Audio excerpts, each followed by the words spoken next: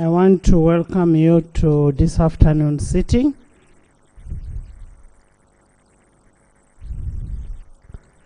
We are cognizant of the flight and the fate that Dr. Besigye Kiza, who remains in a pre-trial detention in Luzera prisons, despite the Supreme ruling which took place on 31st January 2025.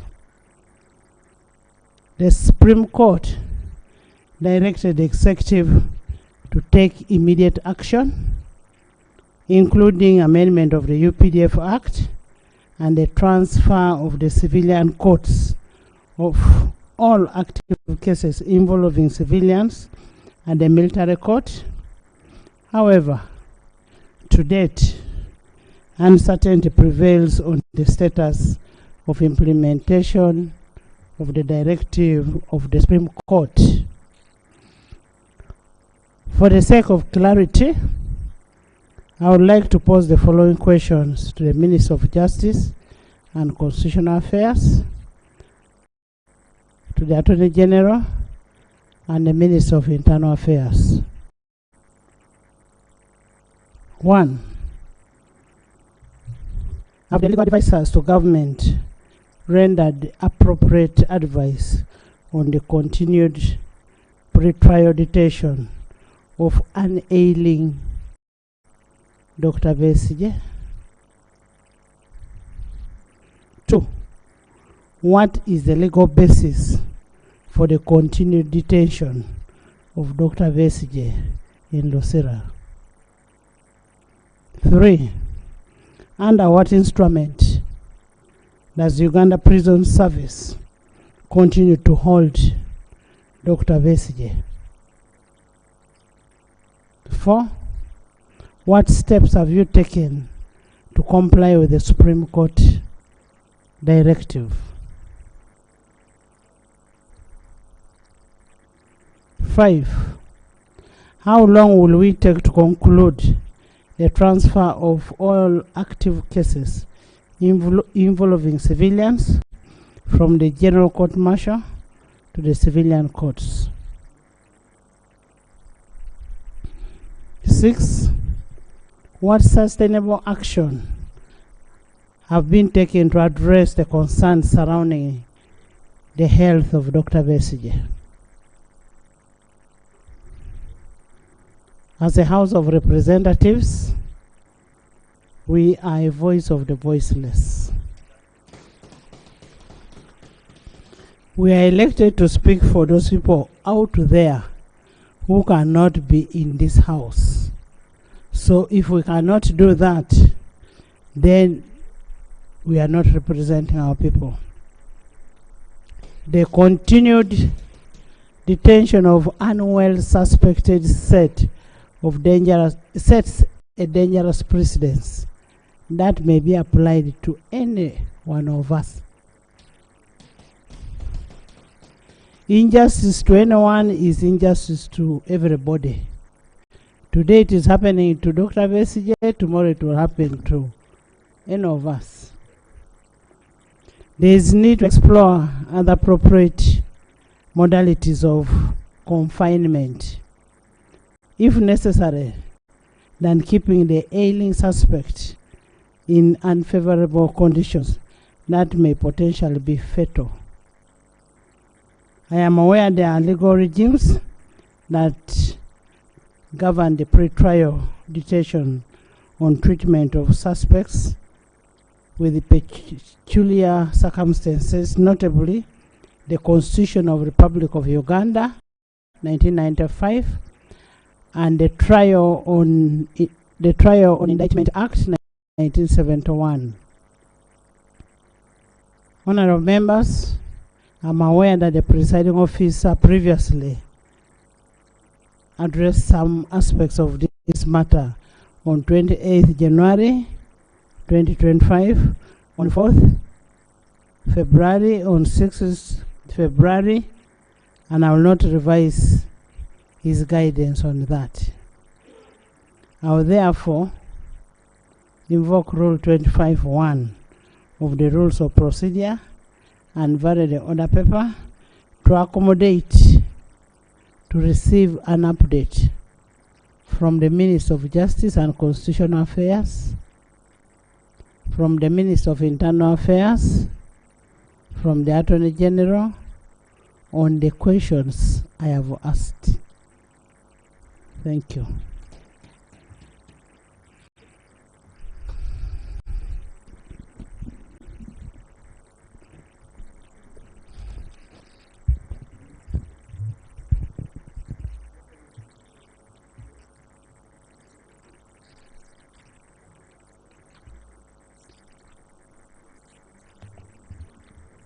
Madam Speaker, this morning I had a conversation with the Commissioner General of the Uganda Prison Service to find out the current situation of Colonel Kizza Besigye. He told me the following. As of today, Colonel Kizza Besigye has been on hunger strike for 6 days. This is his 7th day. He is only taking water. He's not eating any food.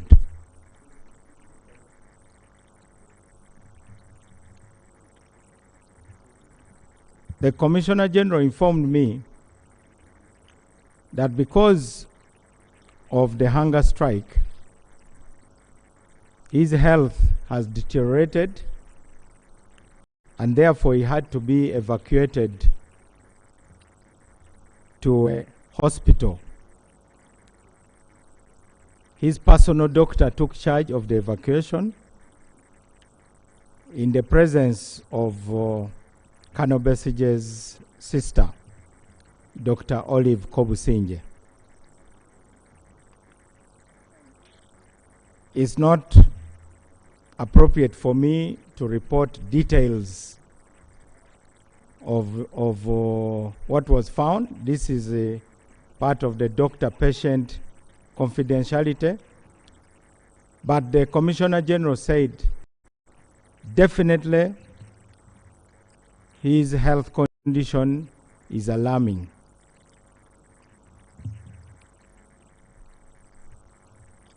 Under all the laws of Uganda,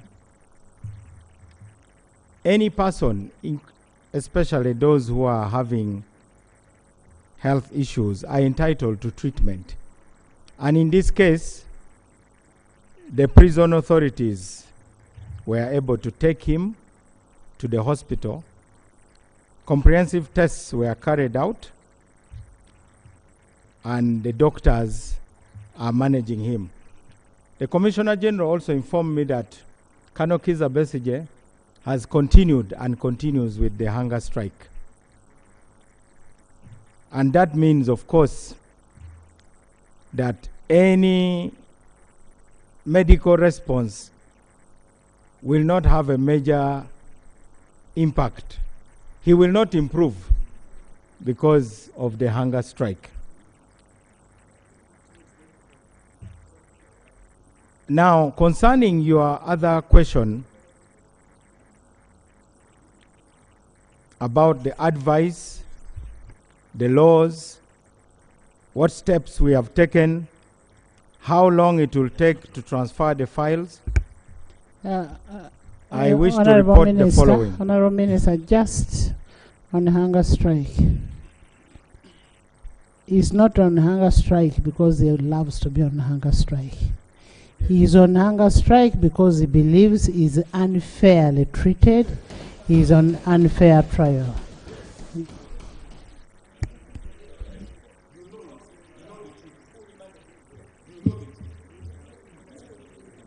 Madam Speaker, hunger strike is a form of protest, and I accept what you have stated. He is protesting through hunger strike. All through history, prisoners who feel that they are being unjustly incarcerated, have resorted to hunger strike. So, but it is not my purpose to go into detail why he's on hunger strike. I simply reported his condition, and we admit that it is alarming. Now, permit me, Madam Speaker, to respond to... And as a legal advisor to government, after knowing that his condition, his situation is alarming, what advice have you given government to that effect? Madam Speaker, that is what I'm coming to, because you gave me a set of questions, and I would like us to go through the chronology of what we have done. The judgment was delivered on 31st January, which was a Friday. Immediately on Monday, Madam Speaker, the Attorney General wrote to the Ministry of Defense and the DPP. That is the very next working day after the judgment. The Attorney General wrote informing them that the cases should now be transferred. On the 3rd, the very same day, the Attorney General also wrote to the Chief Justice asking the Chief Justice to appoint a judicial officer to be in charge of liaison concerning the transfer, who should liaise between all the actors. That is the first working day after the judgment. On the 4th of February, the Chief Justice wrote back appointing the principal judge as the liaison officer. That is the second working day after the judgment. On the 6th of February, the Attorney General's chambers forwarded the letter of the Chief Justice to the Ministry of Defense and Veterans Affairs and to the DPP. Around that time, Madam Speaker, we were here and I came to the floor and stated that it is the duty of Colonel Besige's lawyers and the lawyers of all those who are in the court-martial to extract a decree that is part of their responsibility to their client. This decree only arrived on the 13th of February, almost 2 weeks after the judgment. That is when we received the draft decree. Unfortunately, Madam Speaker, the draft decree had errors. Some of the errors were as obvious as wrong names, for instance. On the 14th of February, that is last Friday, the Attorney General's chambers corrected... Do you have a copy of the decree which was extracted? Madam Speaker, the errors were corrected and the corrected decree was sent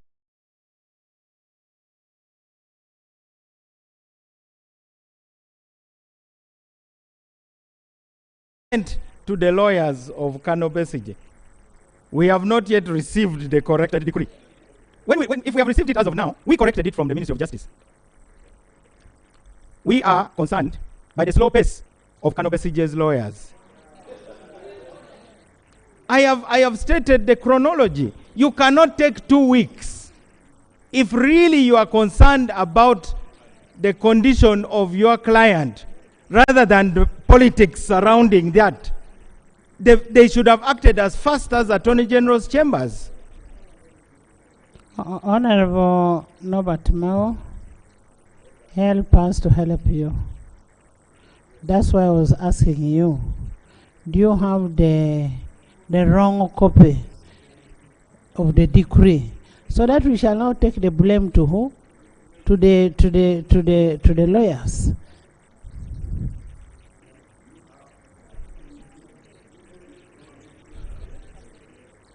Madam Speaker, I have here on my phone, which I can forward, a letter dated February 14th, sending back the corrected decree. That That was sending back. When did it come? The decree came on the 13th. The very next day, it was sent back. That's how fast we are, Madam Speaker. We have done our job. But those who have chosen to politic rather than take responsibility for the fate of their client are now playing victim. That is unfair, Madam Speaker.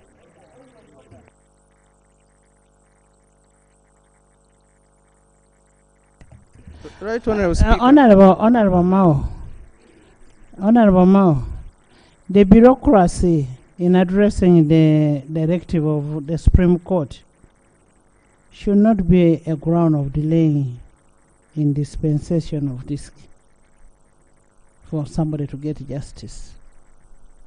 Okay, if they delayed it to bring that, have you brought the amendment that they told you to bring? Or is it we, the members of parliament, who have delayed? Huh? And must you continue holding the suspects outside the law just because of the bureaucracy? Because they are not tried, they are on a pre-trial. They are not on remand.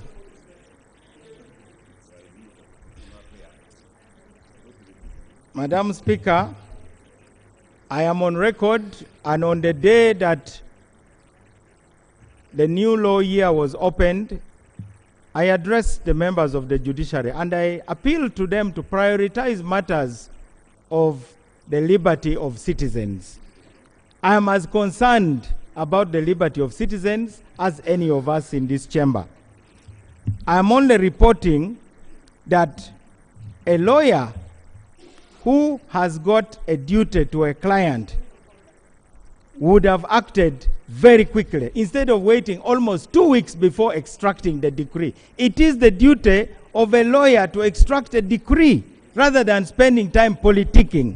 Honorable Norbert Mao, we do not discuss about people who are not in the house. So what you have said about the lawyer, you should retract it. Because he's not in the house.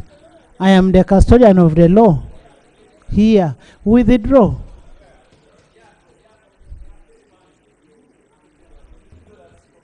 Madam Speaker, I respectfully withdraw. The copy of the decree is coming. I do not know whether I can now talk about my conversation with the chairman of the General Court Martial, the director of prosecution, or I shouldn't talk about just anybody. Just a minute, Chairman. Just a minute, Chairman. Chairman, you say the decree is coming? Yes. In how many minutes? Madam Speaker, we are just across the road. We believe in less than 10 minutes it will be here. Okay. So we'll wait for it in 10 minutes so you can continue with other questions.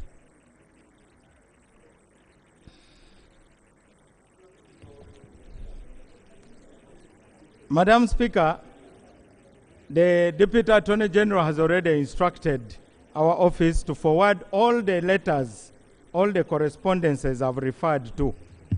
And they include the 3rd February letter to Ministry of Defense and DPP, and the letter to the Chief Justice to appoint a liaison contact. Then the 6th February letter, which forwarded the CJ's letter to the Ministry of Defense and Veterans Affairs and the DPP, and the 14th February letter, which is also coming, but which I have a soft copy, where we corrected the decree and sent it back to the lawyers. Now, you're answering my number 5 of my question. Number 1 was, how, as legal advisors of government, what appropriate advice have you given for the continued pre-trial on detention of an ailing, and here I'm saying ailing, Dr. Besigye? Madam Speaker, in that situation, the suspect would be produced before the appropriate court, in this case the High Court, and granted bail.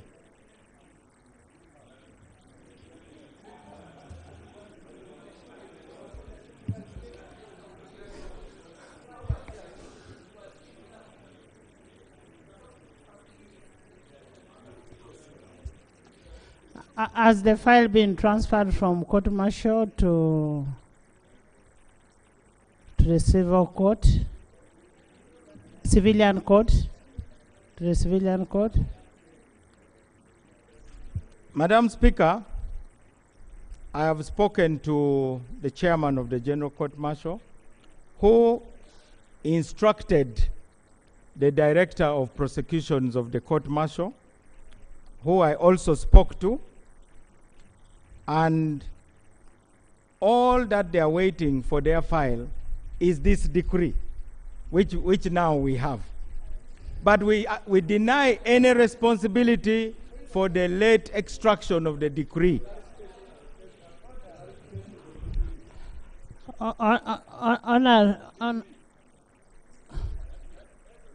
Yes. Yes. Thank you very much, Right Honourable Speaker. Right Honourable Speaker, this judgment was given inter partes. Government was represented in a court. Number two, we no longer, by the way, extract decrees. Chairman Mao, my colleague, we no longer extract decrees for purposes of execution. Court decisions by nature, especially at the level of Supreme Court, are self-executing. You don't need a decree to act. So if judgment was passed inter partes, what more are you getting from a decree? What exactly more are you looking for in a decree? So I really think that perhaps we could use other arguments, but late extraction of a decree, by the way, with or without a decree, that judgment is self-executing. You ought to have acted even without any hesitation. Unfortunately, because you see the danger with mentioning the decree, you have many other people who are affected by that decision of the Supreme Court who don't have lawyers. What happens to them? What happens to them? So I think, Right Honourable Speaker, it is advisable that Chairman Mao and Executive, you use other reasons for delaying the release of Dr. Besigye other than a decree. And as we talk about the delayed release or transfer to the civilian court, I asked you, under what legal regime, legal basis, are you using to keep him there? We are not saying that Dr. Besigye is clean. He could be having a case to answer. He could be having a case to answer. But he should be taken to the proper court for him to be able to answer. Under what legal regime?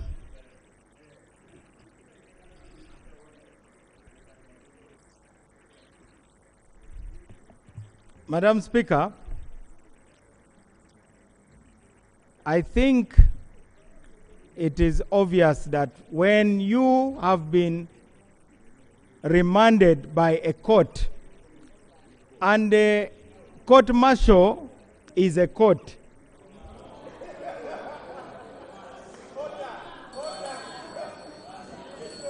it is only the boundaries of the court martial that have been delineated by the Supreme Court.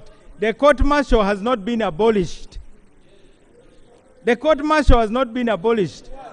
The court martial is the one that remanded Colonel Kizza Besigye. Now, the release of Colonel Kizza Besigye will be ordered by the court, the appropriate court, when he is taken before that court. Honorable Mao, when you look at Article 23 of the Constitution, protection of personal liberty, no person shall be deprived of personal liberty except in any of the following cases: in execution of the sentence or order of the court. Now here, the court ordered that Dr. Bessie should be what? Released. Now you're depriving him his liberty.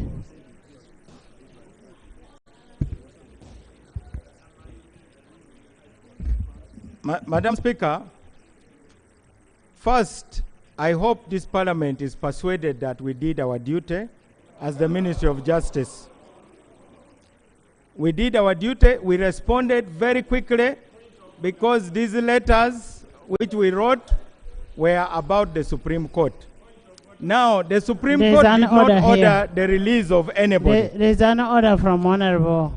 Thank you, Madam Speaker. Madam Speaker, I'm at pain that we are in arguments with the Minister of Justice. We are supposed to be the custodian of the law of this country. We are here, instead of the Minister of Justice coming here to tell us the law is supposed to do this, and this is what we are doing, is standing the other side to defend what is undefendable, Madam Speaker. We expect the Minister of Justice to behave what the Parliament expects him to behave, much as you are appointed by the President. But if you are also coming here to behave like the chairman of the court martial, we are at pain. We are at pain, Honorable Minister. We are at pain. Madam Speaker, is it in order for the Minister, who is a member of Parliament, to come here and instead of debating like a minister, is debating like the chairman of the court martial? Is it in order, Madam Speaker? Honorable members, honorable members, honorable members, we need to solve a problem. And the problem we need to solve is about an ailing person. And secondly, using a law which is not there to keep somebody in detention. When somebody is on pre-trial, Honorable Minister of Internal Affairs, under what instruments are you using to hold Dr. Kizza Besigye in prison?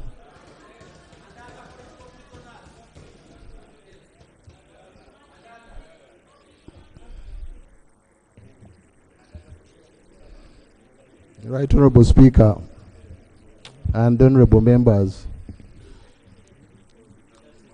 I understand the background to this matter, and I don't envy the Honorable Mao for being in this position. But I want also us to be, as we seek a solution within the law, I think we have about 3 matters to address.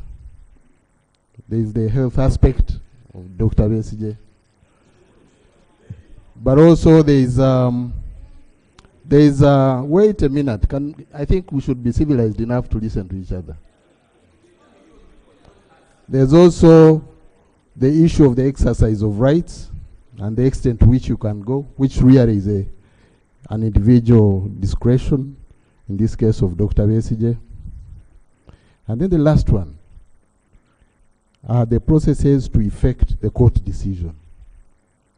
So, Right Honorable Speaker, as we address this question, I would want us to reconcile all the 3. Instead of, if I may say so, going back and forth, and we need to craft a solution around the 3. But for now, I want to report, like the Honorable Minister said, the health aspects of Dr. Besigye are being addressed. Yesterday, no, Honorable Minister. Yesterday, honorable members, just hold on, honorable ministers. Honorable Minister is bringing a very important point, that we need to get a way to solve this problem. And that is what we want. We want a problem solved. And he's leading us to a better direction. Yes. Yes, Honorable Minister. No, Honorable Minister of Internal Affairs.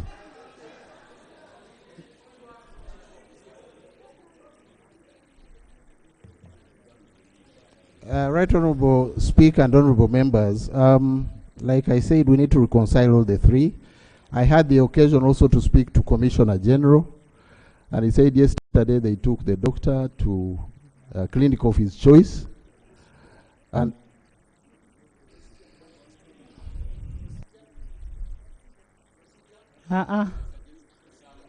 Honorable members, I am still asking, under you know, I've asked a question. I am saying, under which instrument are you allowing to keep somebody in your cells? That is your property. Basically that. And that's what the Honorable Minister is saying.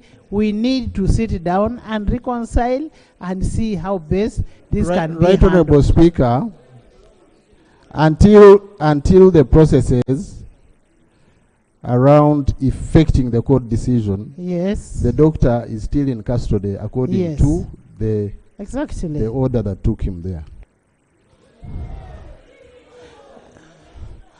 Lop.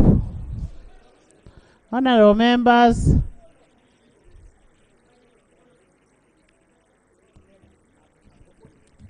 Right Honorable Speaker, I thank you. Right Honorable Speaker, this morning I had a meeting with colleagues on this side, and to be honest, we were getting increasingly concerned about this, our people-centered parliament, because these are matters of the people, and we are clearly getting agitated. I am glad, Right Honorable Speaker, that we are now in unison dealing with this matter, because we have raised it severally, and we did not seem to see an end in sight. We did not think that this people-centered parliament was appearing as such. Right Honorable Speaker, there's only two ways that somebody can be held in any government jail. One, when you have been convicted and sentenced, whether it be to life or whichever number of years, legally speaking. Number two is when you have been remanded by a court of competent jurisdiction. Those are the only two ways under which somebody can be in any government jail. It is not, as some have said, a hostel. It is not some kind of hotel or I don't know what. It is only those two legally provided for means.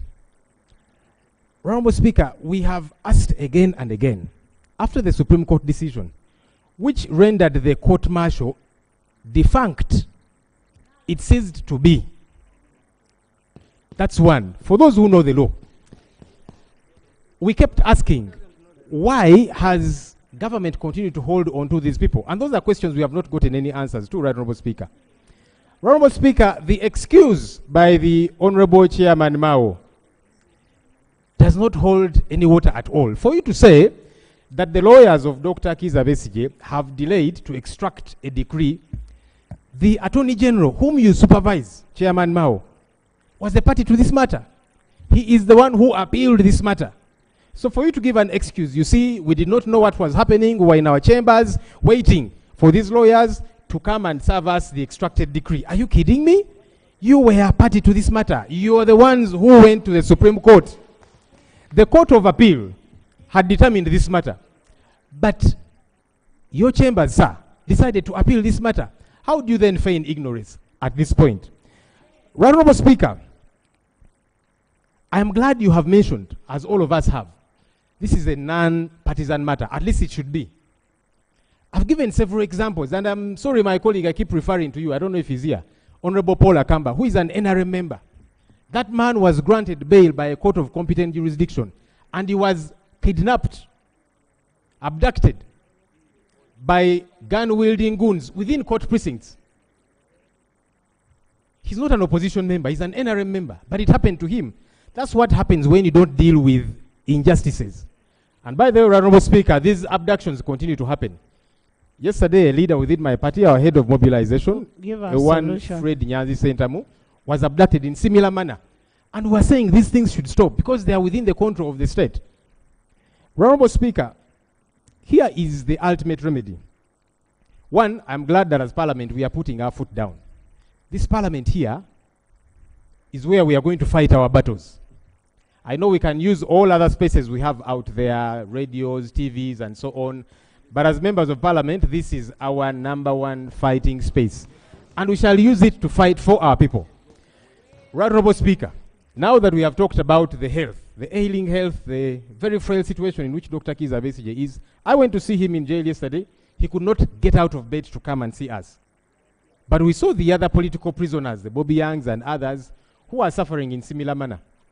Can the state give us a timeline on when they are going to release these people? That is the ultimate remedy. Honorable. Because the excuse there has been of, you see, we are waiting for the DPP to take over these cases. One, you're not supposed to direct the DPP. If the DPP is interested in any matter, these people should have been released, and then they can be summoned. Because the DPP, right, Honorable Speaker, the DPP does not sanction court files. The DPP sanctions police files. So you cannot say the DPP is waiting for these court files to be transferred from the disciplinary court martial. That does not arise at all. These people ought to have been released a long time ago, and then the DPP could probably sanction any police file, and they can be summoned. They don't even have to be kidnapped, as we have seen happening.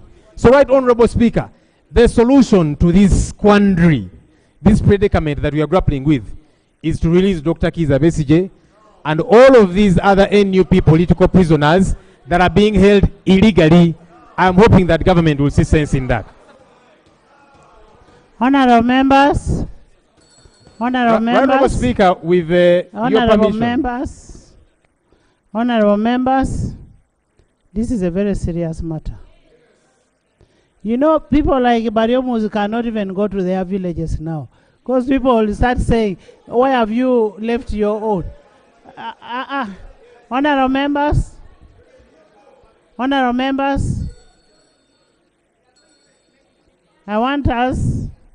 I want a leader of government business. Listen to me. Listen to me. I want us to have a session, a leader of government business, a government chief whip, Honorable Chris Bariomusi, Honorable Mao, Honorable Muhosi, the Attorney General, and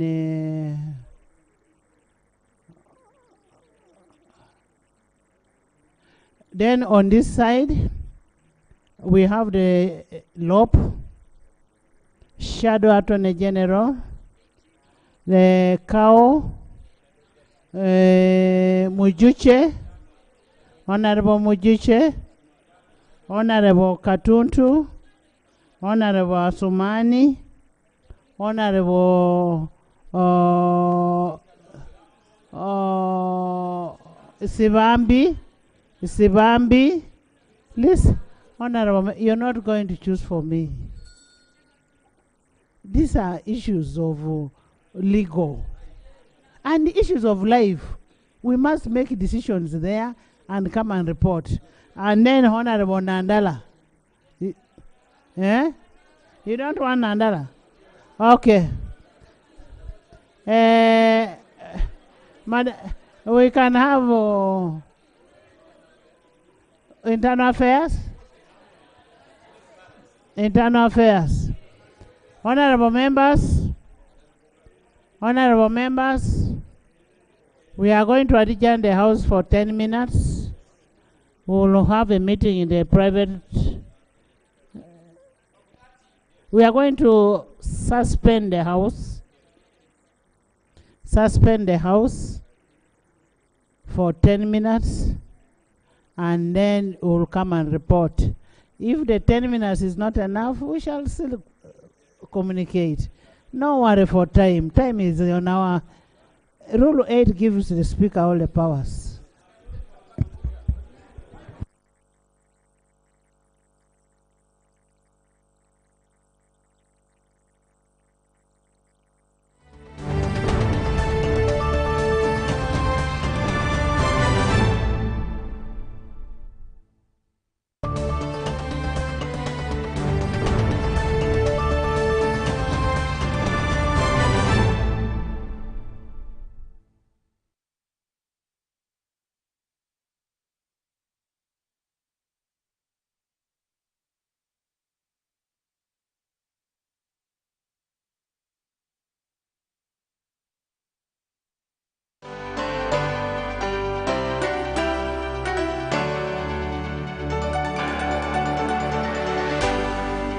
UBC, inspiring Uganda. In a nation hungry for truth, a world where every story matters, there exists a beacon of trust and reliability. For decades, they've been our voice and our window to the world, holding the mirror of our history. With 4 TV stations and 11 radio channels spanning 27 languages, they stand as guardians of information, defenders of truth. With Mascari Heritage Advantage, they uphold every citizen's right to reliable and free information. Their archived stories shaped our past and illuminate our present. Yet now, as new challenges arise and the world evolves, their mission faces its greatest test yet. Be part of our journey and let's navigate the unknown, uncover the untold, and safeguard our future together. Tune into your public broadcaster, for it is the intersection of trust and truth. Because to UBC, your story, every story, and every voice matters. UBC, inspiring Uganda.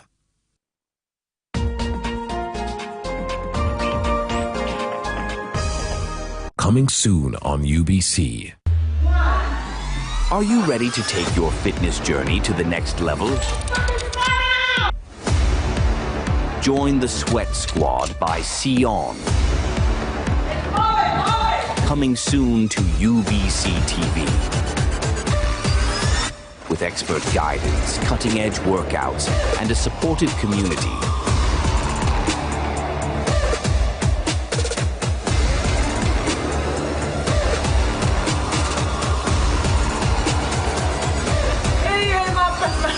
You'll be unstoppable.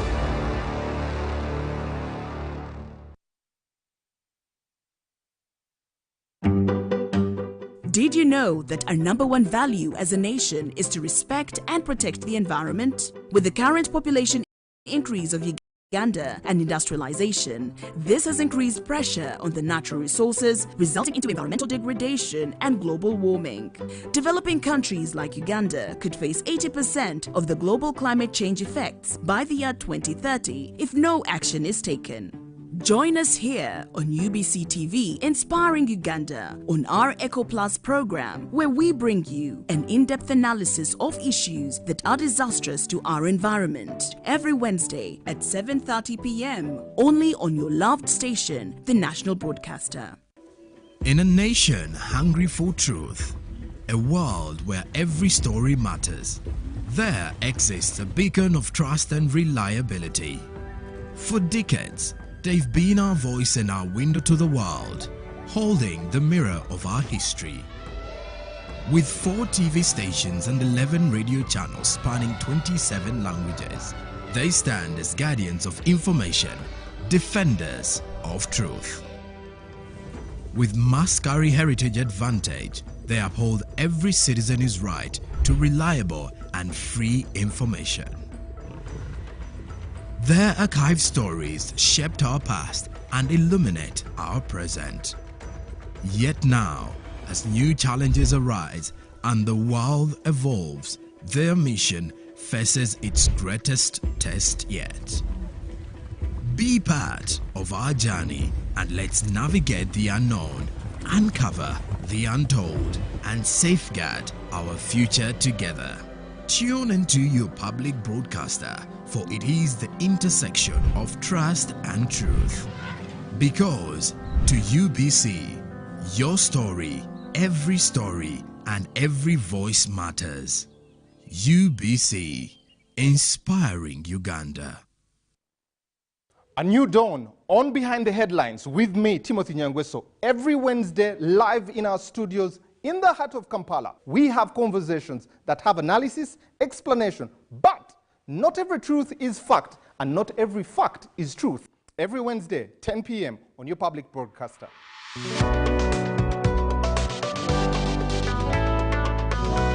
All on your public broadcaster, UBC, inspiring Uganda.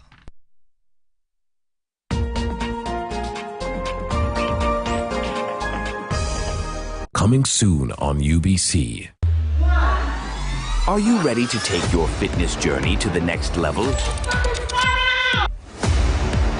Join the Sweat Squad by Sion.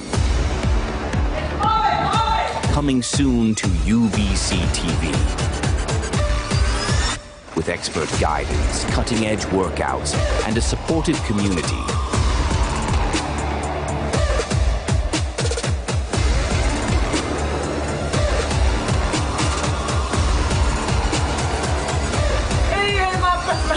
You'll be unstoppable.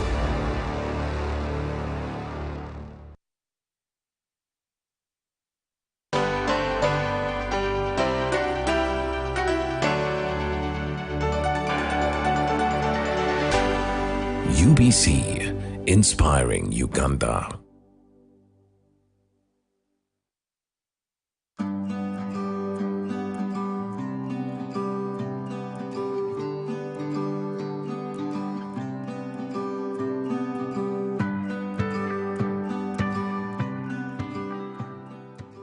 Let me welcome you to Katakwi Intensive Farm, which has 5 enterprises, including fisheries or fish, dairy farming, piggery, bananas for food but also for commercial, and poultry. In this farm, we are demonstrating the fact that when land is utilized together by families without fragmentation, you can produce what comes from the land and then you sell and share the money. But also we are demonstrating that commercial farming using modern methods of agriculture lead to productivity in agriculture and therefore high yields and more money for farmers and families. So you can see that here in our region here, bananas is not a very popular crop. But we are trying to show people to change their minds that it is possible to do what they have not traditionally been doing here in order to fight hunger, but most importantly also to earn money. Now the number of stools in this Matoke enterprise are 1,000 and they are on 1 acre. They are on 1 acre. And we harvest 17 bunches of Matoke from here every day. That translates to 500 bunches every month, and the money that we get from this Matoke after selling each bunch at 15,000 shillings is 7.6 million shillings. And for the whole year we get 91.9 million shillings. So I want to encourage all the people of Teso also to change the mindset and adopt to new crops which were not traditionally grown here, like bananas, because it can help us to fight hunger but also earn income.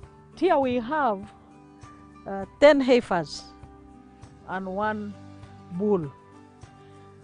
The 10 heifers are all in calf now, and each of the heifers produces 10 liters of milk, which we sell at 1,000 each.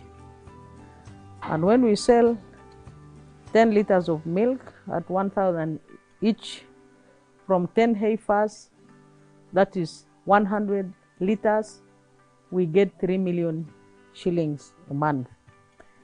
And when we translate that annually, we get from this dairy unit currently 30 million shillings a month.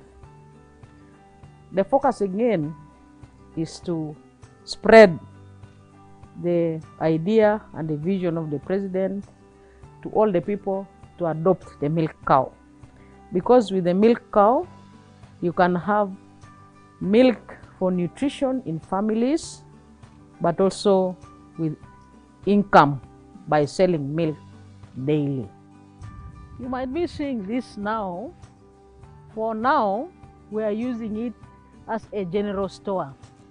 It has compartments which have items for the treatment of cows, items for the treatment of chicken, the food, and so on and so forth, and other farm implements.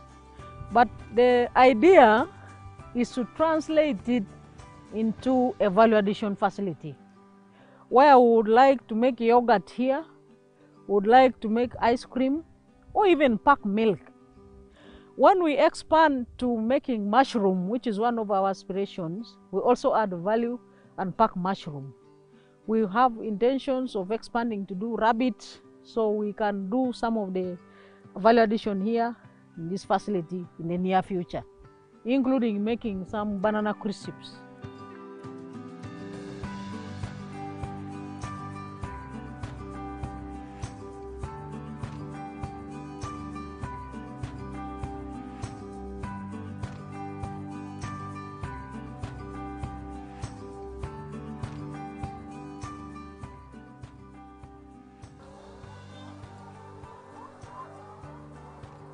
Now, in this poultry unit, as you can see, we have 4,000 layers. And every day, we harvest 122 trays of eggs. A tray of eggs here is 10,000 shillings. 122 trays a day times 10,000 shillings is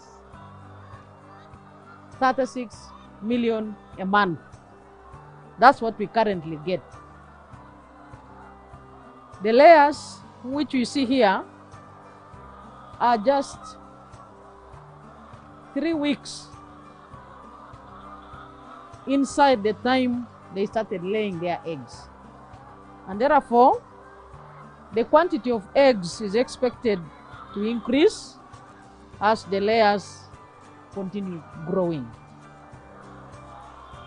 In a year, currently, we get 400 million shillings from this poultry farm.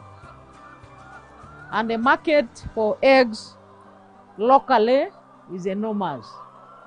And that means that there is also market for eggs regionally and internationally. So I would like again to encourage all the people of Teso to adopt modern farming methods like poultry for eggs or poultry also for beef. But when you know that there is Aymar, Echibalo, Otita, or Chura. This poultry farm, on top of the benefits financially, another big benefit for the poultry farm is that there are droppings here.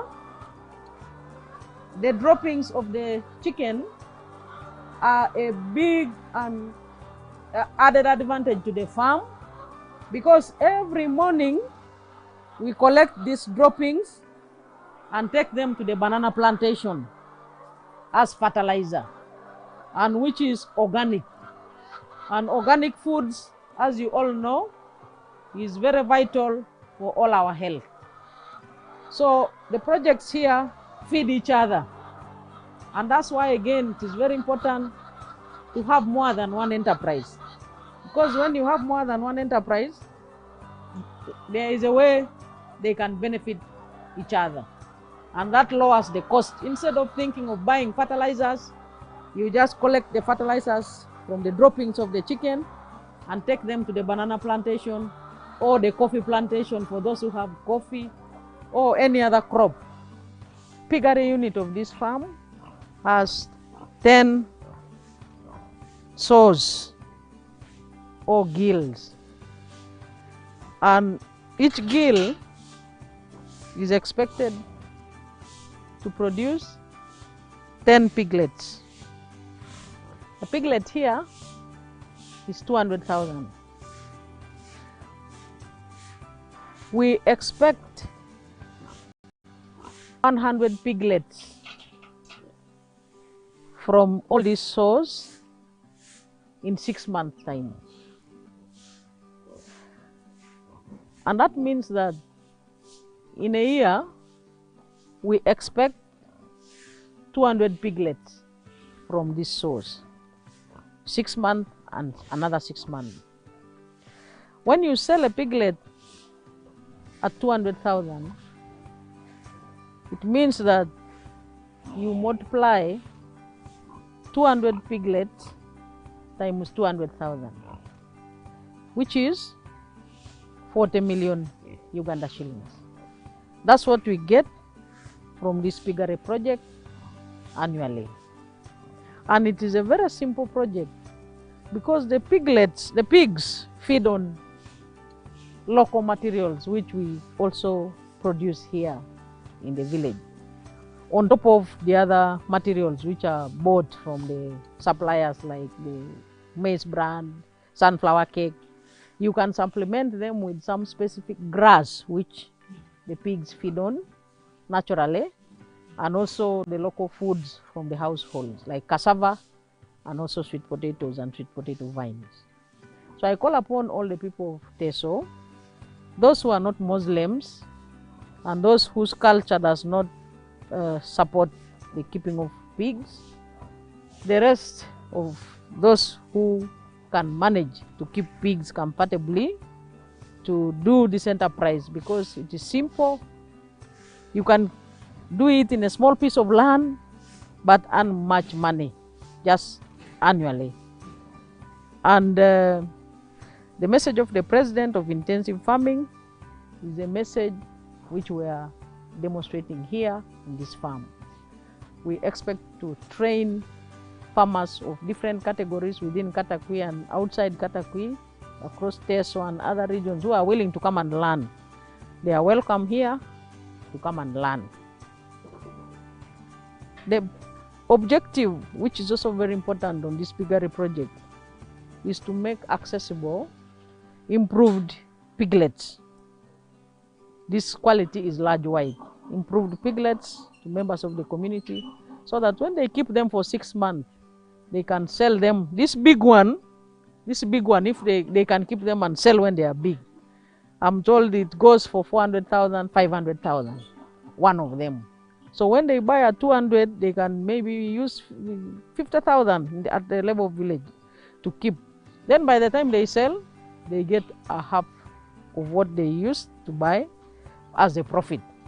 So like when you buy it at 200 a piglet, then you keep it for 4 months, 5 months, then you sell it at 500,000, 400,000, then that's profit of 250,000. You can see in this fishery project or fish project, we have 3 fish ponds in this farm. And in these 3 fish ponds, we have 1,000 Nile tilapia fish, and we have 10,000 Nile tilapia fish and 10,000 African catfish. As you can see their age, we are soon harvesting money. An average fish of 500 grams and above here locally is 4,000 shillings. And when we sell our 10,000 tilapia at 4,000 shillings, we get in one harvest 20 million shillings. And when we also sell the catfish, which is 10,000, it's also at the age of harvesting soon, we get 20 million shillings at an average price of also 4,000 per catfish. People here know that the catfish can go as far as 10,000, even 15,000. But we are putting our prices at the bare minimum. At the end of the day, when we harvest all the fish from all the 3 fish ponds, the 10,000 catfish and the 10,000 tilapia, we get 40 million shillings. 40 million shillings here in the village can do a lot of things. So I would like to encourage farmers and the population, the community, to adopt to the message of His Excellency the President of having enterprises that you can do in a small piece of land but earn high income. These 3 fish ponds are in a quarter of an acre, but in a year you produce 40 million shillings. It is an enterprise that I encourage everyone to adopt, especially those that live near the swamps, so that as the President's message of making the swamps to rejuvenate goes down to everybody, they do fish farming at the edges so that the swamps rejuvenate their water, and therefore the ecosystem is regained and recovered, and the environment aspects are taken care of vis-a-vis the modern farming method. Now, when you total the amount of money that we get from fish annually, from dairy farming annually, from poultry farming annually, from the bananas or the matoke annually, and from the piggery project, when you combine all of them, as I had told you in installments, what each project earns, when you combine all the money, it comes to 641 million. But we do have expenditure. Expenditure to pay the workers. We have 11 workers here who are permanent workers. But occasionally when there is need, we contract some farmers for a short period of time. So sometimes we have 40 workers here, or even 60, depending on the season and the activity. So from the feeds we buy, from the veterinary services, buying medicine for treating cows, immunization for the chicken, we have a total of 300 million as expenditure.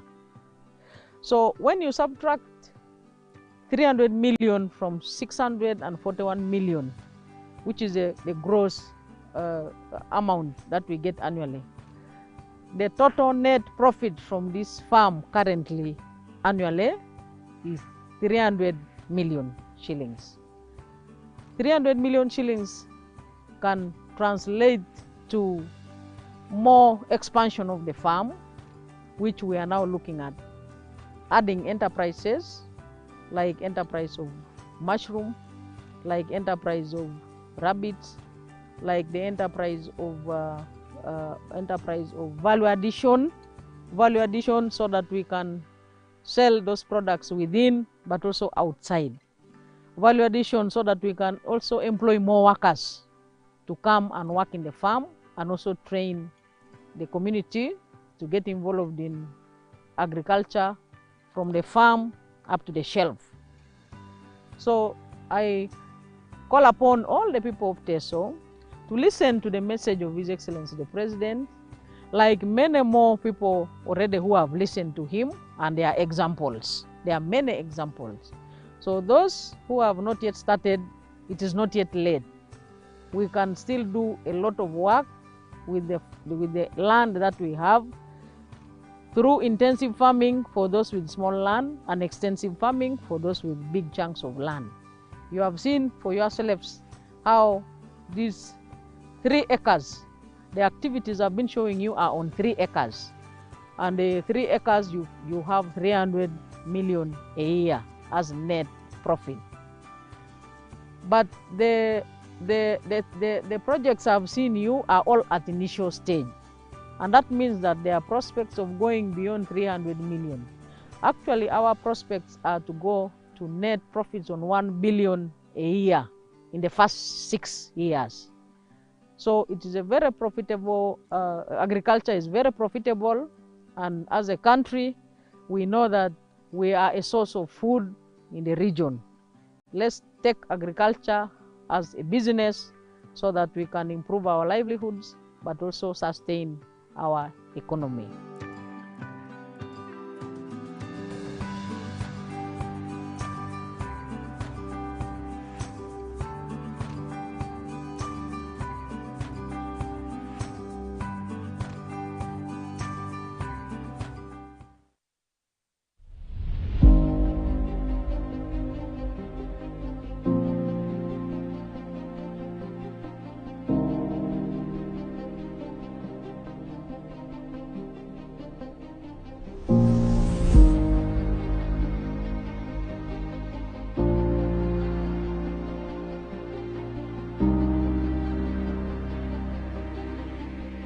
Amaina ninsobola ofuisa Bugala okuza mu disitulikiti ya Mutumba omuluka gwe Kalamira ne balya opulezidenti eyaleetera omulamwa gwa PDM ze no PDM nasonera emiliyoni y'esente ensona emiliyoni y'esente naalina ekirooto nga ne Gombonte nga njaba ninimira abantu ku kyalo ninjala nimpakasya mpera ano ene wonereire omulamwa gwa PDM nigwiza nintoola obusente obwo bwe naali mpakasya ku kyalo ningaita ne miliyoni yange no president giyampaire ninjaba ningulonte nagulonte ntumulire saawa eno onte yabyaire nywa mata onte wange nkama mwelita 5 ninywako moiza nigasigala elita 4 elita 4 buli lita ngitunda enusu 14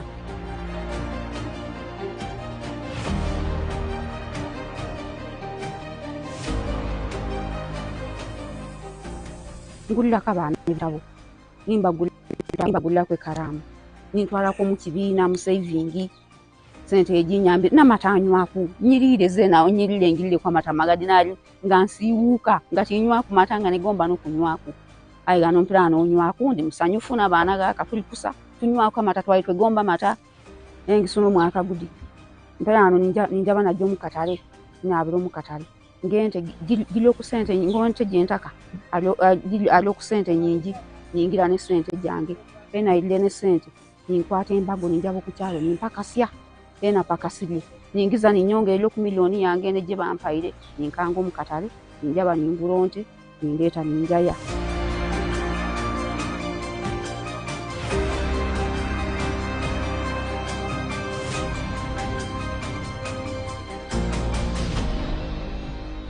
na yayire mwaka mpirano guno gwo kubiri gwe byalilemu kuba nagisunire mwaka gudi sunange kali ntonto ninjayo mwaka ogwo gona mpirano guno omwaka ogwo gwe byayo mu December ebyaire mu December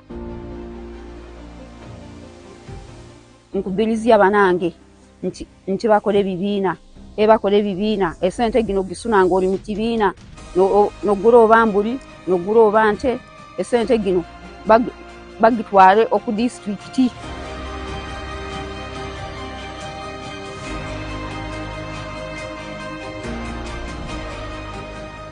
ebigogo byange bino kunyirira biti busabwante obusabwante bwendeeta ninsukako ensukako olwona ebigogo byange nibinyirira biti nibikuba biti enkota nalinga ngambura busabwante ngagana matooke tindyawo ngobugogo bwania obugogo nga bwania obutooke butontono ayengeri enasunira nti yo ebigogo yokukuba biti enkota nindya matooka manene ayagadi nalinga nga ndi obutooke butono ngambura busabwante obona itooke emperano inene ino inene iba obona neminwera miba ayagadi bwalinga nga butono ngati jaga gityo ngambura busabwante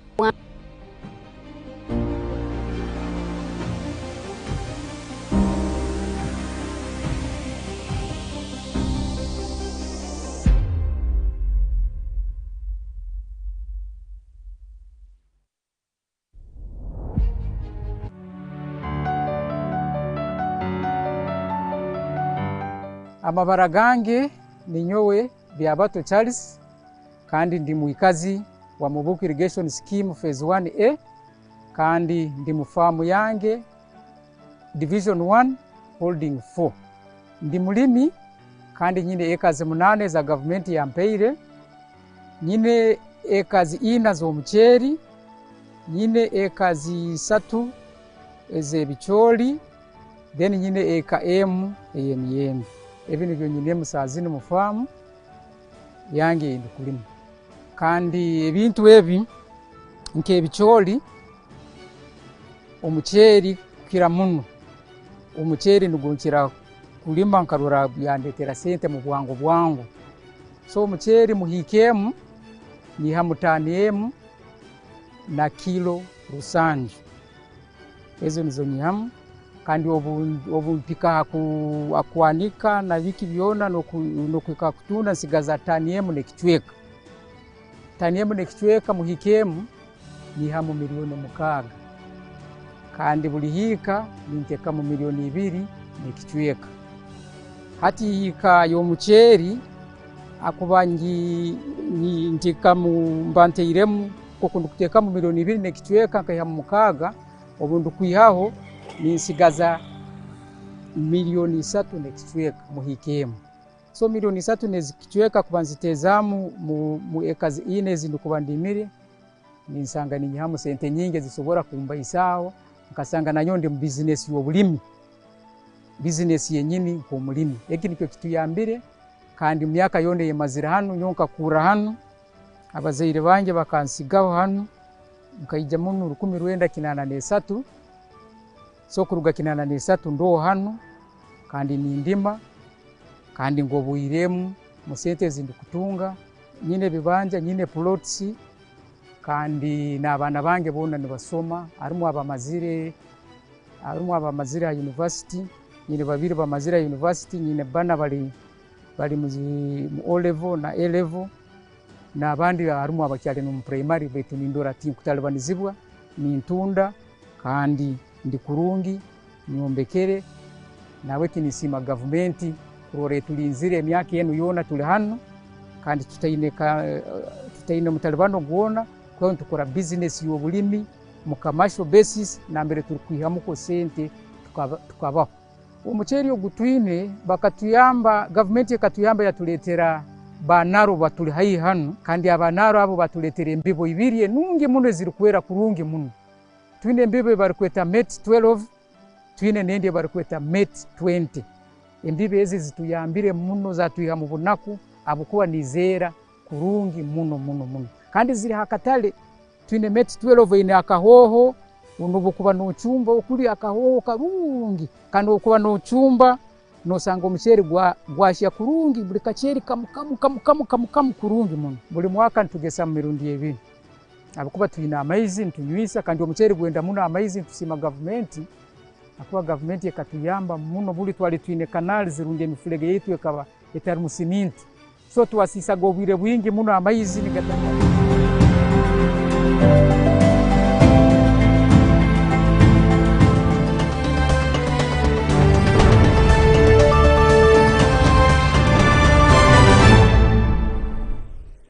Honorable members, in the public gallery this afternoon, we have a group of student leaders from the Guild Council of Mulago School of Nursing and Midwifery.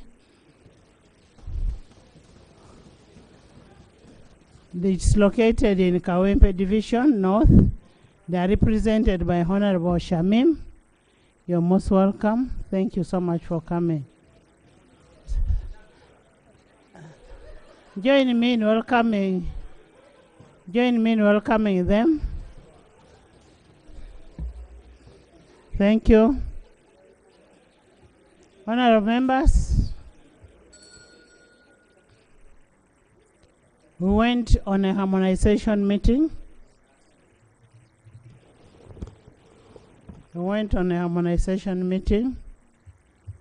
During the meeting, a number of issues were raised, and what was agreed in the meeting is that we want solutions.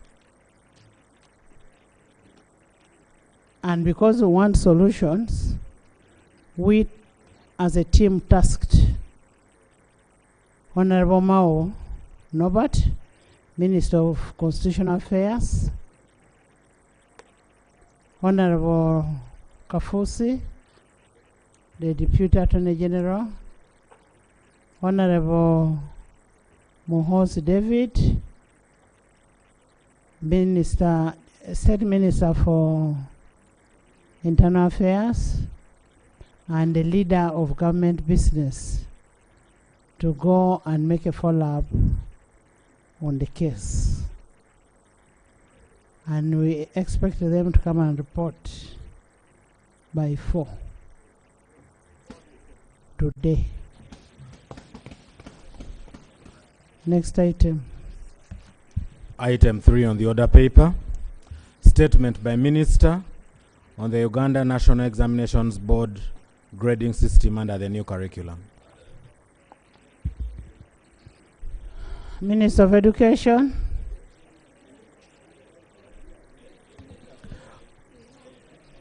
Item 4 on the order paper.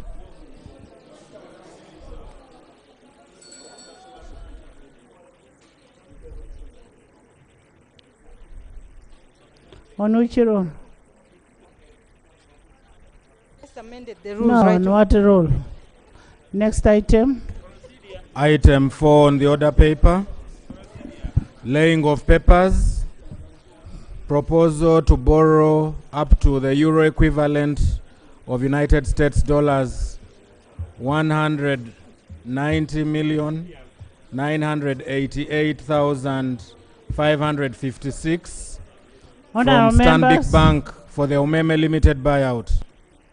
Honorable members, Article 159(2) of the Constitution of the Republic of Uganda conditions government to borrow with a parliamentary approval, and pursuant to Section 36 and 39 of the Public Finance Management Act and Rule 151(1) of the Rules of Procedure, I will invite the Minister of Finance, Planning and Economic Development to table the loan request.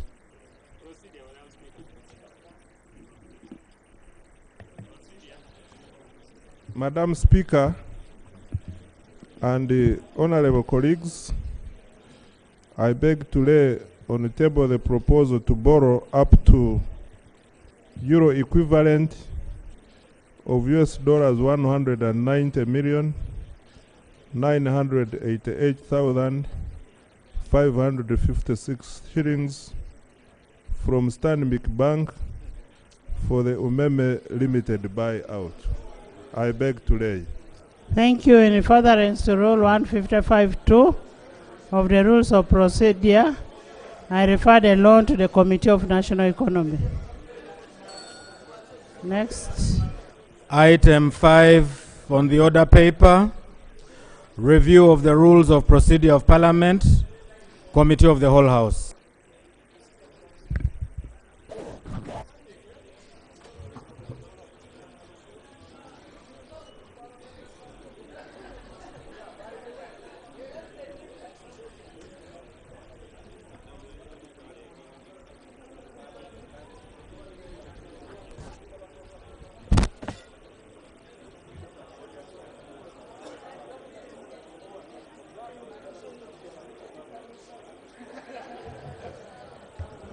Honorable members, can we have order? Yes. Thank you, Madam Speaker. Madam Speaker, I'm just seeking for indulgence, not to interfere with your powers and the rules, to allow me to go and look for Honorable Miyingo, wherever he is. He has been here. We wanted a statement. It is not uploaded. I've been calling him since he came. He's not picking my calls, yet he's a regular picker of my calls. Please go. Please go. You're actually So let me look for Honorable Miyingo for that grading of students' statement. Thank you, Madam Speaker. You go.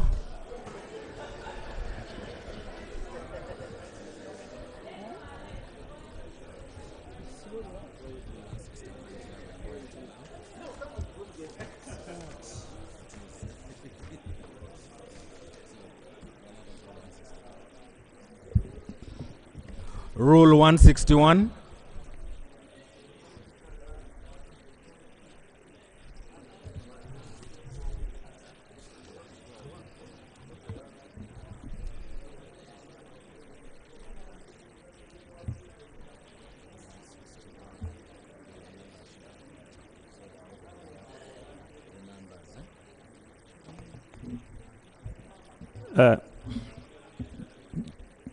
Madam Chair,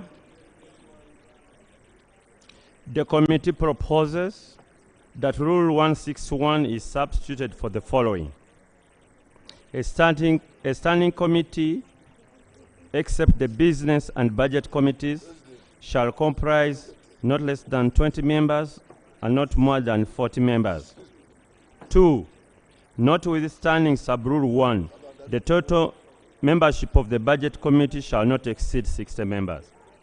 Justification: to reinstate the lower and upper limits for committees except for the business committee. And 2, to ensure that all committees have manageable numbers. I beg to move. Honorable Aisha. Yes, Nathan. Thank you very much, Madam. The Honorable Aisha is not here, but we didn't have a minority report on this. Okay, thank you. Thank you very much, Madam Speaker, and the chair of the committee, my good brother Abdul. Madam Speaker, the reason why you are raising the budget committee to have 60 members is basically because the budget committee is the one which processes the budget of the entire country. And Madam Speaker, 60 members is a school. If good classes are 25, it's a school. So Madam Speaker, on that basis, I think we should get a permanent solution to a budget committee. I recall in the 7th Parliament, we had Public Accounts Committee, which was managing all sectors of the country. It was in the wisdom of Parliament then to divide Public Accounts Committee into Public Accounts now, which is central government, and the statutory enterprises. It would also be better because the budget, those parliamentary accountability committees are the one who look after the audit exercise of the budget at the tail end. It would be very important as Parliament that we divide the public account, the budget committee. Honorable Nathan, what is your amendment? My amendment is, Madam Speaker, is that 60 members are too high. And I'm just trying to say, if the base committee should be not more than 30. Minimum of 20, maximum of 40. Yes, Madam Speaker, and you have seen the budget committee has been put here specifically because minimum of 20, maximum of 40, but for the exception of budget committee, which has 60 members. And the reason they are bringing 60 members, which I know the committee of of rules and privileges had, is that it has, of course, all chairpersons are ex-officials. It has members. And Madam Chair, it would be better for us that this committee of budget is divided. Thank you. And we don't even have a room that can sit 60 members. So now that's why I want to move an amendment that for purposes of accommodating members of the budget committee, essentially, even we are no longer on sectoral committees, we are now in budget-based programs. I think again amendments will be coming here further. For now, I want to move an amendment that the budget committee, of course, I think this is a wrong place, but should be divided. And be divided. Should be divided to what and what? One to be in charge of local government, another one in central government, another one to be in charge of state and maybe foreign affairs, because there are missions, so that we have 3 committees. Honorable Nathan, you cannot fragment the consideration of the budget. Thank you, Right Honorable Chair.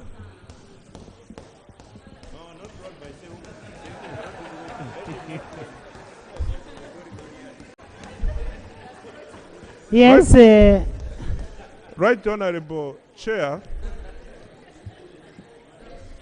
I am now speaking as a former member of the Budget Committee.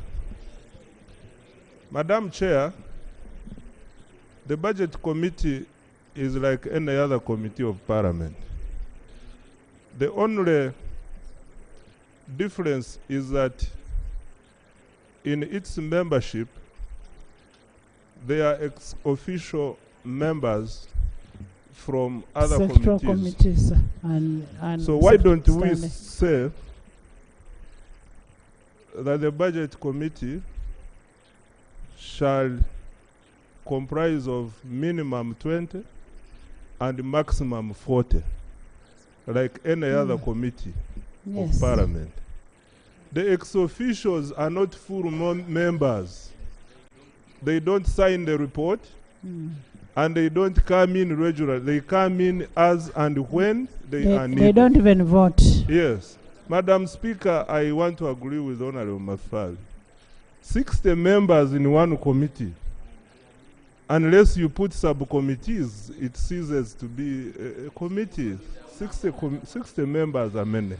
I want to plead with the chair that we bring back the numbers to 40 maximum for the Budget Committee, just like any other committee.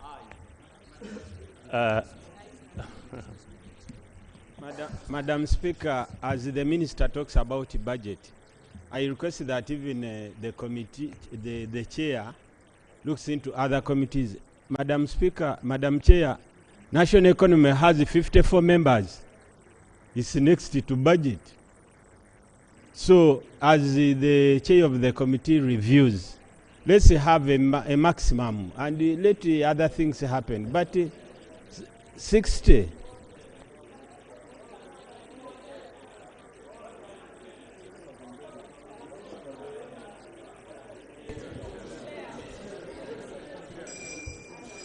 Yes, honorable members, before the start of this process, everybody was invited to take these ideas to the committee. And if you're introducing a new idea, then you'll wait for the next amendment. Yes, first respond to what? Thank you very much, Madam Chair. Colleagues, the Budget Committee is not like any other committee of Parliament. It is not.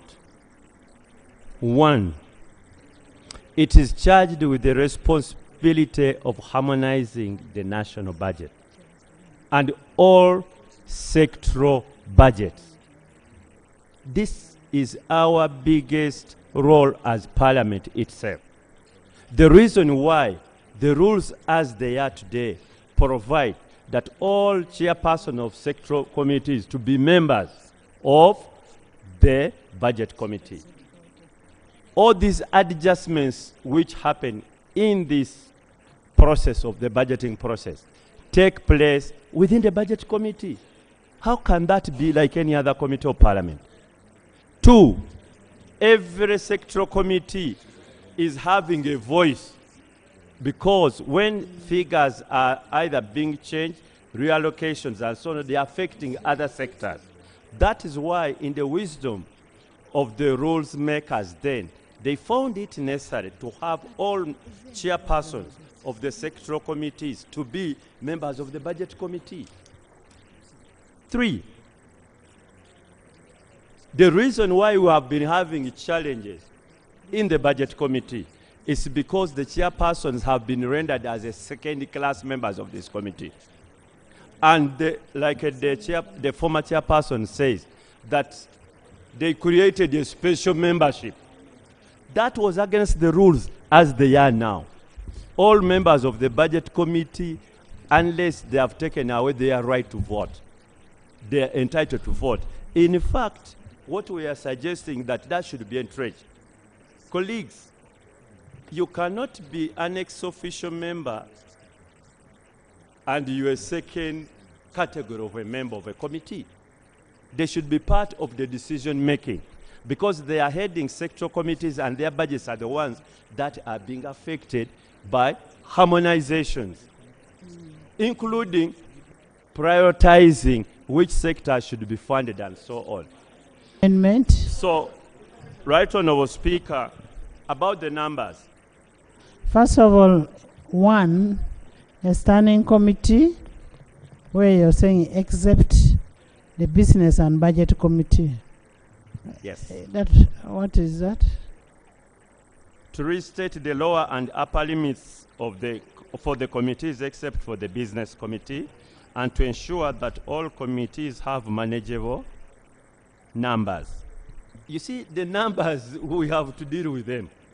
And the reason why we suggested these numbers, we have to cater for each and every member of parliament to be a member of the committee. You are in trouble. Honorable Katonto. We have 500 and... Honorable Katonto, if you have a minimum of 20 and maximum of 40. Yes. Remember, on top of those 40, you will have the sectoral ex-officials from the other committees. No. We say the minimum. And if the numbers are low, you can have 20 and then the chairpersons. Because this is a range. We are talking about a range. Minimum and the upper. Are you saying that includes members of the sectoral committees, the standing committees? Yes. Now, do you know how many standing committees that we have? Yes. 32. Yes. Yes. Yes. We have 32 and we can, if we get the maximum, it will come to another 8 or 9 members. But look here, Honorable Katonto. Every process in the budgeting starts with the sectoral committee. BFP, sectoral committee. Policy statement, sectoral committee.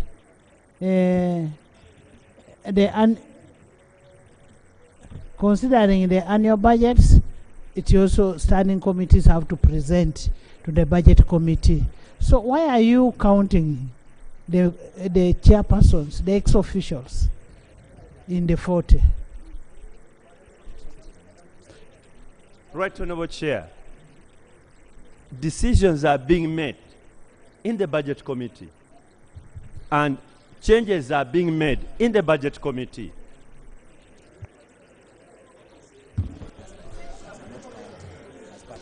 Ex-officials are not counted. Let me have the owner of the committee.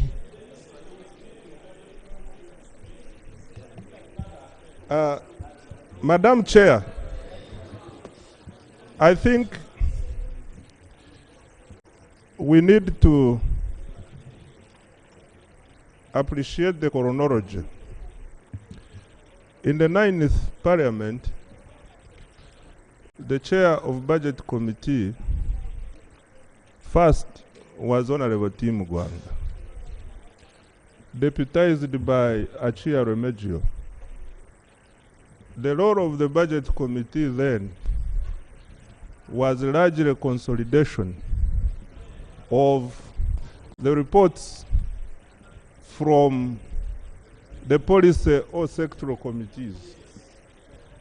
And the additional role then was consideration of the collegenda that would come after the policy statements submission to the committees. Over the years, Madam Chair, we have seen the role of the Budget Committee going beyond consolidation of the policy statements. So, you know, what do we want to achieve here? For me, I think the objective of this debate is to have a manageable committee which makes decision making quicker. Madam Chair, in the 10th Parliament, I chaired the Finance Committee. at some stage like now, where we are beginning to think about campaigns in the constituencies, it is very difficult to raise quorum in the committees. If you are looking for a third of 60 members is 20 members to sign your report. Is this what we want? In my opinion, yes. Madam Chair, let us not create laziness here. The moment you stood and won an election, you are meant to be here for 5 years. We cannot stand on the floor of Parliament and say that now campaigns, some members will not be attending committees.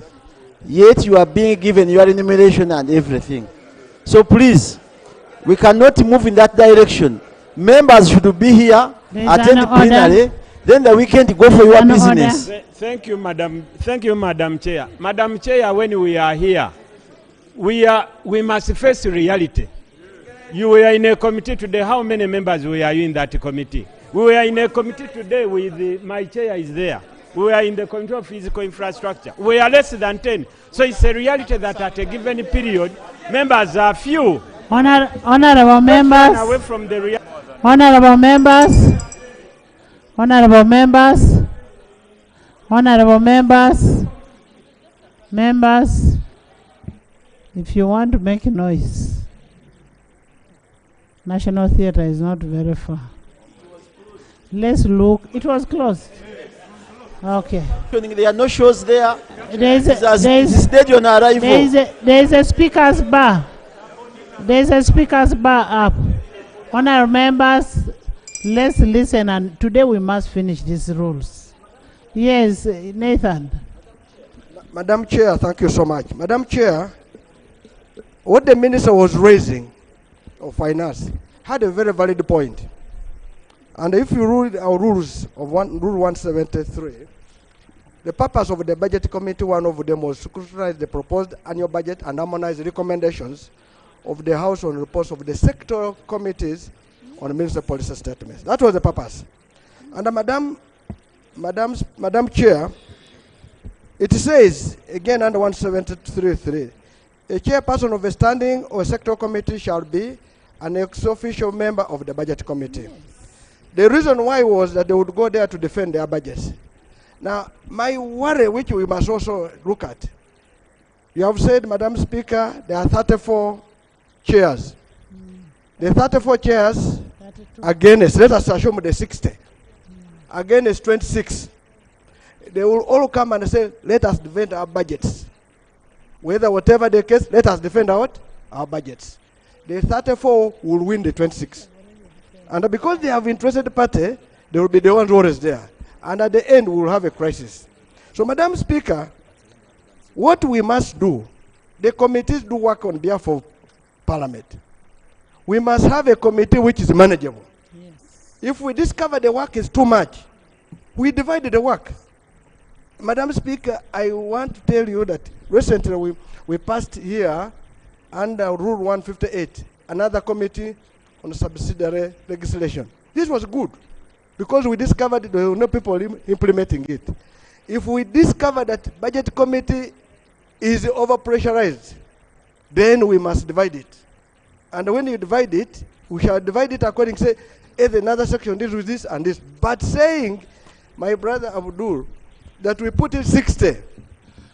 Nathan, a budget committee can still work under subcommittee who will come together and consolidate.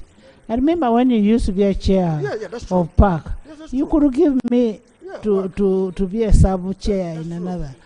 Madam Chair, you are right. That's what we want a committee of budget, to be a committee which can create sub-committees. And also, can we have minimum 20 and maximum 40, and for all standing committee and in the budget committee, the sectoral committee members should only go when they are required to be there, when they are presenting their reports. When you are required. First of all, thank you.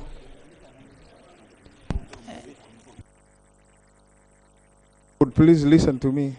Then you respond at once. After some arithmetic. Can our technical people look at the numbers? If we propose that way, whether all members of parliament are going to be accommodated on the committees. Chair, I have a proposal. Chair. Kao? Yeah, I think Senior Katuntu would be oblivious of the formula that is used to determine membership on committees. The clerk has already provided and other technical officers. Yes. And it is determined in terms of proportionality of the different numbers that the composition of our different parties. The numbers are determined in direct proportion to the membership of the parties.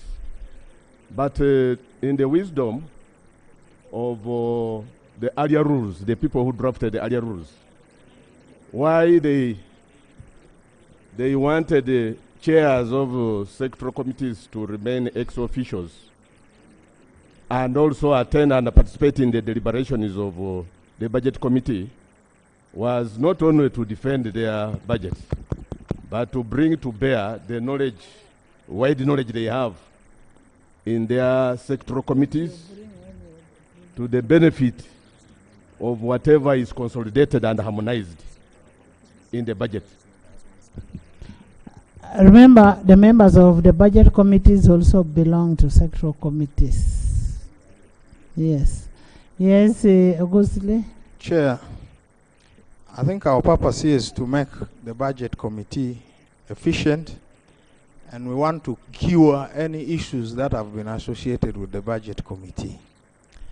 And that means the membership of the budget committee must be justified. Justified in the sense that we have very useful input from the sectoral committees that must appear while the budget is either been consolidated or revised or interrogated. So with that in mind, I would first of all propose that the sectoral committee chairpersons, the other committee chairpersons should not only be ex-officials in the budget committee, but they must be actually mandatory members of the budget committee. Let me make my proposal. The reason we are here is to share our thoughts, and then a decision is made. Once that is done, you will have about 32 members who qualify.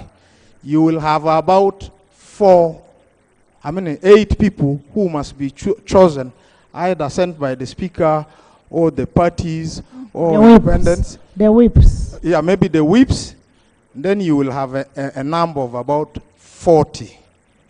With that, you will be able to avoid throwing many people into the budget committee, and it has a burden, financial cost, because all those people will need to have same privileges as members of the budget committee. So if we want to achieve efficiency, and there must be good results, and we want to ensure what was in the policy statements and the discussions by the sectoral committees feature prominently in the budget committees, and there are no uninformed proposals in the budget, I would implore members to take that. We must only devise a mechanism by which those 8 can be appointed. The speaker can give some, the whips can appoint some, and then we would have a properly constituted body which is efficient and also easy to manage. I thank you. Yes, information. Madam Speaker, I want to give the reason how we come to these numbers.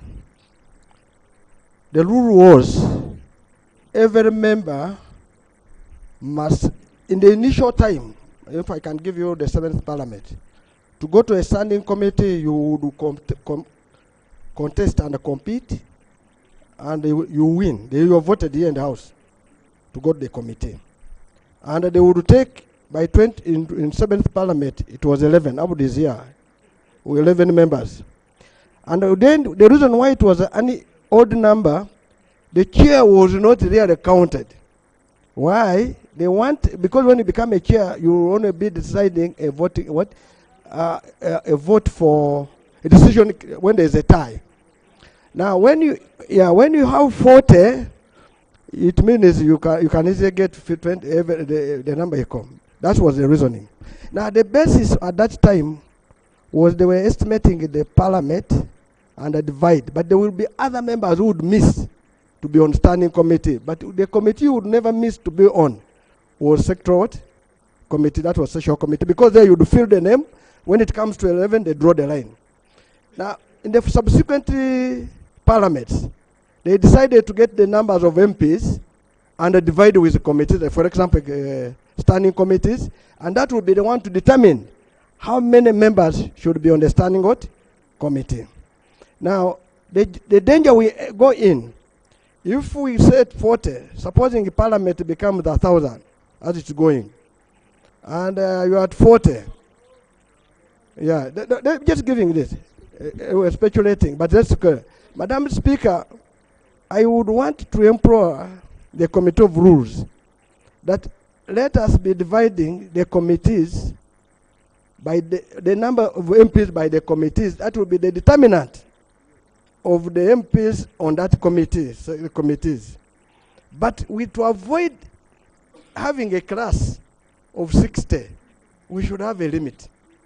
And the limit should be, if we have said the top maximum is 40, is 40. Because you go beyond 40, you have a class. Let people not come to parliament and whatever.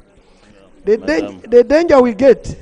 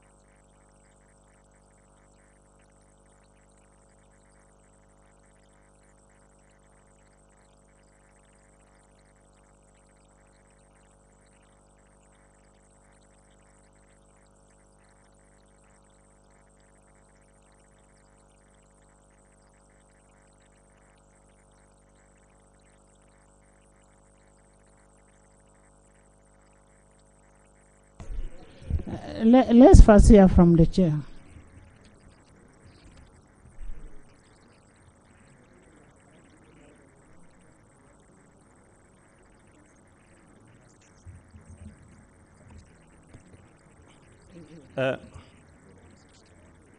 Thank you very much, Madam Chair.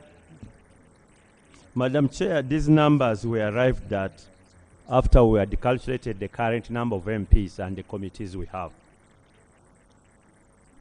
If we get off the ex-official members and ministers, that number comes down to those who can legitimately belong to committees.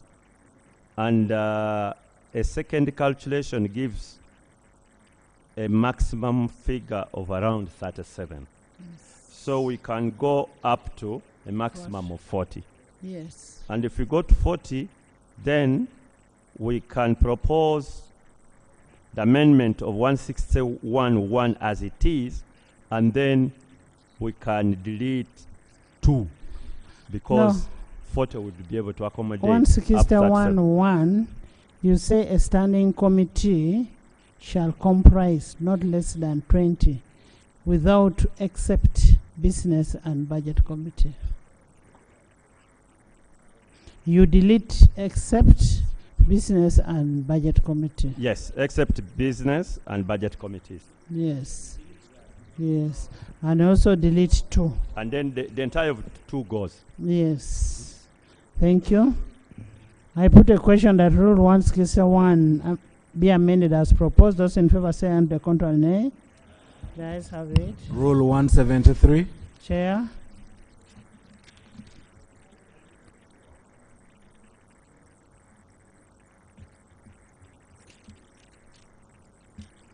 Right Honorable Chair, Rule 17, the proposal has been overtaken by events.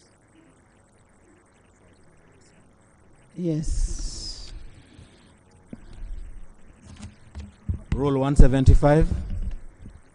Right Honorable Chair, we do propose that Rule 175 is amended by substituting for Sub-Rule 1 the following. The Committee on Rules, Privilege and Discipline shall, by order of the House, inquire into any complaint of contempt of Parliament, breach of privilege, or any other matter of privilege which may be referred to it, and to recommend to the House such action as the committee may consider appropriate. 2.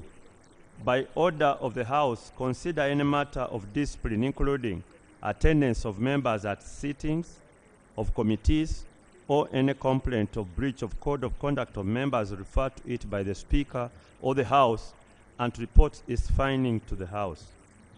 C. Review these rules from time to time and make such recommendation to the House for amendments as the committee considers necessary for the satisfactory functioning and efficient transaction of the business of the House and its committees. D. In accordance with Rule 8, make amendments in line with the Speaker's ruling for consideration by the House. E. Examine and advise the House on amendments proposed to these rules by members or other committees of the House. And F. Carry out such other functions as are conferred by these rules or assigned by the House. Justification. To clarify the role of the Committee on Rules, Privilege and Discipline with regard to matters that may be referred to it by the order of the House and those that may be considered at a committee's own volition. I beg to move. Thank you. Yes. Madam Chair, if you look at the old rules under 175, they are the same rules which the Chair is reading. I just wanted because one, to inquire A, consider disciplinary by Speaker, review the rules from time to time, examine and advise the House on amendments, carry out other functions may be conferred by the House. So, Madam Chair, I wanted to propose to the Chair of the committee, unless there's something specific, the current rules, 175 suffices. Chair? Because there's nothing which is, unless there's something new, then we can add. No, actually, the Honorable Nathan Nandala has not properly read Rule 175.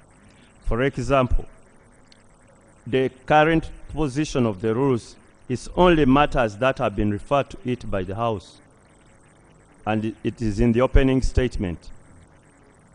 The Committee on Rules, Privilege and Discipline shall, by order of the House. That is changing. And it goes, the committee, it's even the drafting, everything is changed.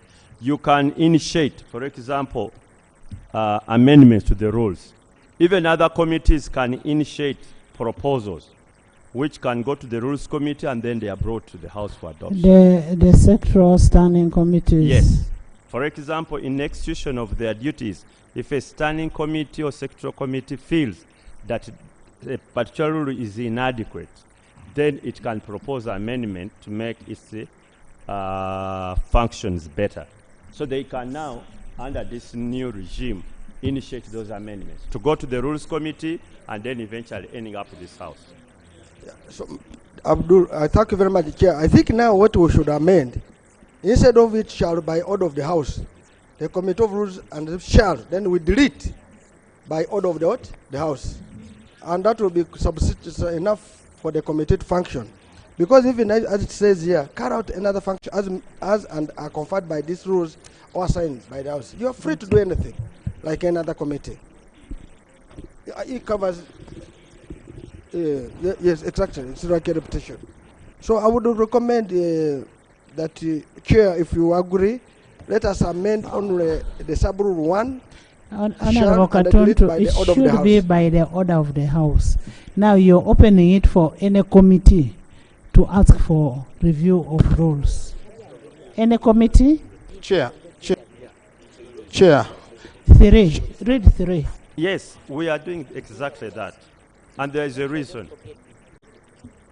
You see, committees, when they are doing their work, sometimes they find hindrances and they need to amend the rules to make them more effective. So they now can propose changes. Actually, it's about initiating changes. It's not that the committees are being given powers to amend the rules, but they are given powers to initiate. When you look at the current rules as they are, initiation can only come from the House. But these are your rules. What are we trying to cure? Chair, I have a different opinion. What are we trying to cure? Because the other one was by order of the House. Now you're opening to anybody coming and saying, I want this rule amended. Our opinion as a committee, there is nothing wrong with a member or a committee of parliament to propose a change, because this is purely about proposing. As the rules are now, not even a committee can propose a change to the rules committee.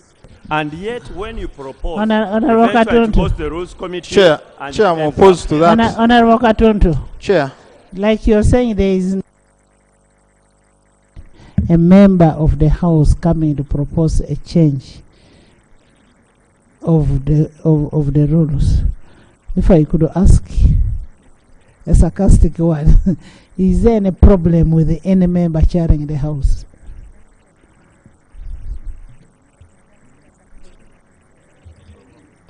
Is there any what?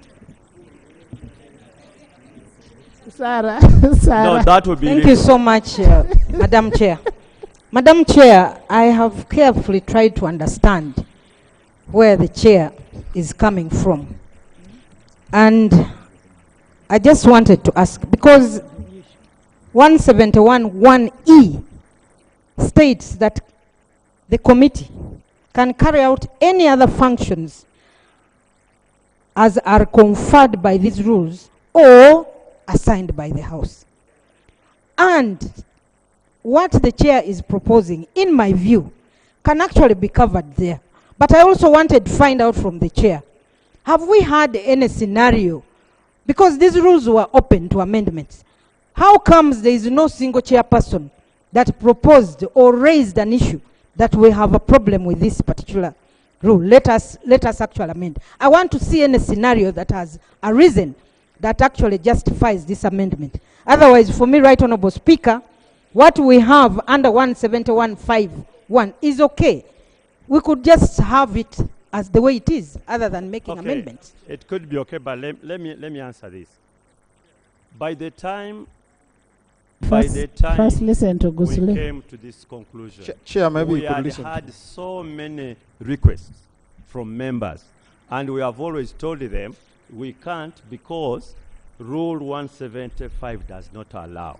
And why doesn't it allow? You can't rule. Why are you reducing powers of the House? No, eventually they must come here, because it's all the House that does. What we are, please, and can you understand this? One, it is all the House that can amend the rules. It's all the House that can amend the rules. Not even the Rules Committee can amend the rules. That's number one. Number two, what we are providing is to initiate. And Honorable Pedi herself has been here several times trying to propose amendments. And I can tell you, this rule could not allow you to amend. Why? Because that proposal can only come from the Committee on Rules, Privilege, and this shall by order of the House. You cannot read E without reading 1. Honorable Gusule, then Vuvuma. Chair, the rules, the way they are, I think they are very, very sufficient.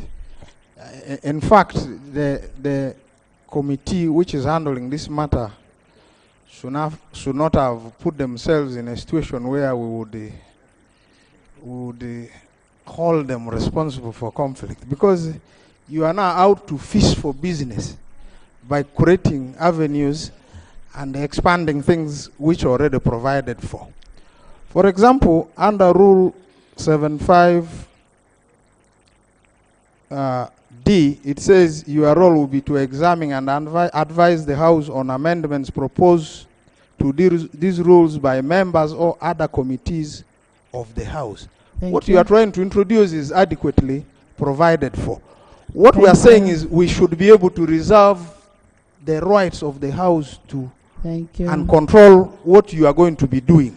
Otherwise, if you just do things behind us there, we don't know what will be brought on board. But most importantly, Madam Chair, of the committee. Madam Chair, most importantly, I needed to say this. Madam Chair, I needed to say this. Yes. Our rules provide that where a matter is not provided for, and the speakers, Rule 8. yeah, and the speakers provided guidance on the matter, it is supposed to become a rule. So it means that gives you some mandate to start codification of such. Honorable Katuntu. So there are so many avenues through which you can actually derive business. Honorable I therefore invite Katuntu. you to abandon this position. Honorable Katuntu, let's not go on to a fishing expedition. I'm surprised, but members don't want to have the power to initiate. And on that, let me concede. Okay. Next you don't rule. want powers, Next rule. We can go to the next rule.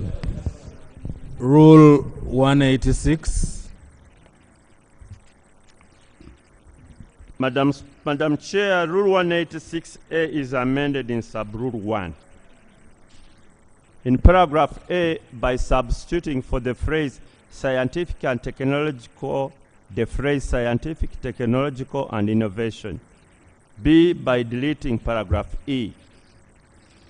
Justification: to capture the complete mandate and functions of the committee in the rules of procedure, to remove the requirements for consideration of budgetary matters by the committee since it is a standing committee.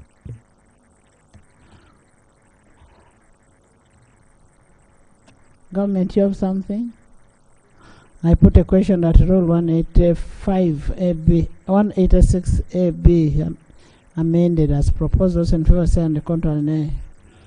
The ayes have it. New rule. New rule. Madam Chair, the rules are amending by inserting immediately after Rule 168A the following: functions of the Committee on Subsidiary Legislation and Post-Legislative Scrutiny. The Committee on Subsidiary Legislation and Post-Legislative Scrutiny shall A, examine statutory instruments that require parliamentary approval. B, inquire into the implementation, impact, and effectiveness of laws passed by Parliament. C, to carry out such other functions as conferred by these rules or assigned to it by the House. Justification: to provide for the functions of the Committee on Subsidiary and Post-Legislative Scrutiny. Honorable Abudu, why don't we limit it to subsidiary legislation only? Because the post-legislative scrutiny is done by the sectoral committees, all sectoral committees. Yeah, would you concede on that? Thank you. Yes. I am not very comfortable with the subsidiary legislation. I don't know what Katuntu, as a senior lawyer, kindly give us clear guidance. You see, when we pass laws here, they are supposed to be implemented by courts of law as they carry out their legal activities on certain matters related to those laws we have passed. Now, when you create this kind of committee, which is going to go back to the work we have been doing in the committee, even in Parliament, because we go to committee stage and we end up passing the law, as if it will be another duplication of work of Parliament that has passed a law which is supposed to go and be. We already passed a rule in 158. This one is consequential. But I'm not very comfortable with it, Madam Chair. You're not comfortable. You will be. I will be, but I hope it doesn't bring illegal questions later on. Yes. Madam Chair, I want to implore the House and through the Chair that since we have talked about statutory instruments, we should also put treaties here. Yes. The justification for treaties, because treaties are signed out, they become our law, we must domesticate it. So the person who should help us to scrutinize this should be this committee. So I wanted to propose, Chair, that if you don't mind, we could put here state instrument, commerce, treaties, and treaties, bilateral agreements, and protocols. Yes, Maybe Chair. And conventions. And the conventions. Chair.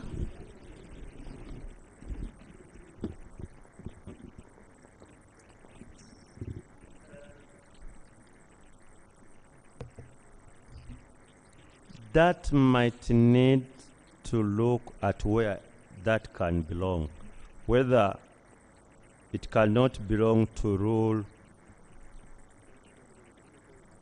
because we have already inserted,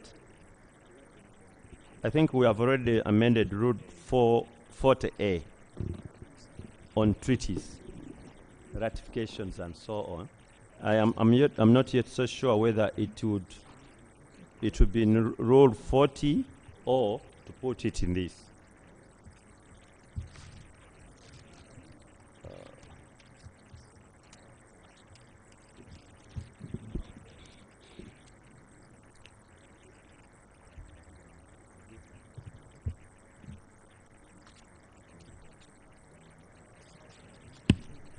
Honorable Nathan, look at Rule 40. Because we have amended it before, and we had provided for details on ratifications and consideration of treaties.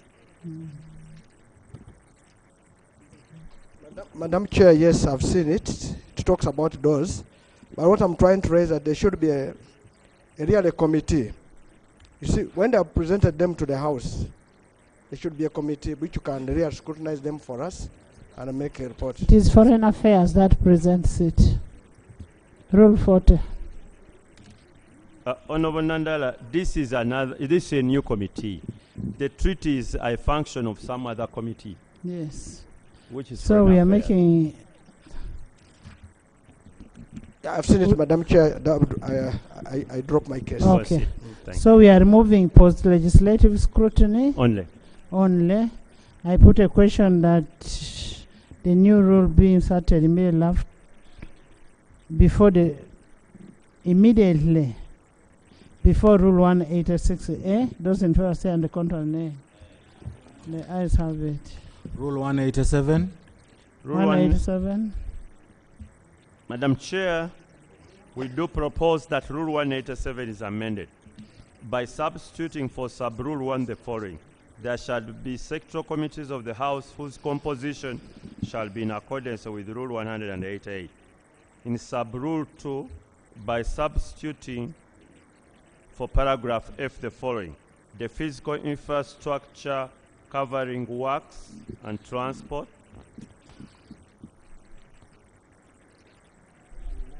2, by inserting immediately after paragraph F the following. Lands covering 1 land, 2 housing, 3 physical planning, and 4 urban development. Split the committee into 2 to allow the adequate and effective consideration of all the subsector issues. We beg to move.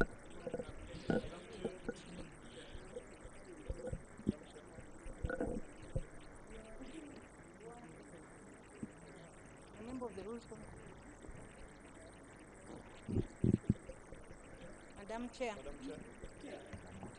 Madam Chair. Yes, Enos. Thank you so much, Madam Chair. The committee, thank you so much, the committee chair. They are suggesting that we actually split physical infrastructure into 2 committees.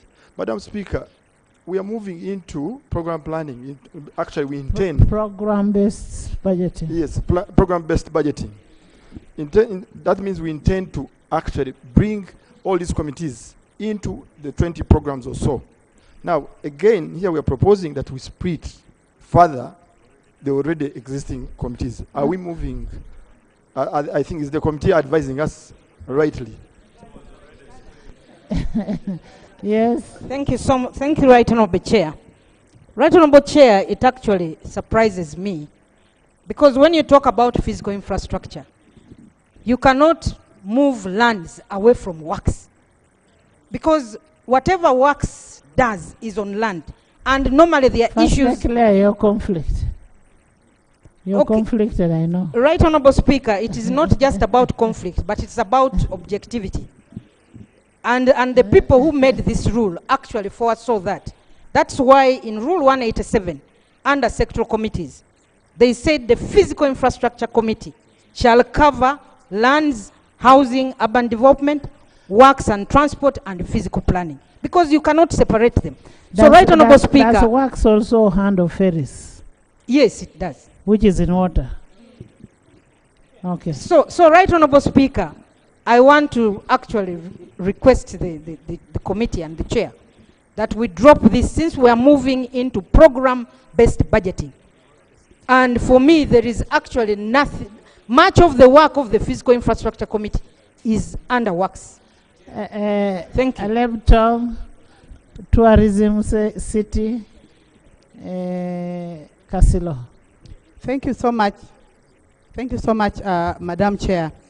Madam Chair, I'm in agreement with what Honorable Enos has just submitted about the idea of maintaining this committee into one reason of program-based budgeting, but also because we have so many other committees. I want to give another example. Committee of Agriculture is very busy. They meet almost on a daily basis, even education. But still they are managing to handle all the issues which are supposed to be handled by the committee effectively.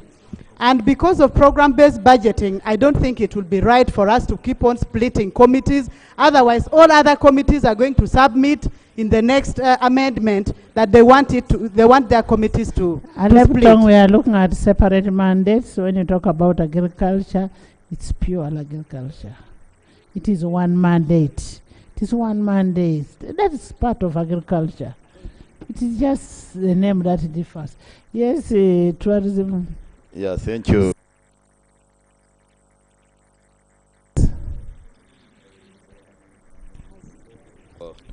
I'm in support of splitting. The reason being that if we are looking at issues of lands, housing, and when we are talking about the cities, the new cities we have created, the planning, the physical planning, this is very far from those preoccupied with the road networks and the transport. Really, they are very far. That's why when you have these specialized experts in physical planning of the country, it is a docket that needs special attention. And that's why I'm really of the view that we get this split such that we have good output from these committees and the ministry.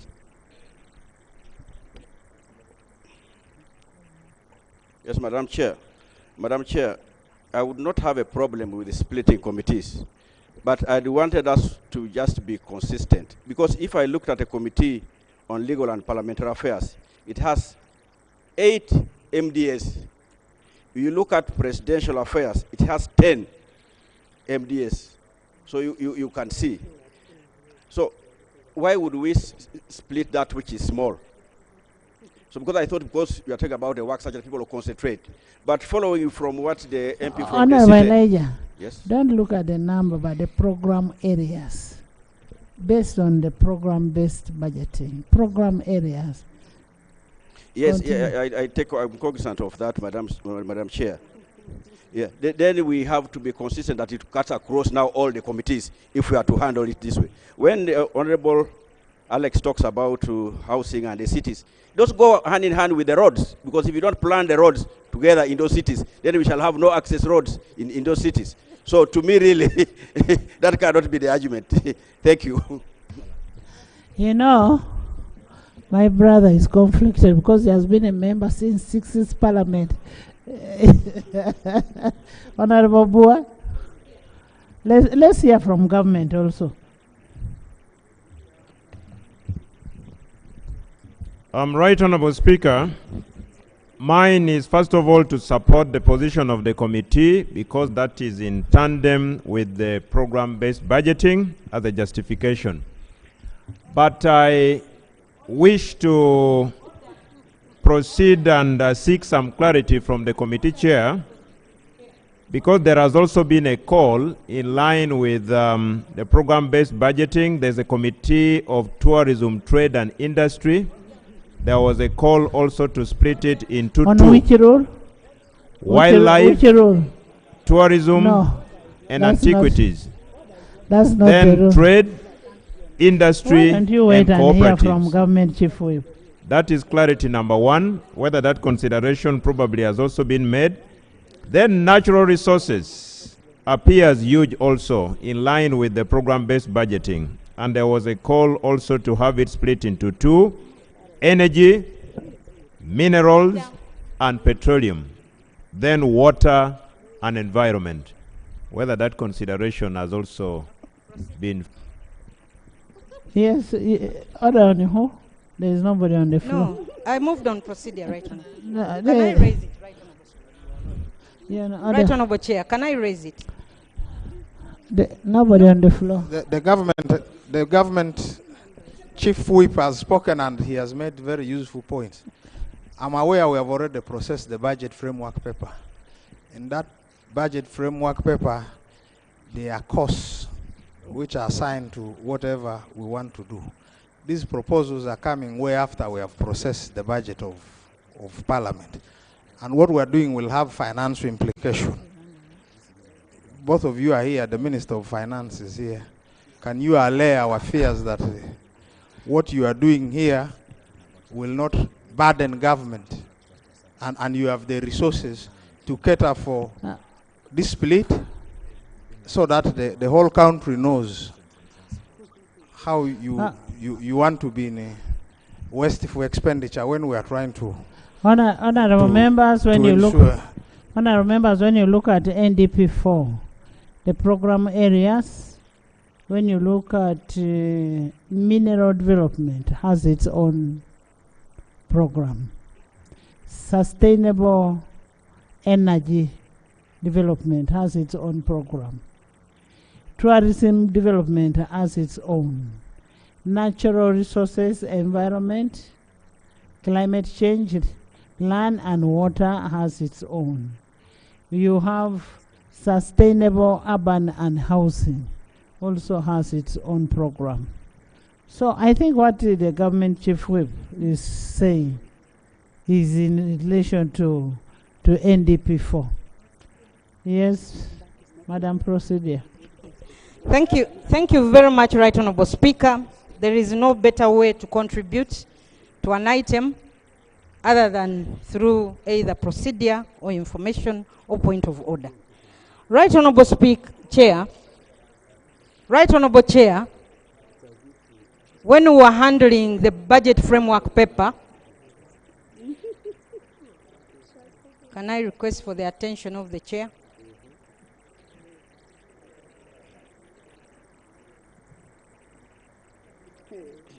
Right Honorable Chair, when we were handling the budget framework paper, the Speaker directed the Attorney General that considering that now we are moving or we are into the program-based budgeting, there is need to amend the PFMA, and the Attorney General actually indicated that they as government would actually do so, so that we actually align also our committees based on the program-based budgeting.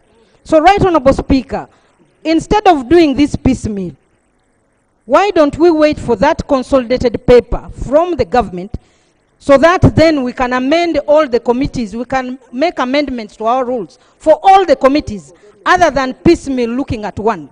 Because by doing this, it leaves me wondering why particularly this one, when we have others that are also need to actually be aligned to the program-based budgeting. So I want to propose that we stand over this until we have the document from the cabinet, from the government side, aligning all their programs.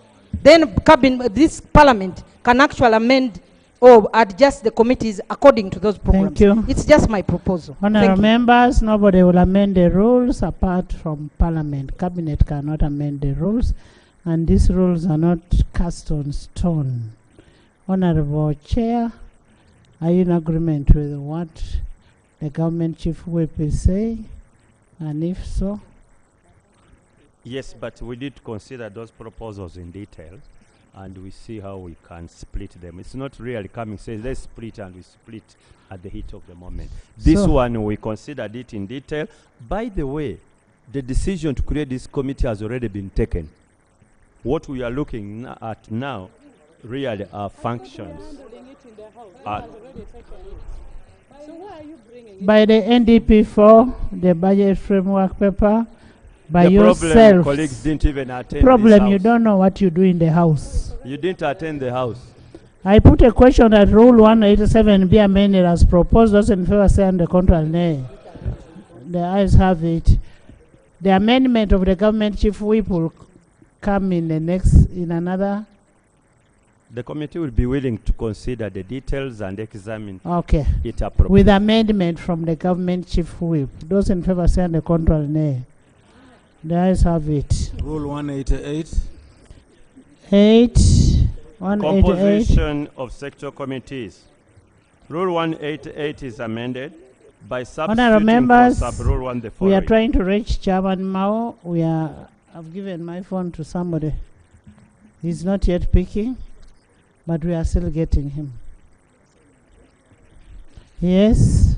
Rule 188, the proposal is to No, amend it's not- by substituting It's for not sub-rule sending 1 the following. northerners. It's a shaming northerners.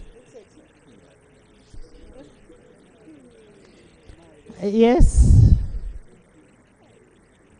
A sector committee shall comprise of no less than 20 Honourable Government members Chief Whip, and not more than 40. can you help?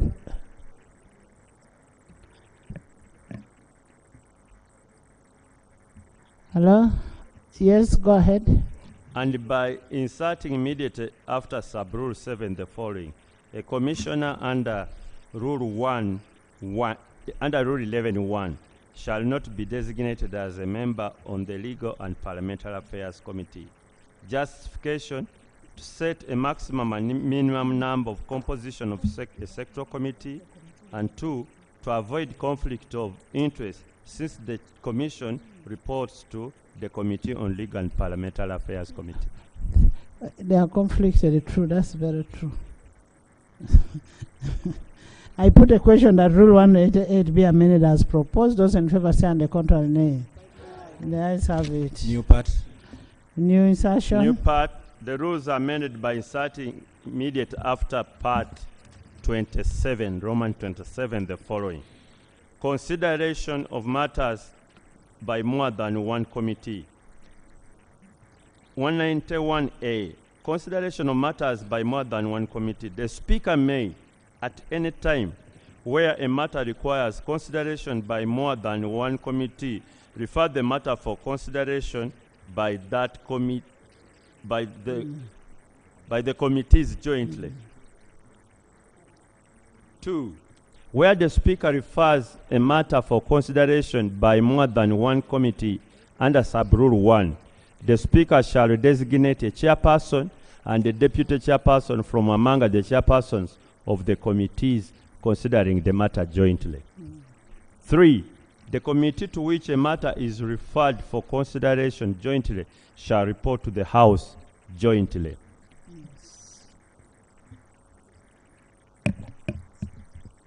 191B, quorum. The quorum of the committee to which a matter was referred for consideration jointly under sub-rule 1 shall be 1/3 of the total number of members of the committee. 2, Of in the realizing committees of the committee. of the committees. Yes. In realizing the quorum under sub-rule 1, the chairperson of the committee shall ensure that 1/3 of the members constituting quorum shall, as far as is practicable, comprise an equal number of members from each of the committees required to handle the matter jointly. Justification: to provide for consideration of matters by committees jointly. 2, for the Speaker to determine the leadership of the committees considering a matter jointly. And 3, to provide for quorum for consideration of matters by more than one committee. And as realized, many instances, the presiding officer has been referring matters to 2 committees and so on. So we are trying to codify it and enter it to within our rules. Thank you. We beg to move. Thank you. Chair. Chut. Thank you. Madam Chair, on the issue of the quorum, I would really want to propose that it should not be a third of the total members. There are committees where you will have 40 members. There are committees you will have only 20 members itself. And it will be a disservice if we have a combined total. I will propose that it will be a third of the membership of each of the committees when they are signing the report. It comes to itself. the same thing. It is different. You No. can have 40 members of that one committee and a third of them have signed. It makes up the number. But if a third of committee A plus a third of committee B, Okay, it is okay. different. Yes. A third of each committee. Yes. As far as 2 is concerned, if you read it, equal number of members from each of the committees is required to handle the matter. I think this one can answer it, because this one answers it. The third of the committee, assuming it's 20 plus 15 plus 40, you divide by 3, you will get what it is. But what I wanted to put here, I want to tell the doctor that this one, number 2, answers it. The division is good enough. Number 3, I wanted to propose that put number 3, if the chair can agree on the quorum, that the respective chairpersons of those committees should ensure that their members attend. The justification is that it will be incumbent on the members, the chair, to be there to make sure the members are not there, attend. Now, supposing the chair of one committee becomes lazy, he should not make other committees, or even one, not to function. That problem we should go to the chairperson himself or herself for failure to mobilize the members. So let us first put there, and so that if a chair of one committee has come with a report and said, we tried to look for the other chairs, they were not available, and we needed to produce a what? A report. That is operational. It is implied that you, as a chairperson of the committee, you're obliged to ensure that your members attend the committee. I put a question that the new part of... Chair, there's an amendment. The amendment 1 is intended to address likely conflicts, because I know there was a time people were joint committees were sent like this. When it came to reporting, we could not benefit from both their input. So it's important we address that. 2, this proposal provides that the speaker can refer. I think we needed to add or the house, so that it becomes the speaker or the house. That gives me the privilege to be able to move the house if, in my view or in the view of any member, the matter should be considered by a joint committee. Gusli, the House is unified under the leadership of the Speaker. I put a question that a new part be inserted immediately after part 27 as proposed. Those in favor say on the contrary, nay. The ayes have it. Rule 195. 195. Rule 195, the proposal is to have it amended by inserting immediately after sub-rule 7 the following. For purposes of this rule, misconduct includes unlawful conduct, breach of code of conduct, conduct which is likely to bring Parliament into hatred, ridicule, or disrepute, or negligence in the performance of duty. Justification to provide clarity on what constitutes misconduct.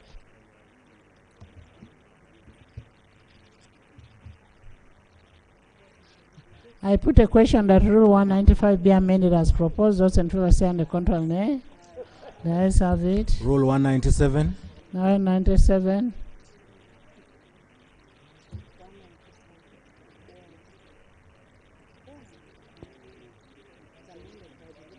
197. Rule 197, the proposal is to amend sub-rule 1 by deleting the phrase "of the House." Justification for clarity. I put a question that Rule 197 be amended as proposed. Those in favor say, and the contrary nay. The ayes have it. Rule 204. Rule 204, the proposal is to amend by inserting immediately after sub-rule 1 the following. Notwithstanding sub-rule 1, where the report of a committee contains a dissenting opinion, the 1/3 of members required to sign a report of a committee shall be arrived at by adding the total number of signatures on the report, taking into account the signatures of the majority, the signatures of the minority, and the signatures of members abstaining. 1B, a member who dissents from the opinion of the majority of the committee may sign a minority report under sub-rule 205. 1C, notwithstanding sub-rule 1 and sub-rule 1B, a member may opt to abstain from signing a report of a committee. 1D, where a member does not sign a report of a committee and does not abstain, the member shall, in writing to the chairperson of the committee, offer satisfactory explanation for not signing the report of a committee. E, where the opinion of the chairperson, a member under sub-rule 1D, has not provided satisfactory explanation for not signing the report of a committee, the chairperson shall refer the matter to the Speaker. The Speaker may, upon receipt of the reference under sub-rule 1E, take appropriate action under Rule 85A. A report of a committee shall include a list of members who signed the majority report, signed the minority report, abstained from signing either report, and those who did not sign either report. Justification. To ensure that members sign committee reports. 2, for the Speaker to take appropriate action against members who do not provide explanation for not signing committee reports. We do beg to move. Honorable members, honorable members, honorable members, it is the members who are lazy in signing reports that are affected. And this is protecting the chairpersons of the committee. Members must sign reports. I put a question that Rule 204.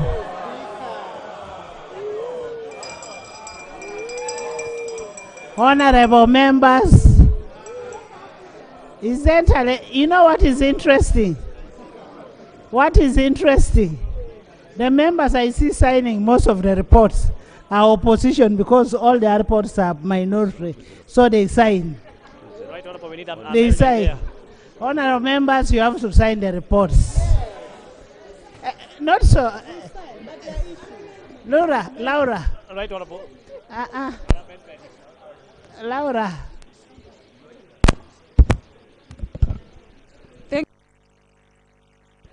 I think members know that we have an obligation to sign reports. It's been a practice that the chair is always stuck with a report. Members know where to sign, and yet maybe a chair has to present that report. I think it's just simply doing our job, honorable members. Thank you, Jessica. Jessica.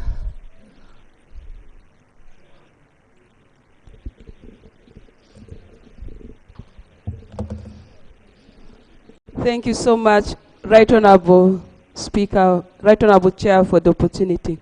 I support the proposal by the committee because it is going to cure a lot of problems that chairpersons and their deputies go through. It is going to make members to get committed throughout the process up to the delivery of our report. Thank you so much. Government Chief Whip. Government Chief Whip. You wait. What is the clause talking about? I want to hear from Government Chief Whip. Right Honorable Speaker, for me, I am exceedingly happy that the proposal will keep members accountable to their constitutional duties and responsibilities. Thank you, thank you. Kao? I'm talking the whips. Yeah, Madam Speaker, the whipping system has been very difficult. But now this helps me to track the attendance of members in these committees. Thank you. I put a question that Rule 204 be amended as proposed. Those in favor say on the contrary, nay. The ayes have it. You members, you must work. Stop making chairpersons to suffer. Rule 213. Honorable members. Honorable Chair, Rule 213 is amended by substituting for Sub-Rule 1 the following.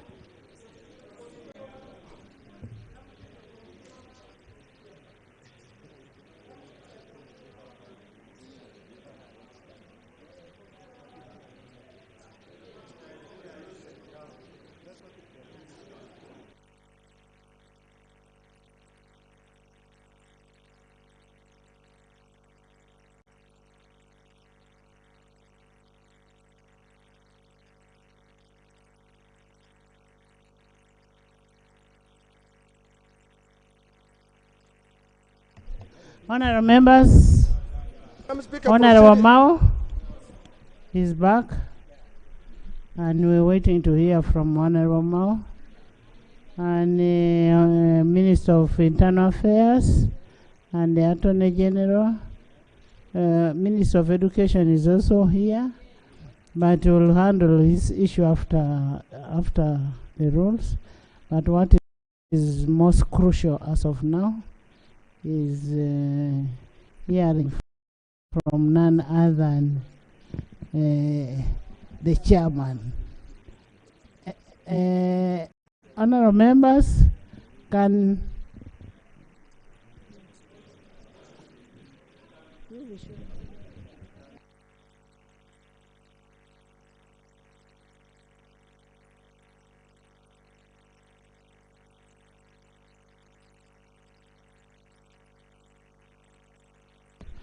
Honorable members, under normal circumstances, we are supposed to resume the House first. But I'm invoking my Rule 7 to receive a statement within at committee stage. It's a short statement.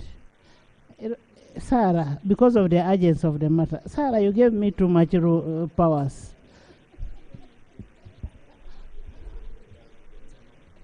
It is an members, we just need an update.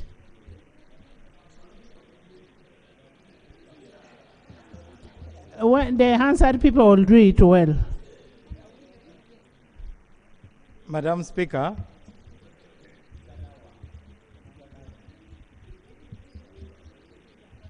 in the spirit of truth and justice, I beg to make the following report pursuant to your directive. My delegation consisted of myself, the Minister of State for Internal Affairs, and the Deputy Attorney General. As the public face of justice, I want to thank you, Madam Speaker, for the seriousness with which you handle this matter, and I want to thank members for asserting their responsibility. I wish to assure you that government is also responsible. Responsibility means ability to respond, and we have responded. And now I wish to inform this House, Madam Speaker, that by the time we reach the court, the lawyers of Kano Kiza Besige had actually been engaging with the judiciary. Not the lawyers I'm talking about, these are the better lawyers. And they had agreed to reschedule the matter, which had been fixed for Tuesday. It is now going to come tomorrow.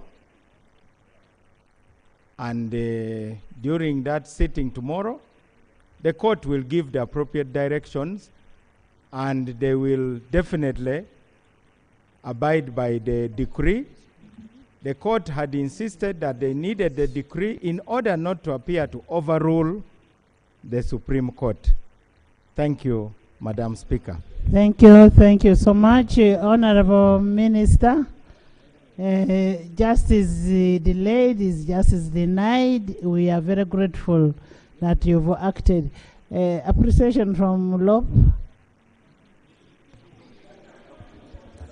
Right Honorable, I want to appreciate this House for exerting, one, our authority, and speaking for people who are defenseless, held up in jail unfairly so. This is step number one. And look, even as I appreciate that government, after we have insisted and made noise and said, now you go, first deal with this matter, come back at 4, let's not always wait for that back and forth. Yeah, for some of these things, just move. Why do you have to wait for us to come here, make a lot of noise, say, Madam Speaker, now this matter is urgent, deal with it, and so on? Why? Why do we have to wait for these things? Can we always move as swiftly as we possibly can? So when we raise a related matter again, move swiftly. Do not have to wait for this. So we are waiting tomorrow. Hopefully, Dr. Kiza Besigye and the other political prisoners will attain their freedom. Thank you. Honorable members, I am grateful that the ministers responded swiftly, but credit must be given where it is due. Nobody raised that matter. I brought it as in my communication. It was my communication, and and that's why, Right Honourable Speaker, we must give all the credit to you. You single-handedly took it up and pushed listen the to government to position. Yes. Yeah, we want to thank you very, very much and wholeheartedly for personally taking up this matter yourself and ensuring that we hold a committee, a meeting between the executive and this side, and you pushed the minister to ensure that we have results today. At least, we want to appreciate your personal involvement and direction in this matter. At least we are sure that if retired Colonel Besigye will appear in court tomorrow, what happens in the court will be a different matter. But thank you, Right Honourable Speaker, for doing us a good job. Thank you. Can we resume the House? Rule 213. Under which rule? Madam Speaker, no, me I'm proceeding under the article of the Constitution, Article number 90, which is above the rule of procedures. And the article is here, Madam Speaker. And for if you allow, Article 90 on parliamentary committees. Yes, and Article 8. Madam Speaker, the Constitution of Uganda says the quorum of the Parliament shall be prescribed by rules of procedure of Parliament, made under Article 94 of this Constitution. For avoidance of doubt, the rules of procedure of Parliament may prescribe different quorums for different purposes. Madam Speaker, under Rule 24 of our rules, it says the quorum of Parliament shall be 1/3 of all members of Parliament entitled to vote. Madam Speaker, the quorum... Honorable Nathan, we're in Rule 213. Yeah, but if you want a recommittal on the other, you'll come back. No, it's a procedure, Madam Speaker. Madam Speaker, because you are the one who knows the custodian of the rules. Madam, because I don't want us to move against the Constitution, Madam Speaker. That's why I was raising it a procedure.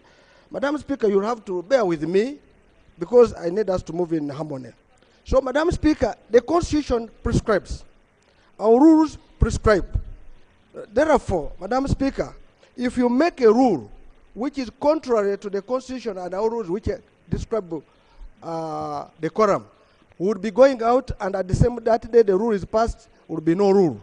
So wouldn't it be procedural right, Madam Speaker, that we move our rules according to our Constitution? So what is the problem now? Yeah, Madam Speaker, the problem is one of the rules which you have made, which is going to be affected, which is saying the rule for people to vote at a particular time you're saying it should be 100% of the entire membership. Yet our constitution says... Which one is that? No, this one here, rule which you have just passed. Which one? No, this rule which you have said, rule signing of a report is a vote. You read the rule verbatim. Yes, Madam Speaker said, notwithstanding, rule 1, where report of a committee contains dissenting of 1/3 requires to sign the report shall be arrived at by adding this: the signatures of majority, signature of minority, and signatures of abstaining. That's the one which you get 1/3. Now, the moment you have got 1/3, there is no reason for people to now start writing that they have been absent. The moment we do that, we're saying now we need everybody to vote on a report. Right? Signing a report is voting for that report. That is different on quorum. We are talking about signing, endorsing the report. You either come out and sign the report, or you abstain and say, I'm abstaining because of A, B, C, D, or you're writing a minority report. Now we are enforcing on the role of members of parliament. You cannot be a member of parliament for 5 years and you don't even sign one report. You don't even attend one committee meeting. Madam Chair, I accept you. That's why you have said, we have put there that those who will be absent, they will be taken to rules and privileges. Honorable Nathan Mandala, Chairman of BCU, quorum is different from endorsement. So let's first go to the next quorum. I mean next procedural matter. Question. And next... Thank you very much, Madam Chair. Madam Chair, the committee proposed to amend Rule 213 by substituting for sub-rule 1 the following: a witness appearing before a committee to give evidence may be paid such sum in respect of his or her expenses as the clerk to Parliament may from time to time determine. 2. By inserting immediately after sub-rule 1 the following: the clerk shall make the payment to a witness after the witness has appeared before the committee, and the clerk may, in exceptional circumstances, make payments in advance upon satisfaction that the witness will have difficulty attaining. Justification: to align the expenses of witnesses with the prevailing economic circumstances.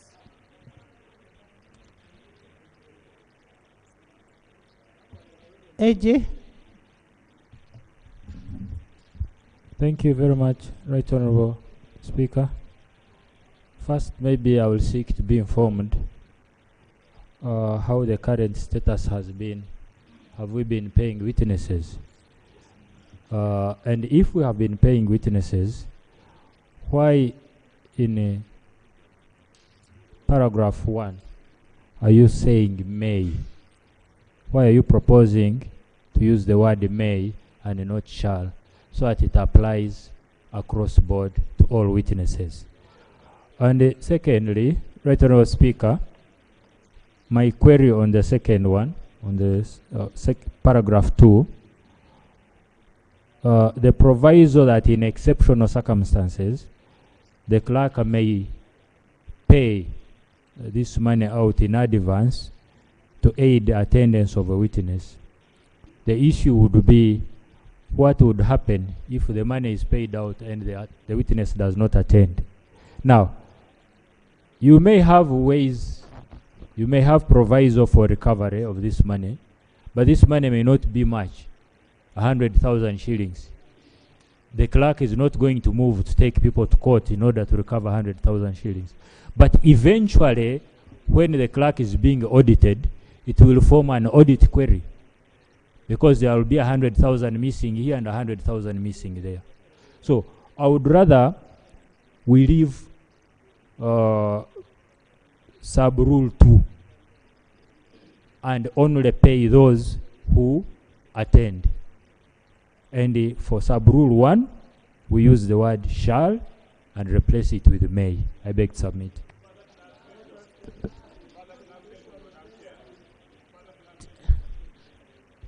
Yes.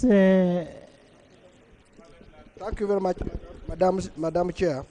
If you look through our constitution again under Article 90, the powers of the committee, it has powers to some under enforce.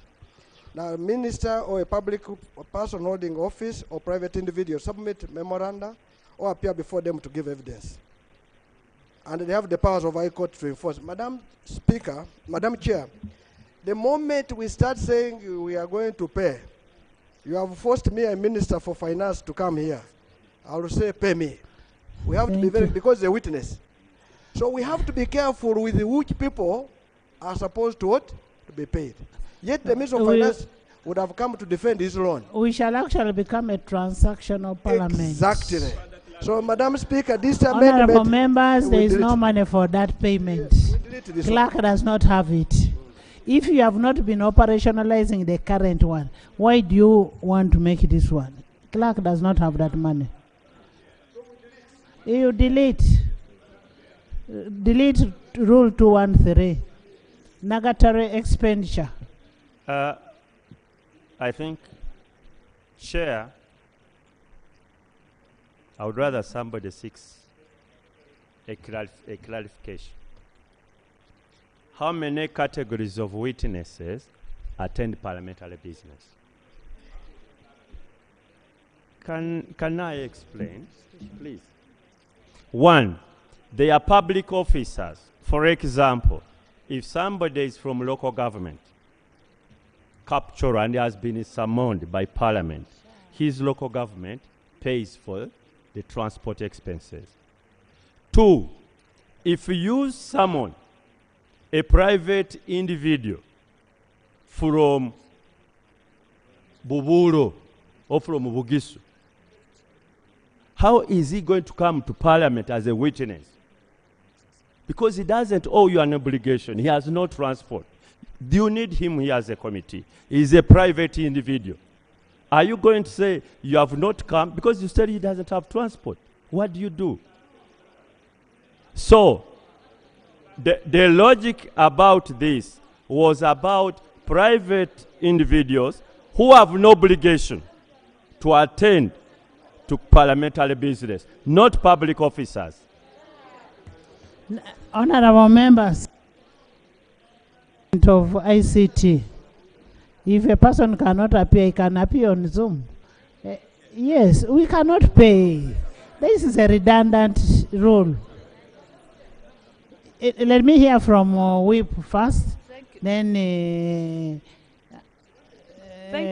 Zombo, then there is another Whip there. Yeah, thank you, Madam Chair. Madam Chair, this particular proposal will paint Parliament in a very wrong picture, and it can easily be abused.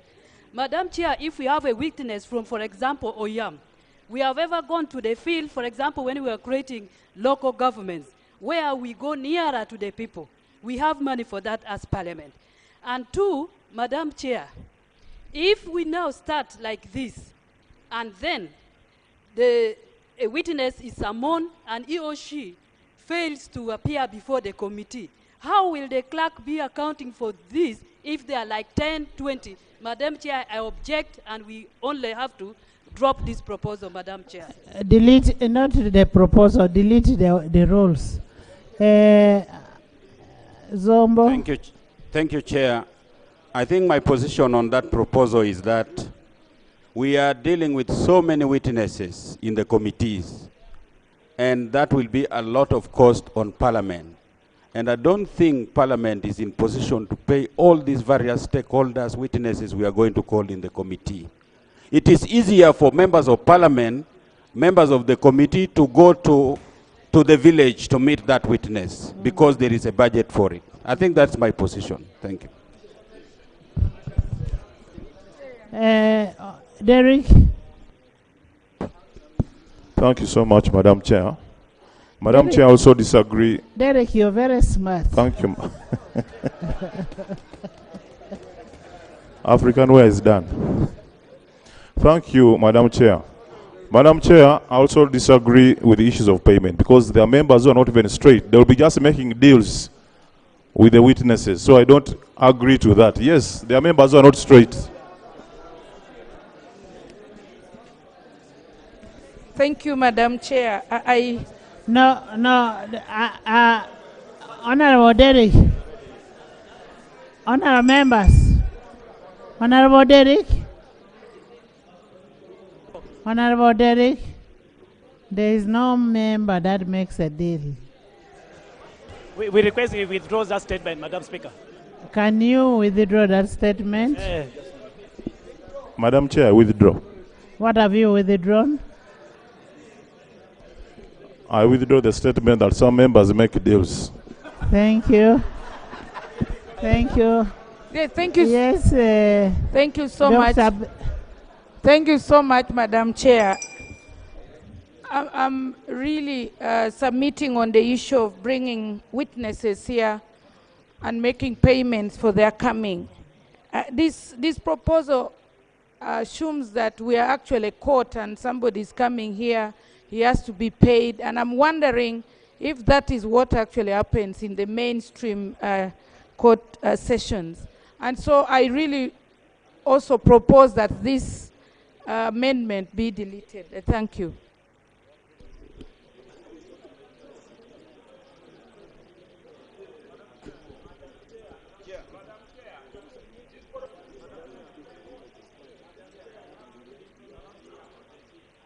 Thank you, Madam Chair. Honorable Chair.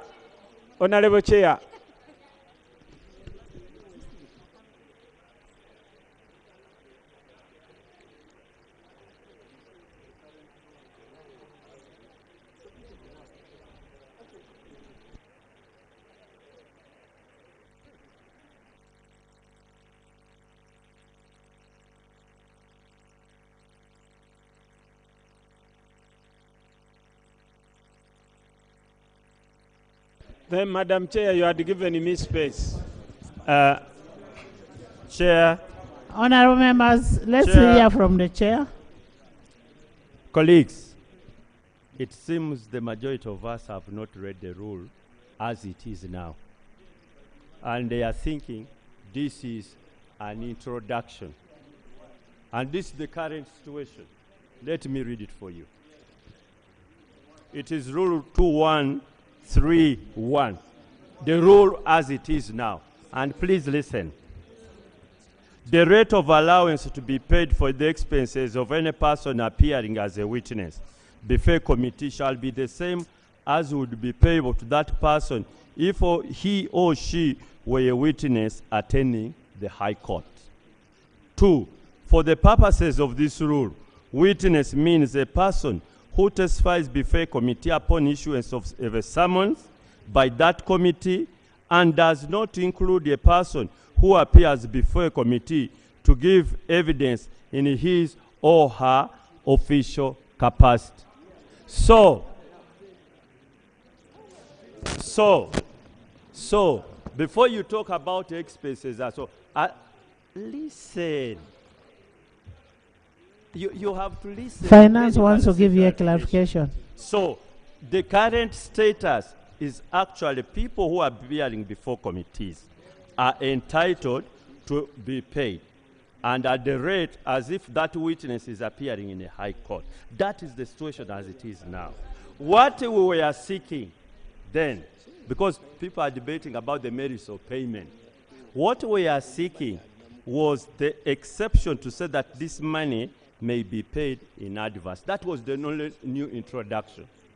You get it? So, there are two issues here.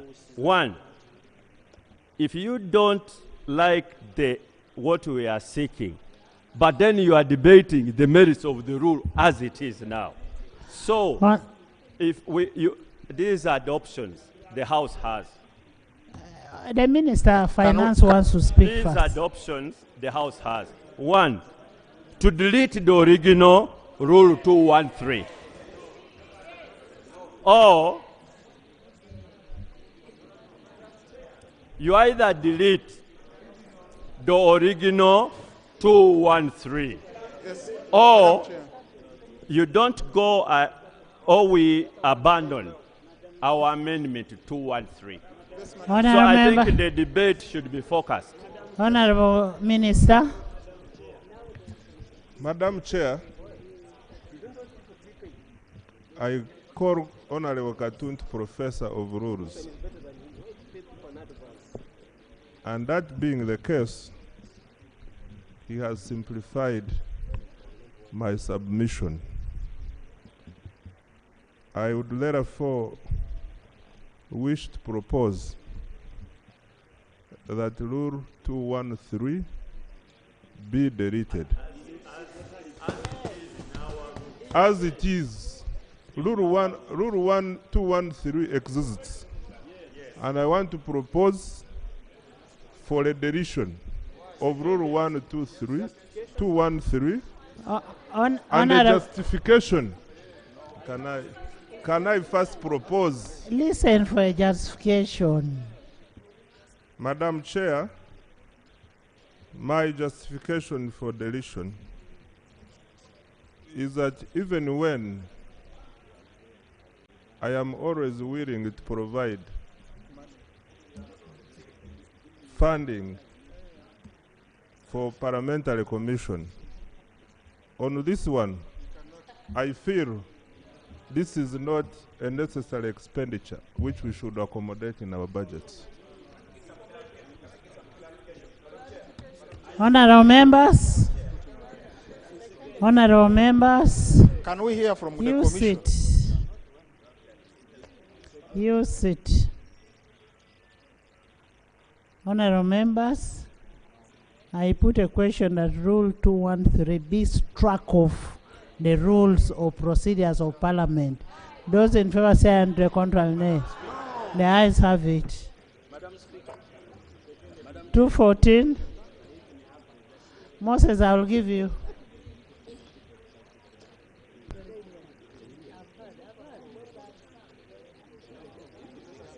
Rule 214 is amended by substituting for sub-rule 1 the following. Madam Chair, procedure. An order to attend or produce documents before committee shall be notified by a summons in the format prescribed in Schedule 5, signed by the clerk under the direction of the Speaker. That is justification is to provide a format for summons for witnesses in the rules. What has been happening that chairperson sometimes summon witnesses or people, and there are different letters of summons and so on. So we are entrenching in the rule that it is only the clerk who should sign summon. Clerk to Parliament. Clerk to Parliament. And then 2, it should be under the direction of the head of the institution. Honorable members, what has been happening or what is happening? The persons, the assistant clerks working in the committees write summoning, and that's why you have contradicting summons. This committee is summoning, the other one is summoning, and they summon so many people without even the chairperson of the committee at times knowing. So it is better at times. We have 4 clerks. We have the clerk to Parliament himself. We have the deputies. 3 deputies. So if the summon is signed by one of those 4 people, that is a legitimate summon. But what? Mehdi.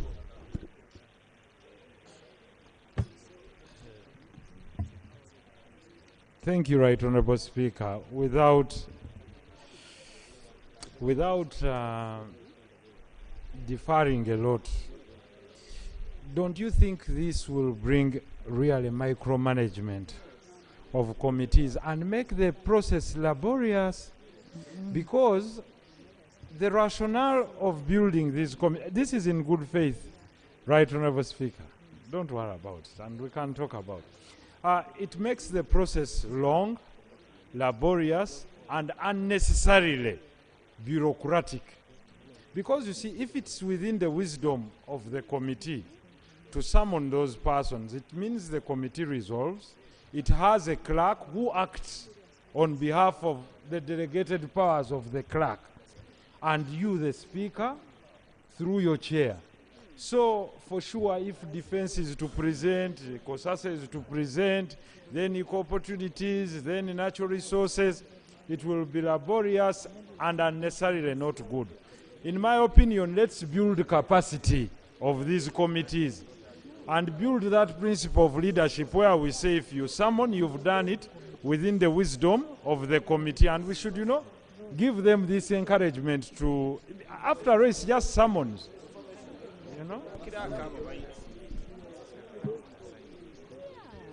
Chair, Madam Chair,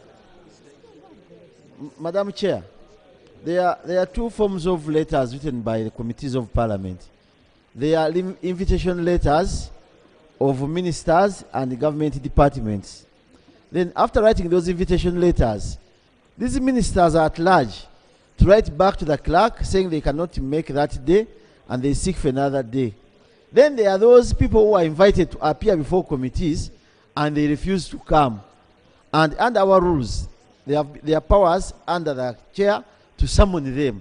So I want to find out from the committee, the chairperson of the committee, which one is this? Because when we talk about summons in the committees, we have been using them for those recalcitrant witnesses who refuse to appear. And still, if he fails, because our rules are very clear, you have powers over the High Court. That's when you use summons to bring the chair. But if you tell the clerk of Parliament, what if my good friend is a good friend of the clerk, he has refused to appear, and the summons have failed, the clerk has not written, what will happen? So I would wish to look at those two different areas, invitation letters and the summons to those people who have refused to appear after making them come to the committee. Thank you. We've had, let's first hear from the chair. Let's hear from the chair. Why are we making this proposal? One, there have been summons from this house which summons are unknown to the institution of Parliament. Yes. Why? No, I don't have to go to that, and I'm trying to get the appropriate word not to make the debate again degenerate. Is chairpersons, for example, have no authority to write and sign summons, but they have been doing it. They have been doing it. The communication, even understanding orders, should be from the clerk of Parliament or somebody acting on behalf of the clerk. And listen, if it is a document, what authority do the clerks have? The clerks of the committees. We are not talking about invitations. We are talking about summons.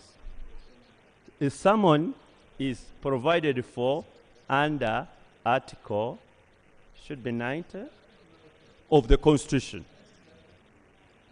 And it can even be enforced through arrest. So we are not... You first finish. You first finish. You first finish. He's making something you want to know. You see, Madam Chair. I am saying let chairman first finish his submission. But there's something very pertinent. Let him finish.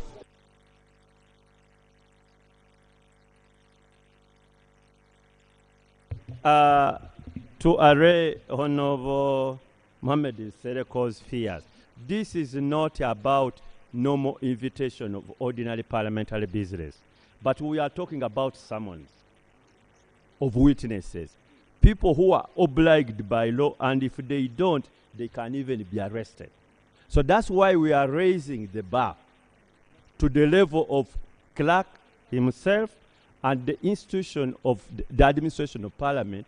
The administration of Parliament should be aware that there are summons, because you could go ahead and even order arrest.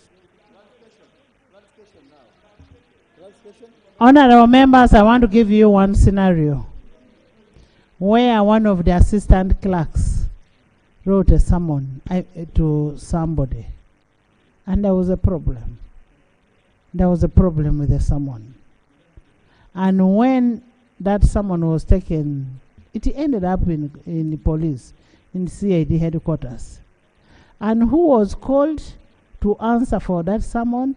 It was a clerk to parliament. Clerk to parliament didn't even know about that. So that's what we are trying to cure. Yes, Elijah. Madam Chair. Elijah. Thank you, Right Honourable Speaker. Right Honourable Speaker. Right Honourable Speaker. I don't. Right Honourable Speaker.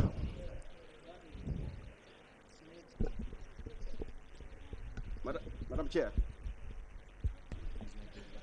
Yes. Yeah. This can help us. I think we are just laboring for nothing. When you look at the privileges, powers and privileges, is interfering, Madam Chair. If you looked at the Powers and Privileges Act, Part 3 on evidence, it covers this. That's 8. Power to order attendance of witnesses. Parliament or any session law committee may, subject to sections 13 and 15, order any persons to attend before Parliament or before a committee and to give evidence or to produce any paper, book, record, or document in the possession of or under the control of the person. 2. The powers conferred by Section 1 on a session law committee may be exercised. Sorry, that's 8. Let me go to 9. Attendance to be notified by summons.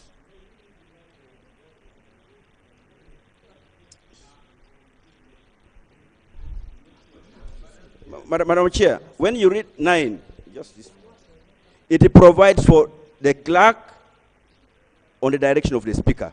When you look at Section 9. So it is something which is already covered in the Act. So what we are talking for is just, I don't know what we are arguing over about. So what the chairperson is putting is just to import what is on the Act into the rules. Exactly. Madam Chair and honorable members, there is no any chairperson of a committee who summons a witness on his own volition, who acts at travails. When a committee sits and we invite a minister or any witness and he fails to come, it is upon the committee members to sit again and determine whether that person should be given summons.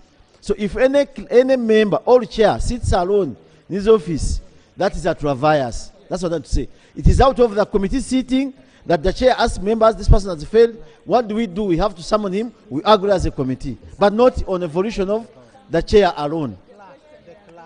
Honorable members, let me read for you Parliamentary Powers and Immunity Act. Section 9. Any order to attend, to give evidence, or to produce documents before Parliament or to the committee shall be notified to the person required to attend or to produce documents by summons under the hand of the clerk issued by the directive of the Speaker. This is the Act, which is superior than your rules. In every summon under Section 1, there shall be a stated time, when, place, and where a person summoned is required to attend and present the documents. And that's what Honorable Katunda has put. Right, Honorable Speaker. What we are trying to do, colleagues, is to get what is in Rule the parent 214 Act is and copied put it from Section in our 9. rules. So unless you want to debate and amend the Act. Can we amend the Act first?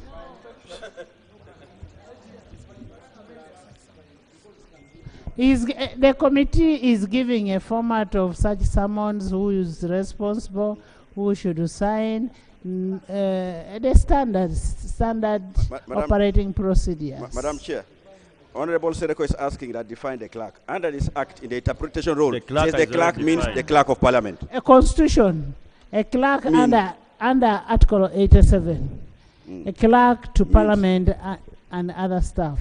A clerk to parliament is defined here in the constitution. It is not just this small office of a writing clerk, a clerk assistant. Yes? Thank you, Chair.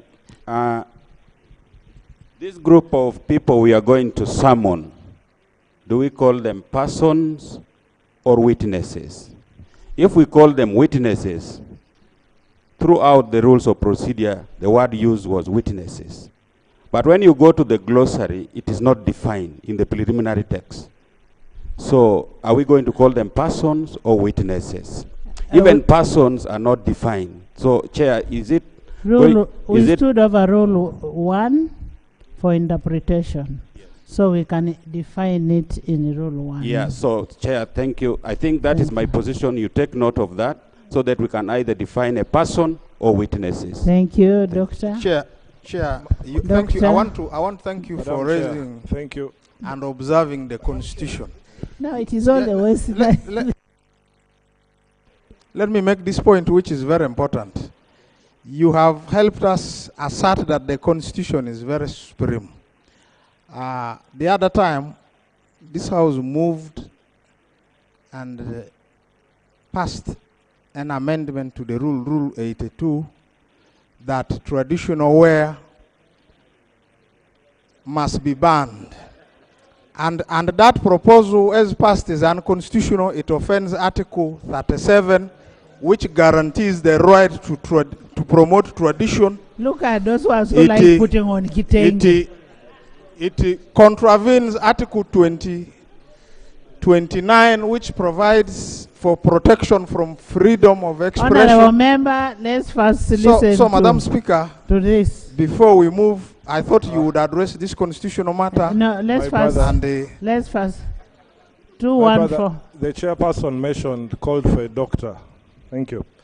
Madam Speaker, I just needed clarity when it comes to heads of missions, ambassadors, and heads of multinationals. How do we go around that if you're a committee and you want them to come through? How do you approach it? Thank you. You write to the PS of Foreign Affairs, and then PS Foreign Affairs will write to them within the framework of their immunities. I put a question that Rule 214 be amended as proposed. Those in favor say and the contrary nay. Guys have it. Rule 215. 215.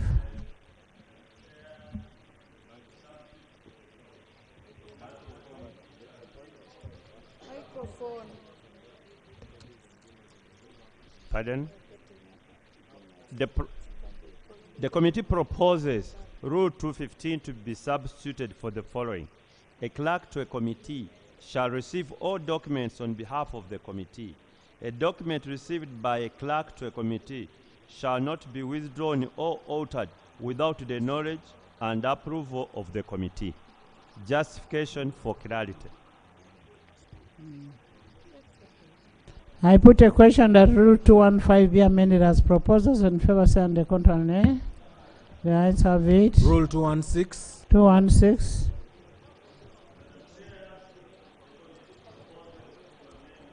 Microphone.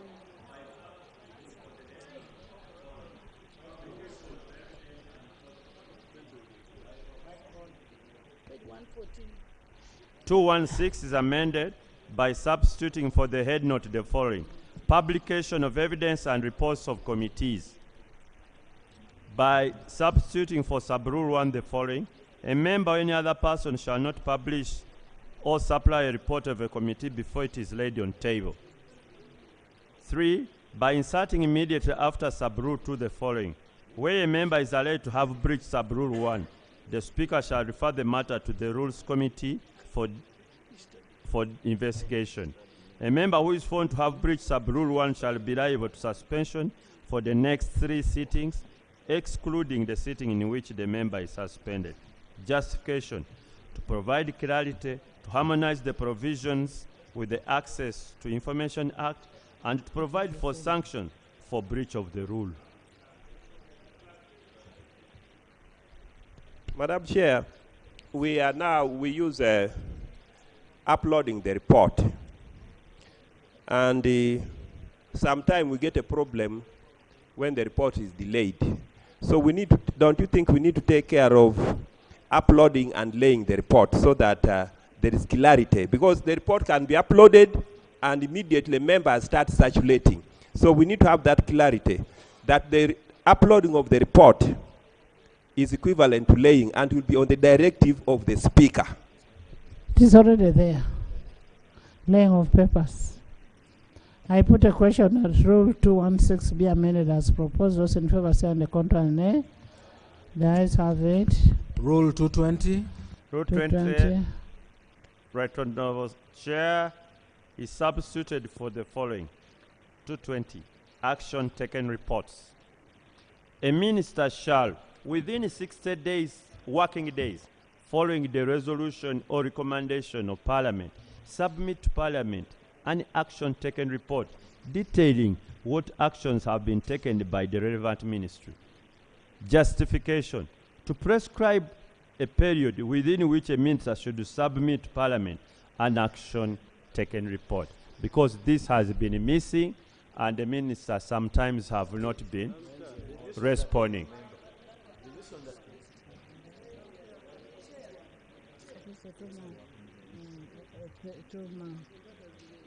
Yes. Excuse me, Right Honourable Speaker. I'm just veering from the point of discussion, and it's in lieu of the question of the returning students. I'm not saying that, but I would like to move that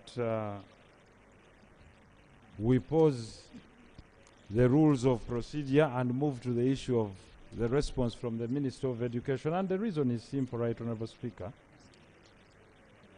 We have a selection date. Let me first put a question on this one. And then... Yes, let me first have this post of... Yes, Nathan. Okay. Thank you very much, Madam Chair. Madam Chair, the moment we put 60 days alone, it will mean, for example, you have something you are telling Honorable Musasi, until he produces it, we cannot pass his budget. He will say he is entitled to 60 what? 60 days. So, Madam Speaker, we must put a proviso here, except where it is directed for. Because maximum should be 60 days, but a Parliament can make here and say, no, we're giving you 7 days. Can you have a response to this? We don't do that. You get, like today you had 2 hours. Yes. So you don't have to labor on Nandala. I concede. Thank you. I put a question that Rule 220 be substituted as proposed and amended by Honorable Nathan Nandala. Those in favor say on the contrary, nay. The ayes have it. Rule 229. Madam Chair, you said that you will first dispose that matter. And Madam Chair, I would like to move a motion that we pause. And under which rule? I'm moving orally, so you can quote the rule. However, we are all aware that the matter that is urgent now is to the parents who have to present their children to schools and their selections for A-level. The country is awaiting to understand whether those children that did not perform very well should be returning to the long journey of starting from senior 1 or going back to senior 3. And in any case, those that are being picked up on in senior 1, they must know the fate and their future. Therefore, Honorable Kanya, please, you can move it. So, right, Honorable Chair, I would like to seek your intervention that a question be put, that we pause this discussion and move to the response so that the House do resume. We move from committee stage so that the House do resume and we get a response from the Minister of Education towards the status of the new curriculum and the issue of performance by the senior 4.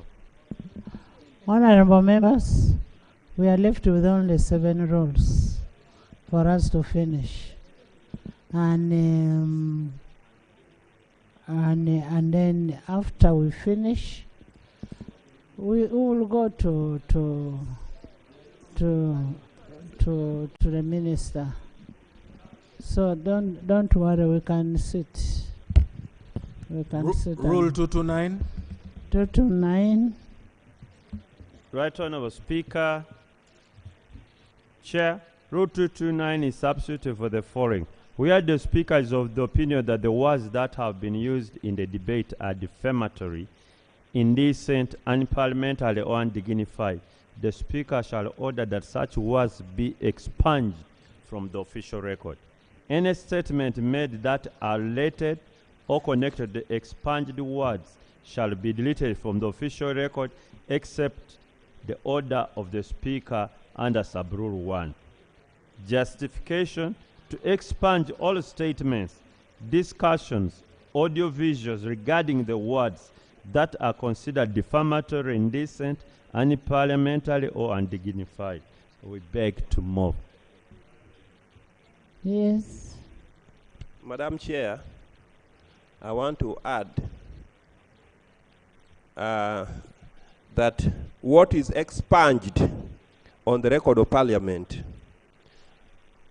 the Minister for ICT will direct all media institutions to have it expunged from all social media. Madam Chair, I'm saying this. We can't debate on what is not within our. No, Madam The Chair. rules are for the House. Madam Chair, I know the rules are for the House, but it's very important that what is expunged, what is not record of Parliament, should not continue to circulate as if it is record of Parliament. That is an extraterritorial jurisdiction. I put a question that Rule 229 be substituted as proposed. Those in favor say on the contrary, nay. The ayes have it. Rule 231. Rule 231 is amended, we propose, by substituting for Sub-Rule 1 the following. The proceedings of the House and committees may be available for broadcast on radio, television, and other platforms during all hours of sitting, except under circumstances determined otherwise by the House and as directed by the Speaker. Justification: to accommodate technological advancement and diverse broadcast platforms. Yes, AJ.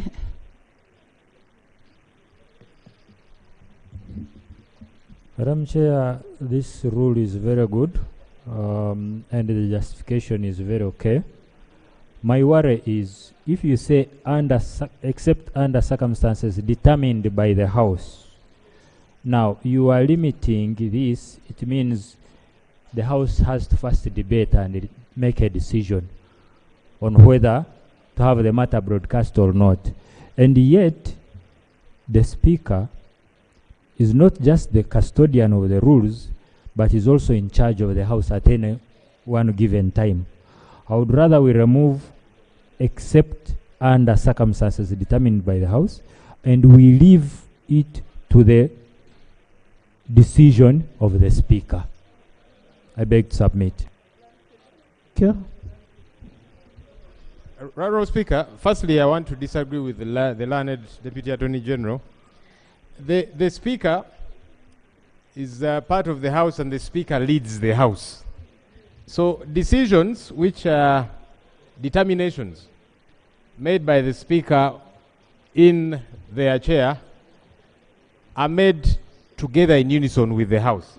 So I think it doesn't curtail anything in any way. By the way, when you look at most of the rules requiring that, they indicate the Speaker and the House, because we are jointly dealing with these matters.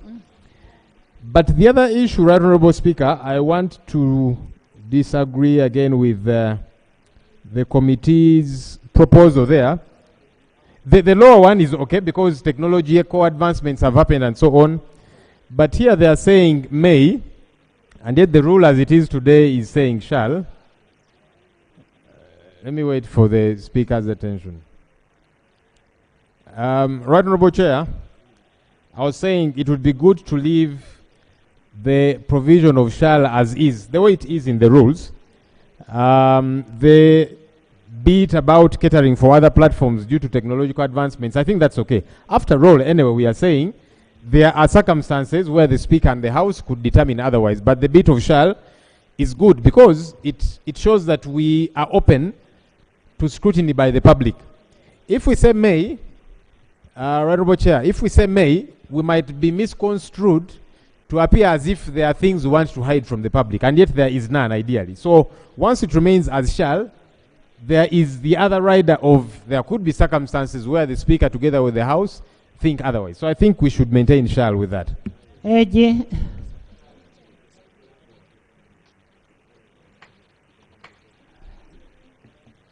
Right, Honourable Speaker, there is no reason as to why we need to be so stiff and strict. As opposed to my colleague's assertion, the LOP, I think may would give us leeway to assess the circumstances as and when to broadcast. But I wish to reiterate my earlier position. My earlier position is that the proposed amendment, we should remove the requirement for the House to make a decision or a determination on whether or not to broadcast. Because at any one given time, we are on opposite sides and we will not agree. If there is a matter that we think one side thinks should not be broadcast and the other thinks should be broadcast, and you cannot agree to that, what happens? So I would rather we leave this to the behest of the Speaker to determine based on any given circumstances. I beg to submit. Chair, Right Honourable Speaker. Right Honourable. I think we are a democratic society. Yeah. Right Honourable Speaker. Honourable Chivombe. Right Honourable Speaker. This is a fundamental right. Access to information. And in the wisdom of the framers of the law, have provided the Speaker with powers and circumstances otherwise. So for us, because when you read the law, at the extreme end, the Speaker is being given a leeway to determine. So where you are, and now when you use may, you are like giving double powers. So in our humble view, I'm not a lawyer, but in my humble view, the word shall enforces a fundamental right. And then the exception powers are given to the Speaker otherwise, and the House. So in my humble view, the word shall is very important in enforcing a fundamental right of access to information, and I don't find it in any way why this should be contentious. I hear him to say... So you're saying, Haji, the proceedings of the House shall be available for the broadcast on radio and televisions during the hours of sitting, except as directed by the Speaker. Those in favor say on the contrary, nay. The ayes have it. Rule 233. No, Madam Chair. Rule 233. Madam Chair, procedure. Right Honourable Procedure, Madam Chair. Speaker. Rule Procedure. Thank you very much. 223 is amended. You first wait for Rule 233. No, let me give the procedure. Nathan, first wait. First listen to this, Nathan. Amendment of Rule 233. Rule 233 is amended by substituting for sub-rule 1 the following. Yes. Members of the public and of accredited press may be admitted to the debates in the House under the rules that the Speaker may make from time to time, by substituting for sub-rule 8 the following.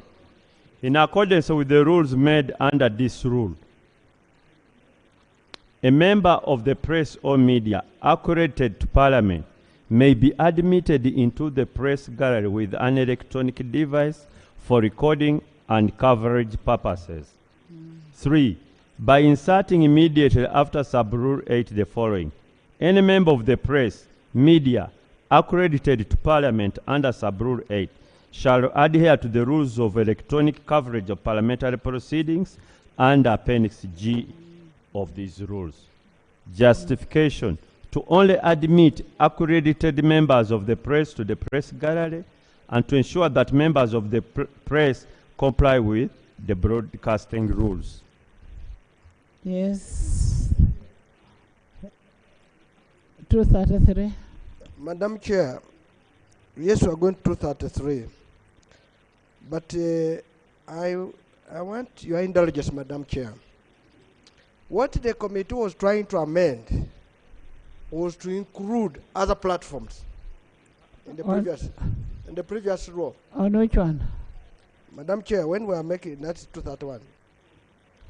Yes, what they were trying to amend was radio, television, and other platforms. They wanted to include that. Yes, that was included. Yes, it was included. Have we included other platforms? Yes, yes. So, Madam Chair, if you have included other platforms. Other platforms are included in 231 as per the amendment of the committee. Yes, together with the amendment of Honorable Chivombe. So, okay. Under the House, they Yes. deleted the House. Yes. But Madam Chair, now here you are coming and saying, again, somebody to be admitted in the House, he must be cleared, or she must be cleared. Yet you have said the proceedings of the House shall be on radio. Now you know which one? Oh, you know which one, Nathan? 233. Nathan, we have a parliamentary press association. And you cannot just come and cover from nowhere. You must be accredited to be part of that team. So it is that team that allows you. Madam Chair, I agree with that proposal, but I need to add that we must provide for appeal of decisions on accreditation. Why do I say that? There are some media people who may be targeted in this kind of situation. And if the people responsible for accreditation fail to accredit me, where do I go next?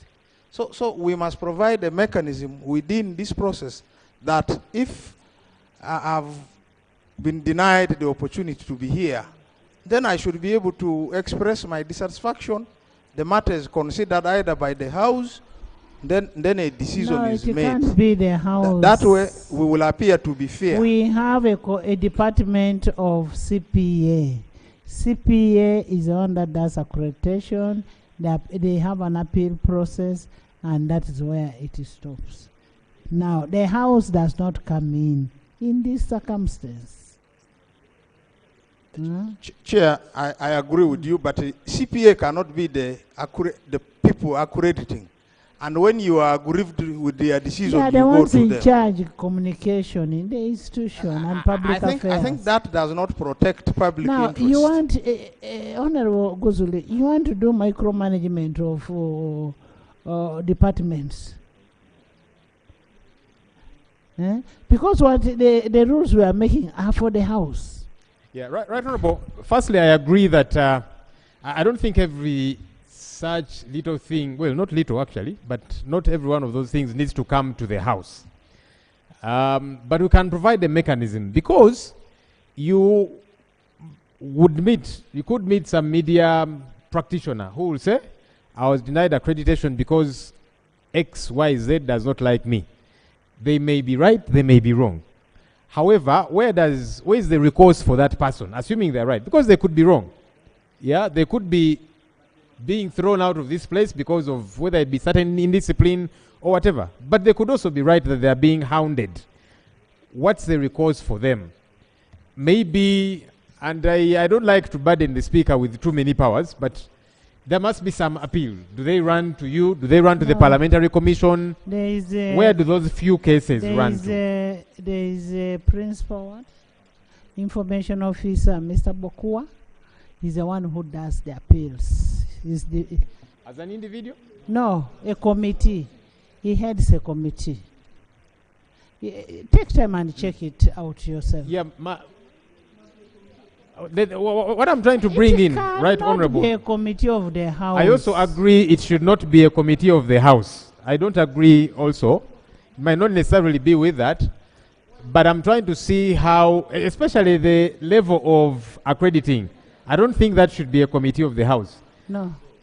But at the level of appeal, we need to see how maybe much more senior leadership of the House does come in. For somebody to say, I am being persecuted that would be by these officers, whether this person is right or not, where do they run to? Okay, now that can be administrative. We can agree on where that can be. We can have a committee of top administration that can handle I think that. Chair needs to help us why they brought that amendment in the rules. If it was an administrative issue, why is it part of our rules? Right, Honorable, I'm sorry if I appear to be diverting, but my concern is elsewhere. On sub-rule 1, the first rule you want to introduce says members of the public and of accredited press.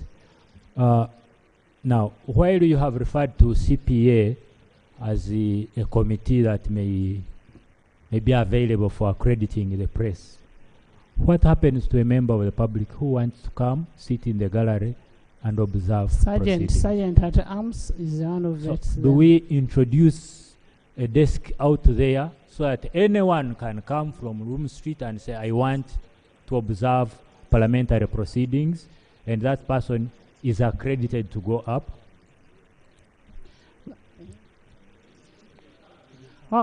Honorable Doug, the members who come from out are checked by Sergeant at Arms. They register them, give them tags, and they tell them the do's and the don'ts when they are there. That's the work of Sergeant at Arms. But also, if you're talking about the press, which is not accredited in Parliament, is that allowed for press which is not accredited to be there? You see, if you want to cover proceedings of any institution officially, you must be accredited by that institution. For regulation. All institutions. So even Parliament, pressmen should be accredited. They are given cards. They are known, including media houses. It happens in all government institutions, whether they are courts of law and so on.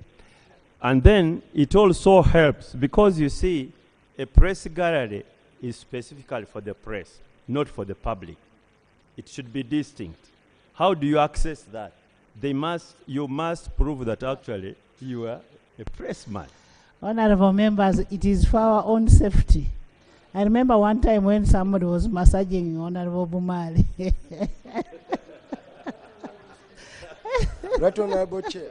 Yes, Chair, I have an issue with the whole of this section 1. If the press is accredited to cover Parliament, you are accredited. Do you need all this may be admitted to debates in the House under the rules that the Speaker? If you accredit a press person and you have then do you need any other? Because you have been accredited to cover Parliament, you are press. Then do you need this provision? Honorable, there are proceedings that are closed. One like appointments committee, it is closed. So that's why you may be admitted into it, and in most cases.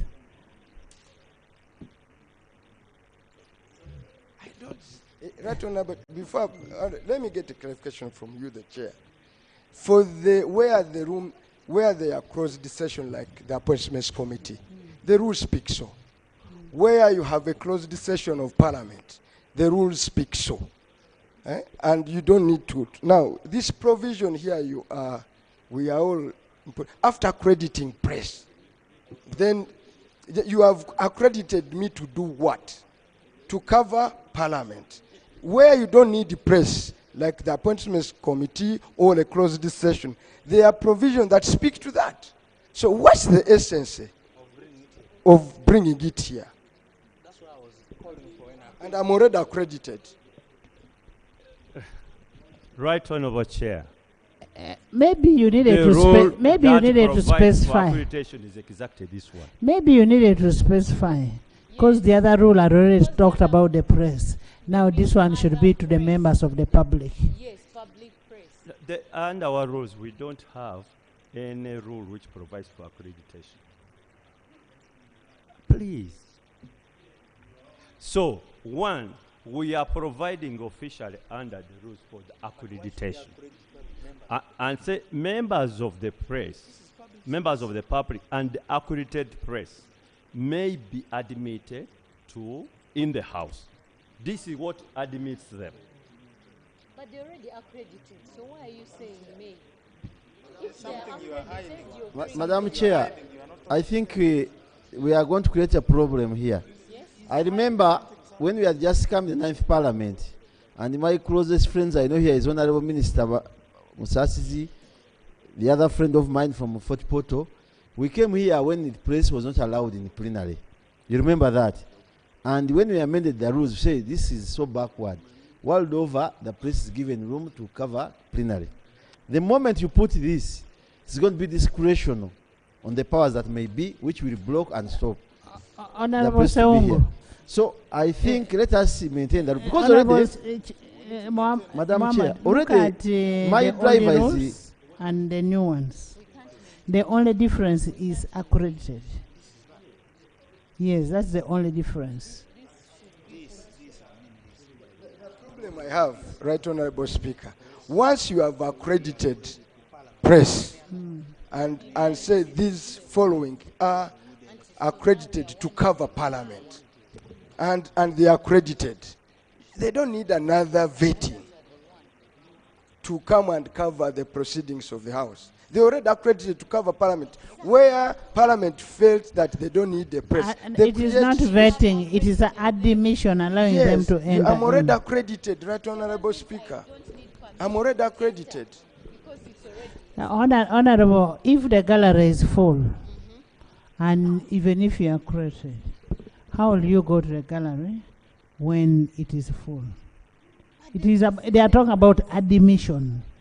You will be admitted to go and sit in the gallery once you are accredited. But if the gallery is full, then we can do it in phases. Then let this one first come in, and then the other. I don't see any. Madam Speaker, can I give my opinion? Thank you.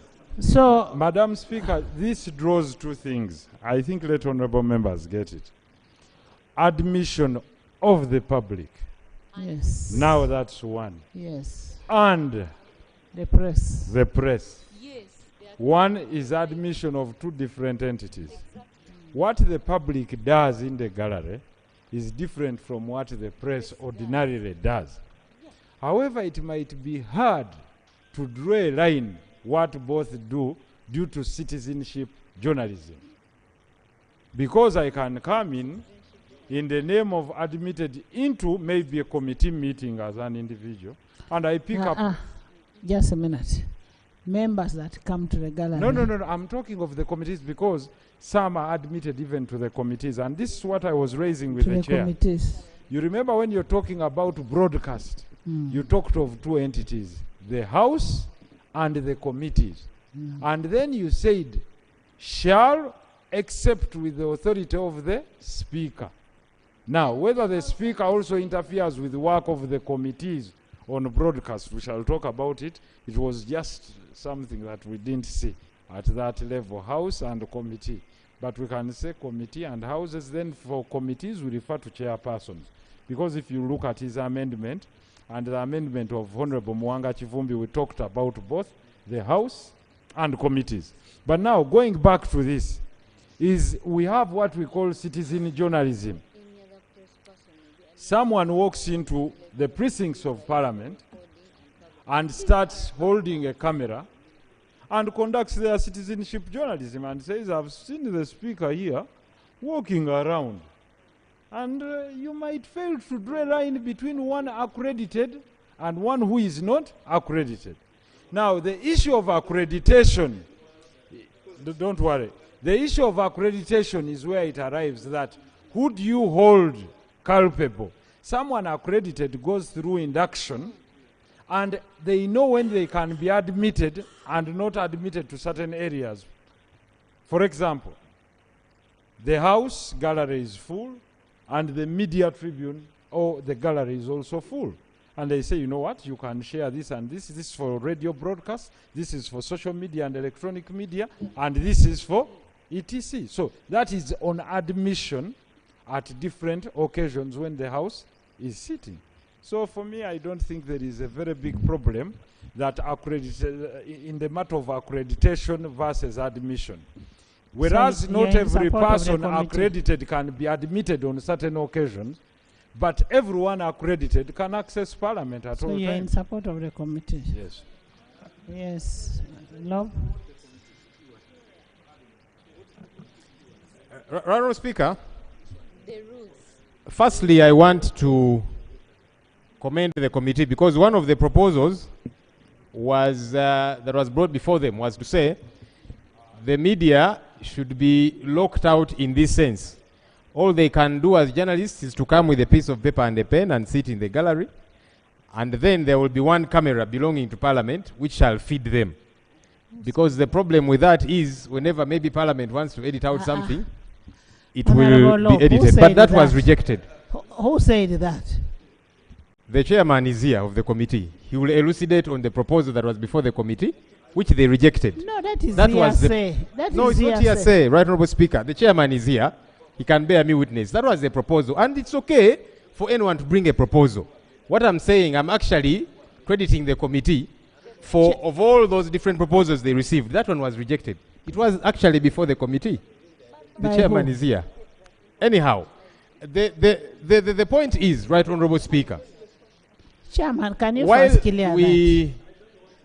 Chairman, can you clear that?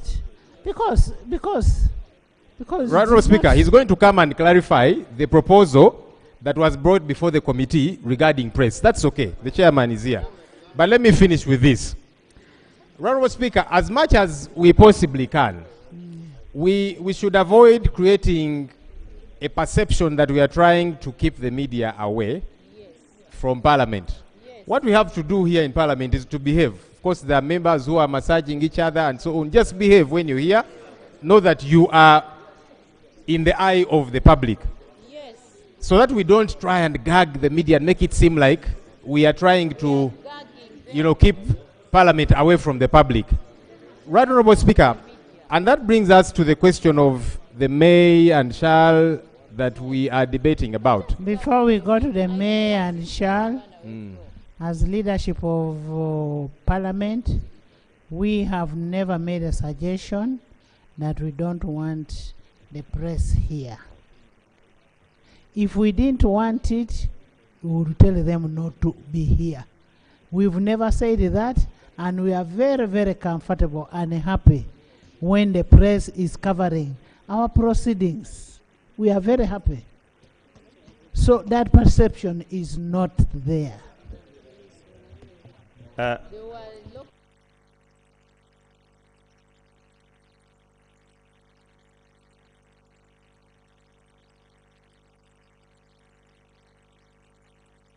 We've never received as a committee a proposal to lock out the press.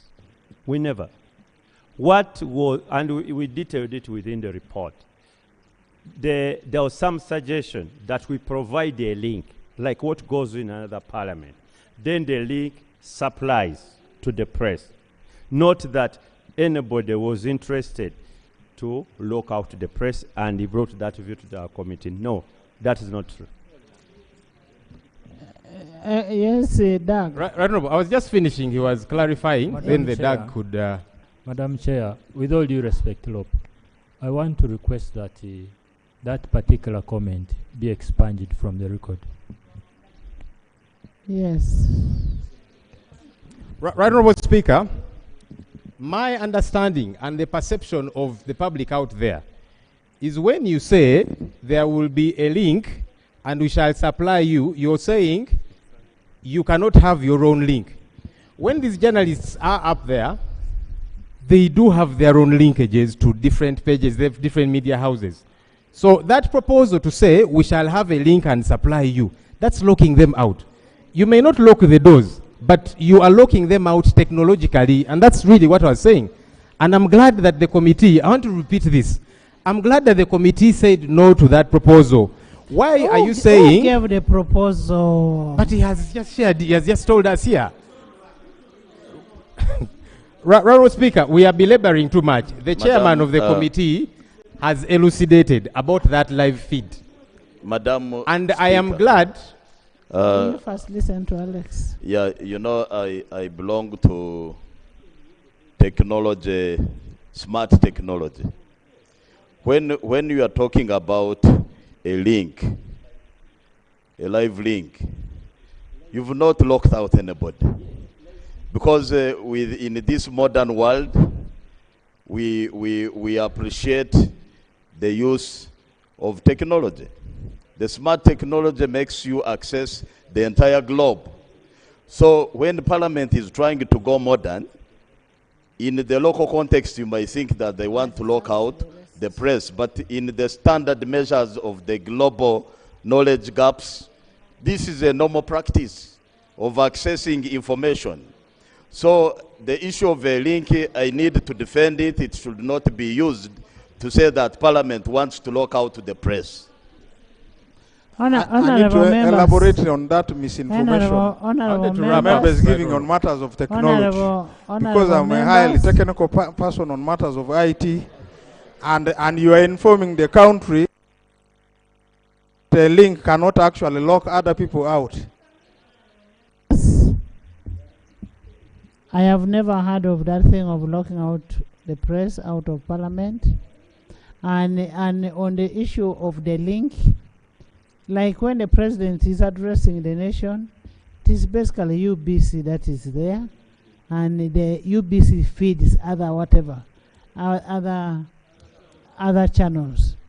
And if we want, actually one of these days, I'm happy you've talked about it, we need to decongest that place there, where people think they should go and address the press. We have a room. We have a room where all the press people should go. If you want to go and do legislation on media, you go to that room and address from there. I am happy you have talked it to yourself. I'm also going to decongest the outside there. I am going to decongest. Yes. So whether it is in the rules or not, we shall do it. Honourable Speaker, let me wrap up this way. Firstly, of course, there's many administrative actions that can be taken. But, Honourable Speaker, I want to... But remember, we are supposed to have a TV, radio here. And we have a studio here. That's okay. I don't know what happened. I had not joined Parliament when that suggestion came. We have a studio down there. From there. Honourable Speaker, as I wrap up, I want to suggest that let's not gag members and the press too much, because now you might say, even in your office, you can't do an interview. In the corridors, you know, I think it's okay for members to be able to move freely. But again, I'm glad that that particular proposal was not allowed by the committee. But, Honourable Speaker, I think when we say shall, we are setting a general principle that as Parliament, we are open to the public, we are open to scrutiny. The other administrative details can be worked out. I know that Parliament accredits about 200 journalists. Now, you cannot have all the 200 journalists in the press gallery. That's what now gets to be worked about administratively. Law, Rule 23, sittings of the House to the public.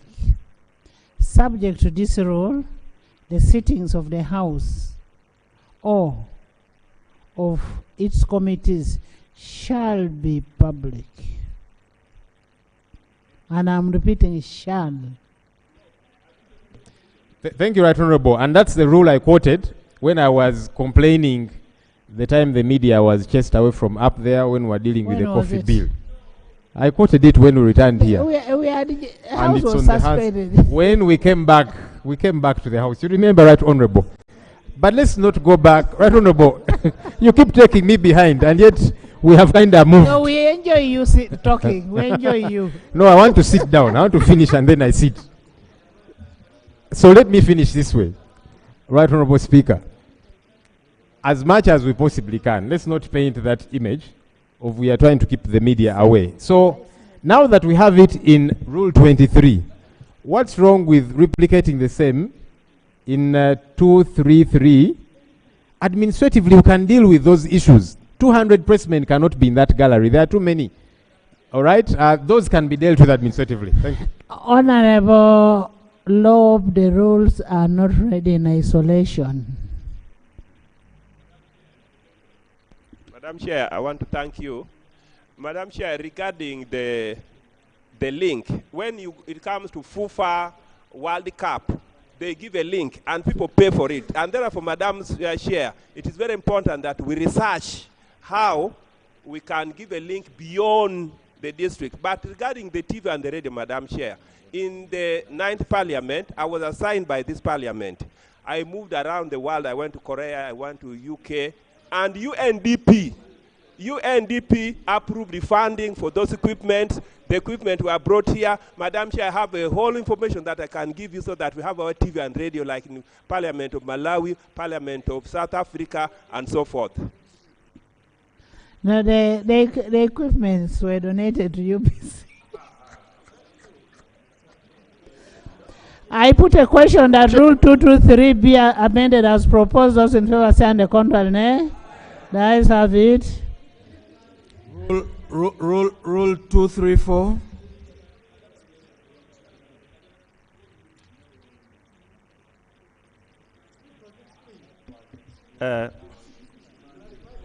Right Honourable Speaker,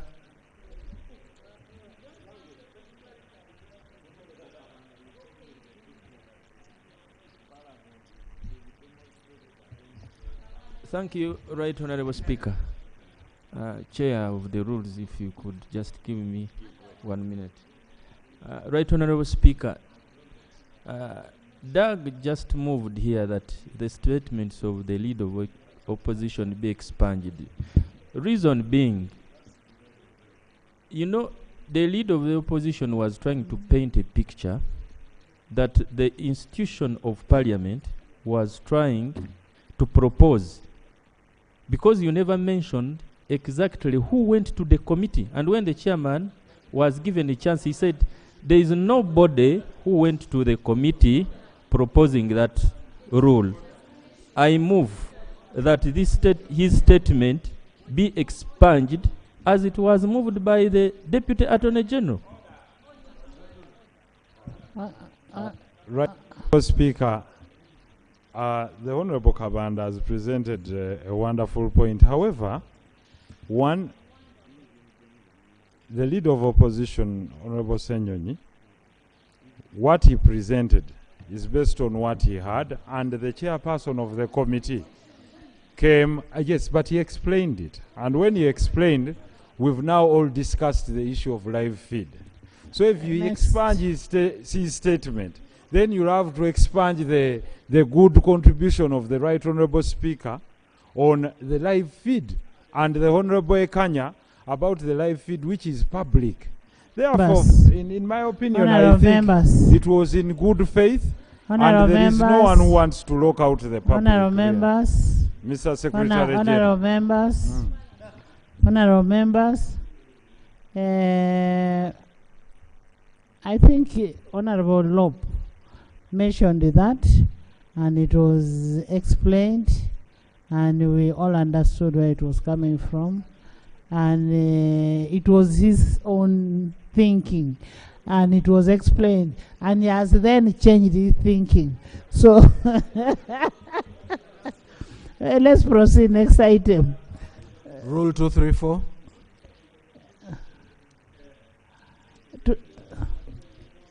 Thank you very much, Chair.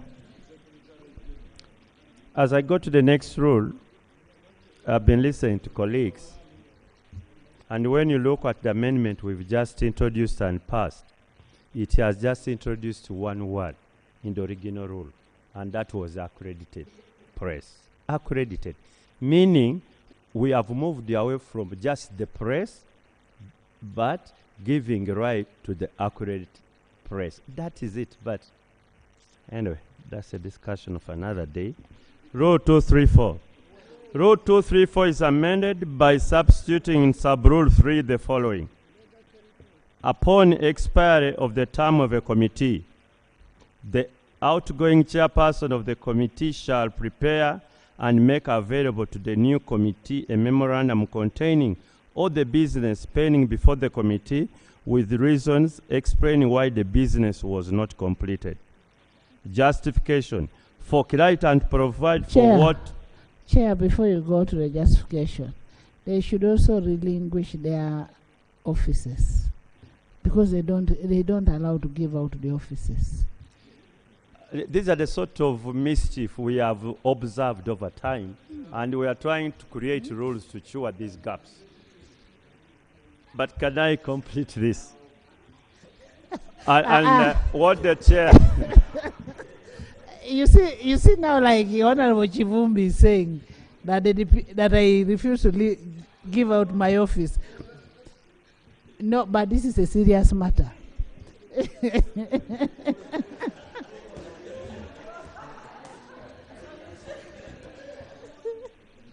Okay, we leave offices.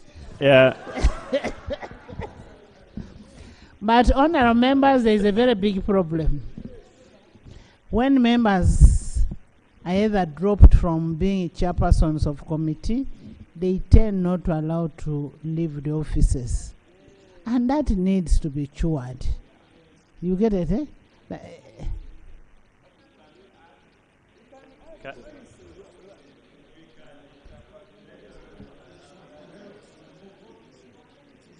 Yes.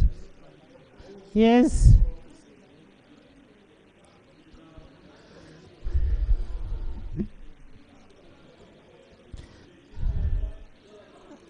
Chair, microphone. The Chike comment coming from my brother, the Hono Mwanga Chivumbi, reminds me of Butambala. There are so many things which are grown in that press. Butambala, yes. Butambala, so... Actually, when we went for a by-election, we go to them. Can we go back to Rule 234, the Honorable Chivumbi Mwanga? Upon expiry of the term of a committee, the outgoing chairperson of the committee shall prepare and make available to the new committee a memorandum containing all the business pending before the committee with reasons explaining why the business was not completed. Justification. For clarity and provide for what the memorandum under sub-rule 2343 is supposed to contain. 2, to provide for smooth transition between the outgoing and the incoming committees. I beg to move.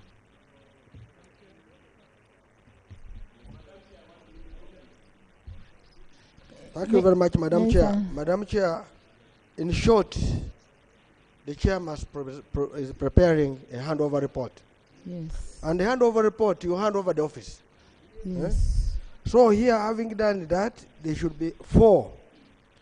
That the chair shall prepare handover report, and handover office. The justification, you don't hand over only business, but you should also hand over the what?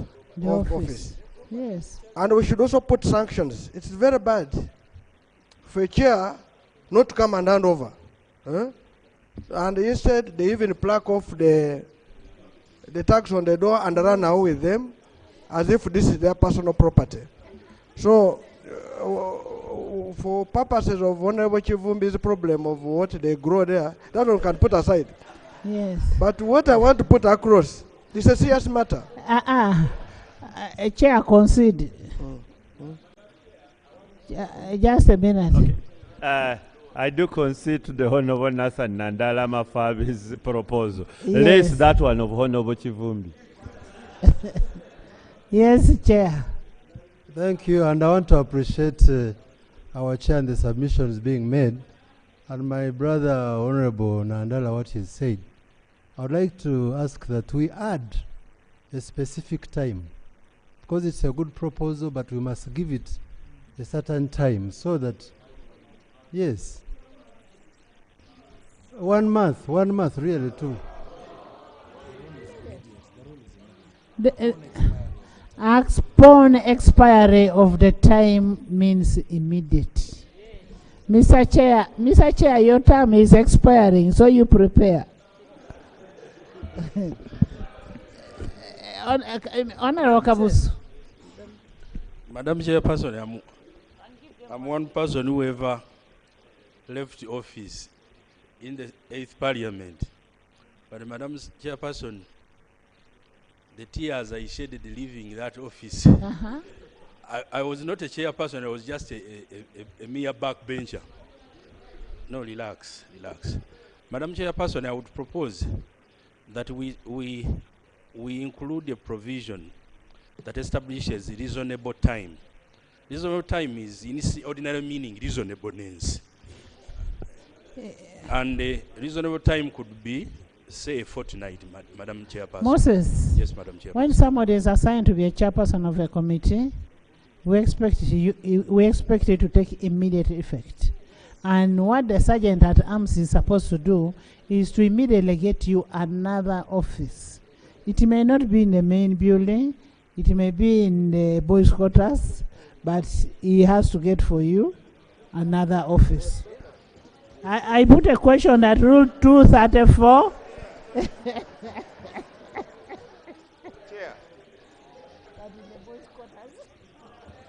Chair, now instead of the memorandum, we have agreed that we call it a handover report, because that is when we shall bring out all the space, challenges and business, instead of the word memorandum. Handover report? Let's dispose one by one. Hey, you're here. What we are providing actually is a handover report. It's just the English, eh? It's just baptizing its Yes. different words. Yeah, Madam Chair, we want to appreciate this provision because it is important.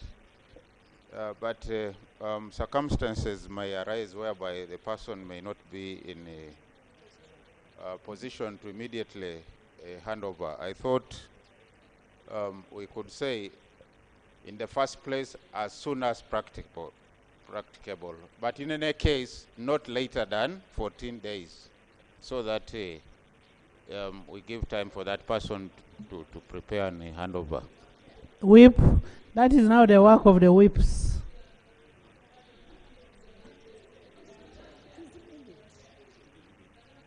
Honorable members, the moment your name is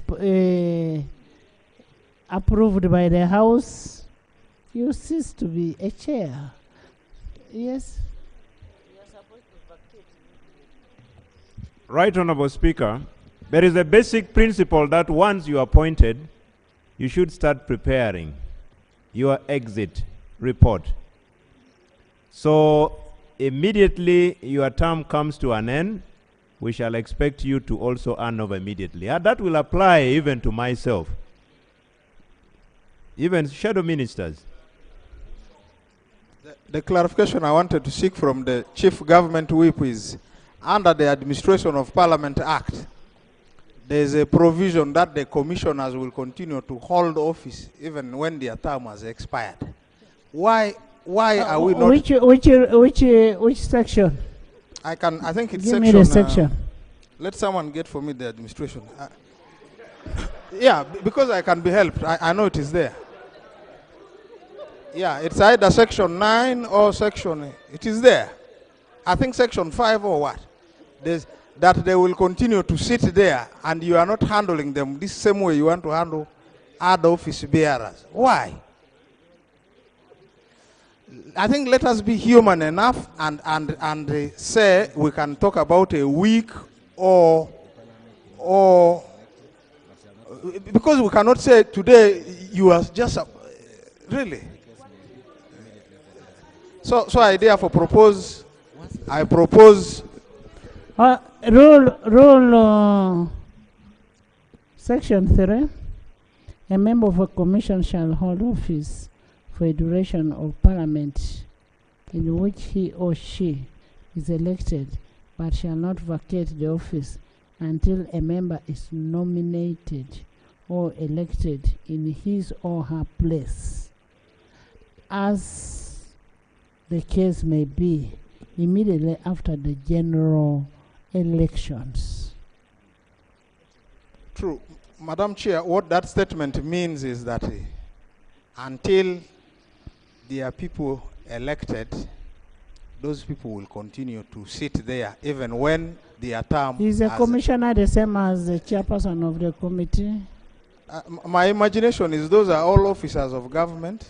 No. And there must be accorded some bit of. No. True. At least a week. Thank you so much, Madam Chair. Madam Chair, we are making a new rule to cure a problem.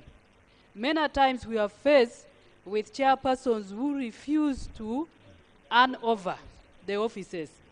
And Madam Chair, the work of the chairperson must begin, because this is the work, they are the leadership of the committees. And if we give just an open check to them, how shall we cure this problem? So for me, Madam Chair, it should be immediate that when a new chairperson comes, the old one must vacate the office and leave the room for the new chairperson to begin the work of Parliament immediately. Yes, Madam Chair. Yes, Honorable Mapenduchi. Madam Chair, Madam Chair, it is unfortunate that the uncouth behaviors of some people is creating a situation that would make certain chairpersons become victims. Madam Chair, it is important to recognize that when someone is appointed a chairperson, and after they have served, we need to accord them certain respect. And also know that it's a transition. And so it should be treated as such. Madam Chair, I would suggest that we include that upon assignment or appointment of new members, the transition should be within 7 days from the date of appointment. No. Thank you, Madam Chair. Honourable members, one, we are making a change from a memorandum to a what? An over report. And two, upon appointment, it is immediate. I put a question that Rule 234 be amended as proposed and amended by Honourable Christine. Those in favor say and to contrary nay. The ayes have it. New rule. Let me tell you people, when in the 10th Parliament, most of the chairpersons who were removed the tags and refused to give the new leadership the offices. Yes. Honorable Katuntu was a chairperson of Kosase. He's still in that office up to today. New rule.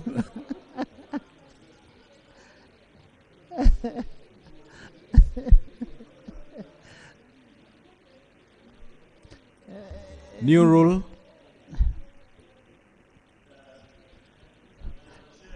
Honorable Elijah. The rules are amended by inserting immediately after Rule 234 the following. 234A. Upon dissolution of the House, the Clerk to Parliament shall prepare a legacy report detailing the achievements, challenges, and pending business of the House and each committee of Parliament. The legacy report shall be laid on table within the first 7 sittings of the first session of Parliament. Justification to inform the succeeding Parliament of the business that was handled and that which is outstanding for consideration by the new committee. I beg to move. Thank you. That's a very good one. The 7 sittings appear to be many, because the first 2 we are electing the leaders. Then it could be the third. What shall we be discussing What shall we be discussing? Within. Within. This within. It can even be on the third sitting. Okay. Yes. Then the charge to come out clearly here. Otherwise, it's as if after the 7th. No, it should be within. Parliament shall prepare a legacy report detailing the achievements, challenges, and pending business of the House and each committee of Parliament. The legacy report shall be laid on table within the first 7 days. The 7 sittings. I put a question that the new insertion immediately after Rule 234 be adopted. Those in favor say under control and nay. The ayes have it. Rule 236. 236. Yes. 236.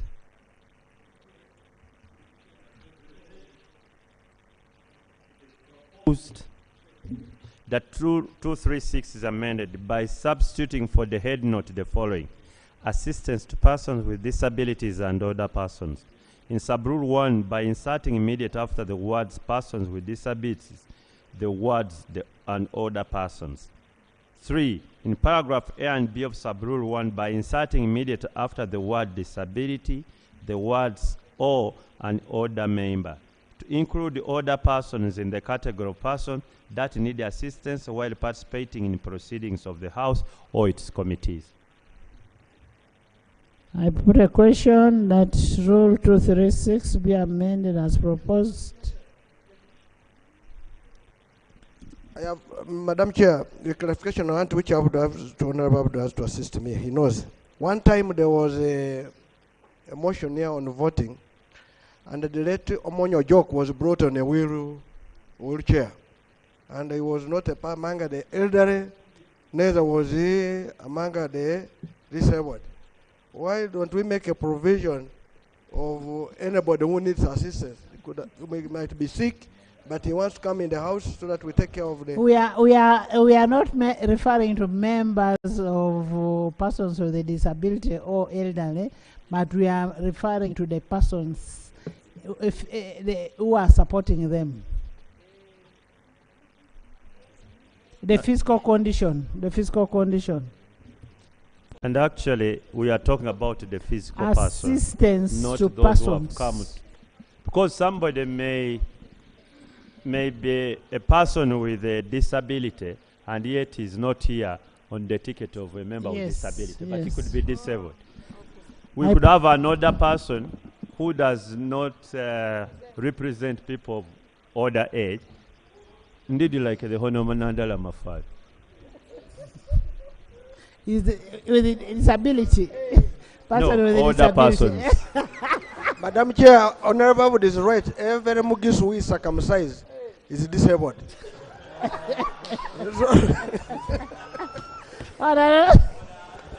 I put a question that Rule 236 be amended as proposed. Those in favor say under control nay.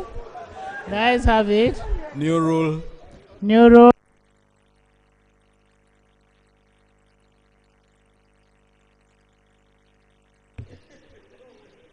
New rule, insertion of new rule. The rules amended by inserting immediate after Rule 241 the following: computation of time. For the purposes of Rule 3010, 33.1, 35.1, 36.1, 39.1, 42, 41.5, Rule 129.2, 141.1, 169.2, 218.1.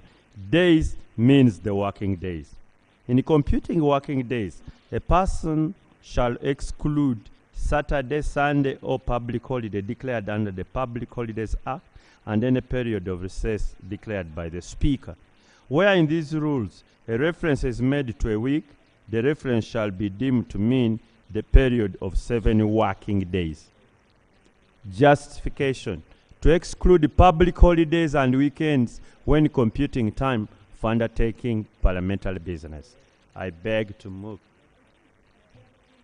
I put a question that the new rule be inserted immediately after Rule 241 as proposed. Those in favor say and the contrary nay. The ayes have it. Rule 66.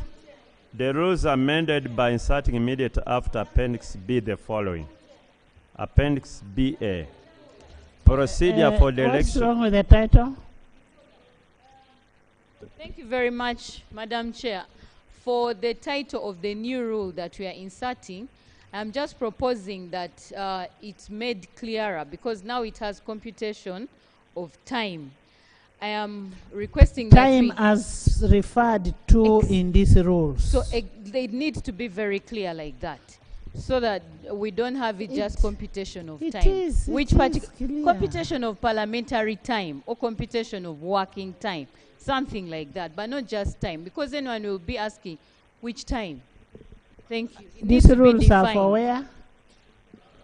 But we've been defining things here. Oh, a head note is not the law. The law is what is in the detail. So don't just read a head note and you think you've read. You have to read the rule itself. No, it will come in one.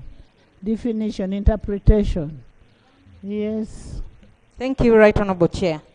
Chair, I have observed that we are passing these rules without defining the quorum. Is it not time for us? I've tried to look through, and there is nothing like quorum. And yet, it is important that when people have meetings, this is a very important document for us. We should insert a new rule on quorum. The rules shall be amended with at least 1/3. I don't see anything mentioned regarding quorum. And that's why, pardon? 24. Madam Chair, if we go on these rules and we begin looking for quorum, we shall never amend them.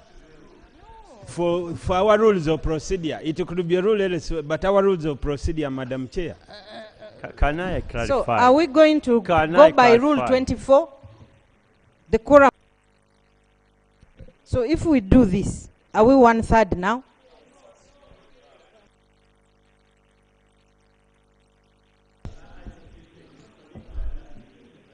Next. Whoever doesn't want can go. If you're not satisfied, you know where to get the remedy from. Insertion of Appendix BA.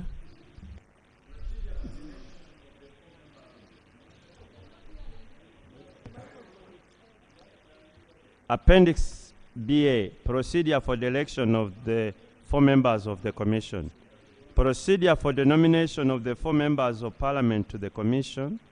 The clerk shall, within 2 days of the first sitting of the first meeting of the first session of Parliament, or be at least 14 days before the end of the term of the 4 members of the Commission in existence during the term of Parliament, by notice, inform members of Parliament of the date for nomination of members of Parliament for election to the Commission. 2. Nomination of members. Subject to Section 2.4 of the Administration of Parliament Act, nomination of candidates for election to the Commission shall be made by members of Parliament from A. The government side, who shall nominate 6 members from among their number, and B. The opposition side, who shall nominate 3 members from among their number. Madam, 3. Madam Speaker, the Presentation of procedure I'm nominees to raising, the House. Abdu, Listen. Abdu, you are right. Madam Speaker, procedure issue I'm raising. 4 members of the commission. You're saying the other ones is 6, then this one's 3. So, Madam Chair, what I wanted, Yes. the procedure issue I'm raising, why don't we do one by one? So that we dispose of one, we go to the next one, and while Abdu can lead us in that. We wouldn't be procedure right to do that, because if you look at one, we might forget and pass it to members and make mistakes. Let's first listen to what he says and we see.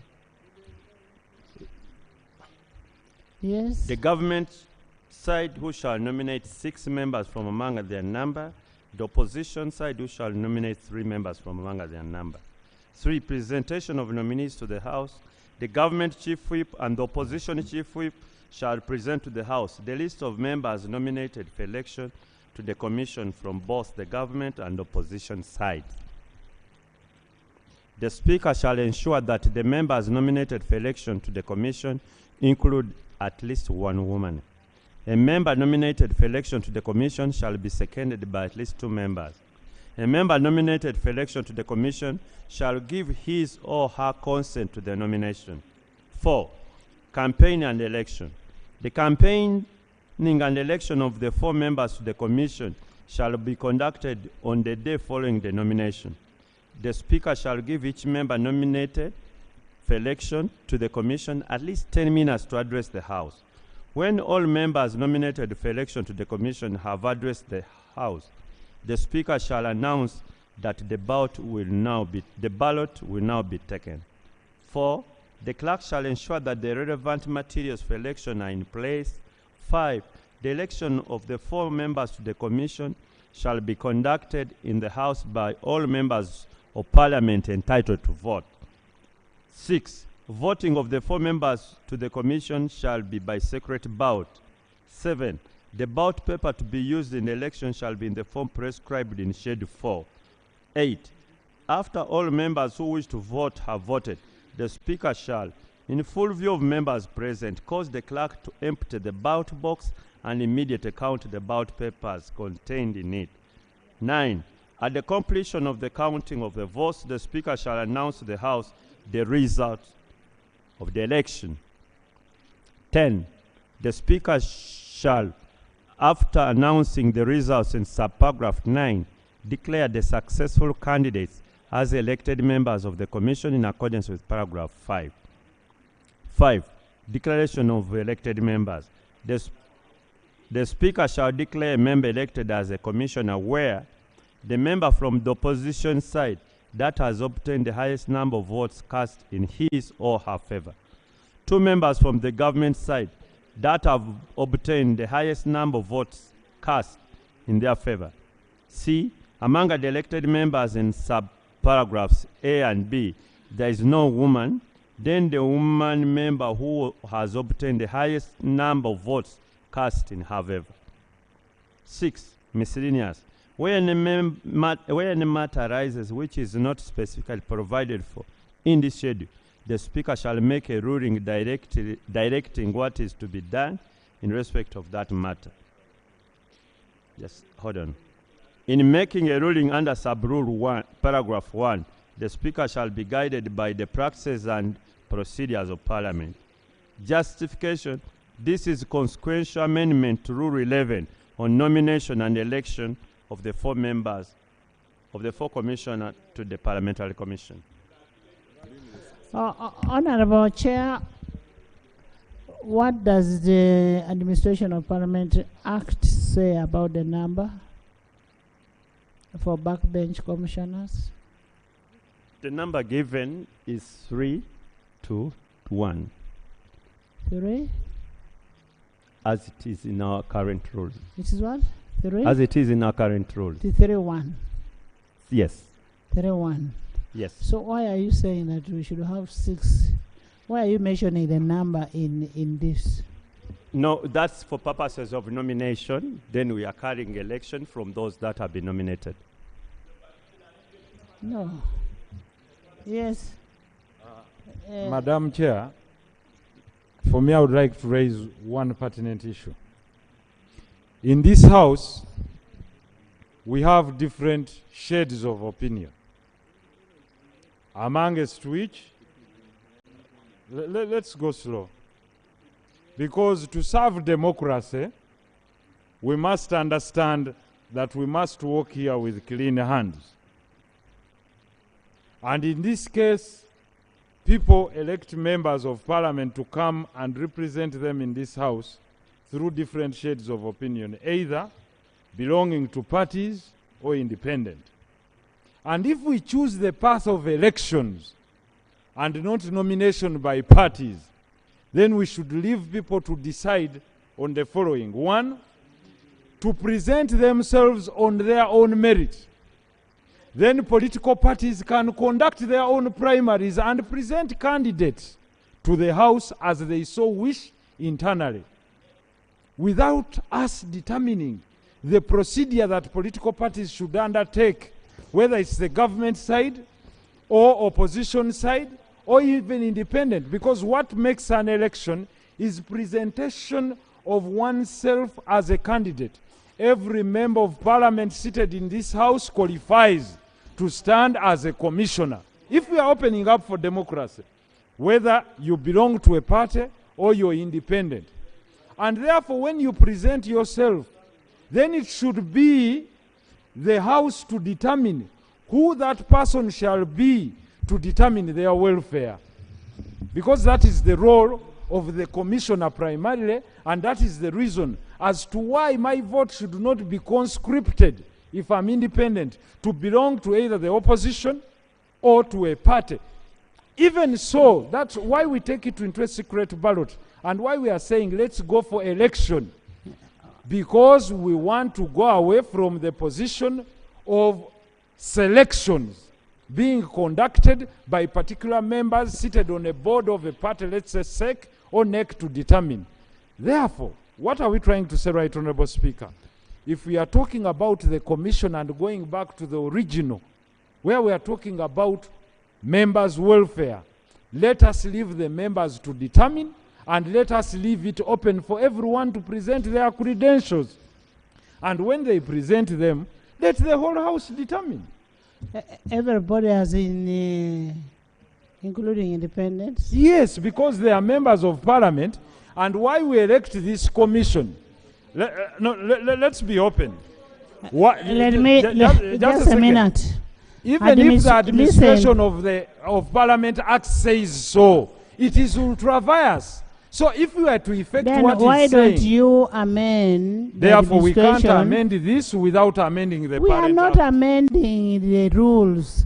Actually, you're speaking in a wrong fora. Because the rules, you're speaking on the rules instead of speaking on the Administration of Parliament Act.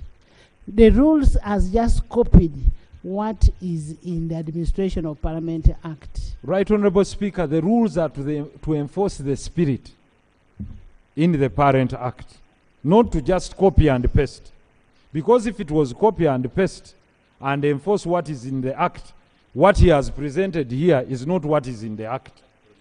So, we are talking about how we manage ourselves. So, Right Honorable Speaker, as regards this rule, even if it means going back to amend the Parent Act, in order to get the aims and aspirations of members of Parliament, then let's do exactly that, because we cannot disenfranchise certain people in this house in the name of raising the autocracy of parties against the will of members. Honorable members, in the 10th Parliament, we brought that debate, and Honorable Nathan Nandala Mafavi was the one who shot me down and said, for you, you are independent. Don't talk about this. So, you get it, eh? Don't talk about this. Nathan refused it. You get it, eh? Honorable. Right Honorable Speaker. I think this is a very intricate matter. First and foremost, we try to follow, the Commonwealth practices that creates the opposition and independence.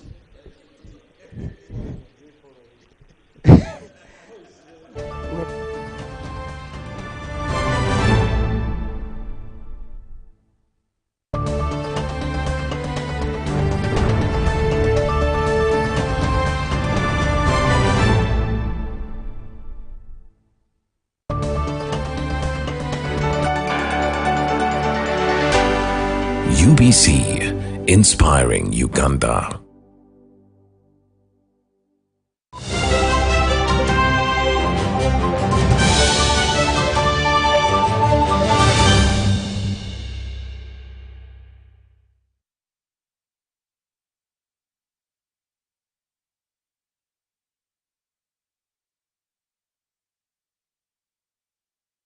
Hujambo mtazamaji wa UBC TV, ifuatayo ni taarifa ya habari. Naitwa Bella Masangano, unakaribishwa sana na tuwe sote hadi mwisho wa taarifa hii ya habari. Na katika taarifa ya kwanza ni kwamba kamati ya wanawake ya Kampala Women Council inayoundwa na wanawake kutoka divisheni zote 5 zinazounda mji wa Kampala, yani Kampala Central, Kawempe, Makindye, Lubaga na Nakawa imeendesha mkutano wa wanawake unaolenga kutatua changamoto zinazowakumba wanawake na watoto. Viongozi wa kamati hiyo wakiungwa mkono na wasaidizi wao wamelalamikia kitendo cha kushindwa kukutana na Rais Museveni ili wamweleze matatizo yao, licha ya kwamba Rais Museveni amekuwa akikutana na makundi mengine mbalimbali. Wanawake hao wanasema kwamba hawajafaidika kwa namna yoyote na mipango ya kimaendeleo kama PDM na Grow na mingine iliyoanzishwa na Rais Museveni kwa ajili ya kuwasaidia wananchi wenye vipato duni kujiendeleza kiuchumi. Wamemuomba Rais Museveni awape fursa ya kukutana nao kwa sababu inaonekana kama hata barua wanazomwandikia hazimfikii. Wamesema hawatosherekea maadhimisho ya siku ya wanawake duniani ya tarehe 8 mwezi wa Machi mwaka huu iwapo hawatopewa fursa ya kukutana na Rais Museveni. Face to face. We have never seen you, Mr. President. We just sight you on the way moving, but we want to sit with you and we tell you our problem. We have a lot of challenges as mothers. The mothers of those ghettos, the mothers of everyone. We have a lot to tell you, Mr. President. Please give us that chance. As women's leader, we are coming. We want you to meet us as women leaders, but not everyone, because we are too many. Our chairperson has tell you the number of women in Kampala, the leaders, but we are too many. We cannot come all, but we want you to meet us as the leaders only. Come to ask him to meet us. We are going. When we meet him, everything is going to be okay. We are tired of being betrayed to take us and desert us there. We want him to see him before Women's Day. Mzee, we are waiting to talk to you. We have more to tell you. Yeah.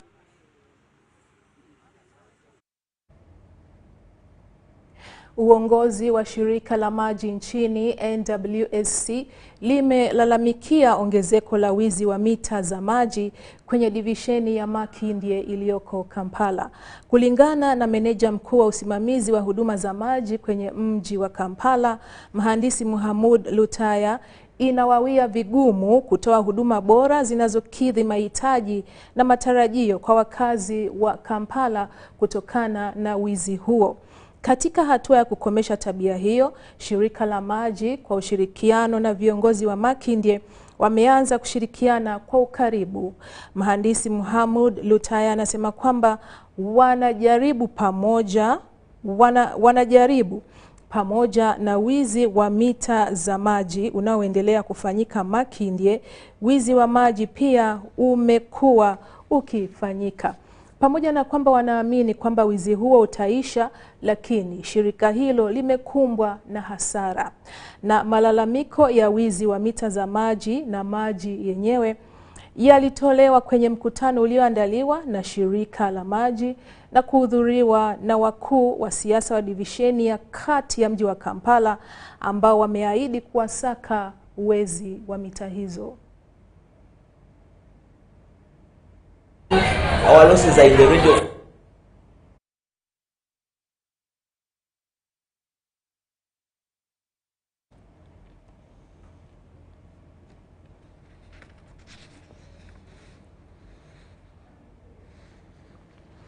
Wadau katika sekta ya nishati wamearifu kuhusu dhamira yao ya kutumia njia mbadala za utatuzi wa mizozo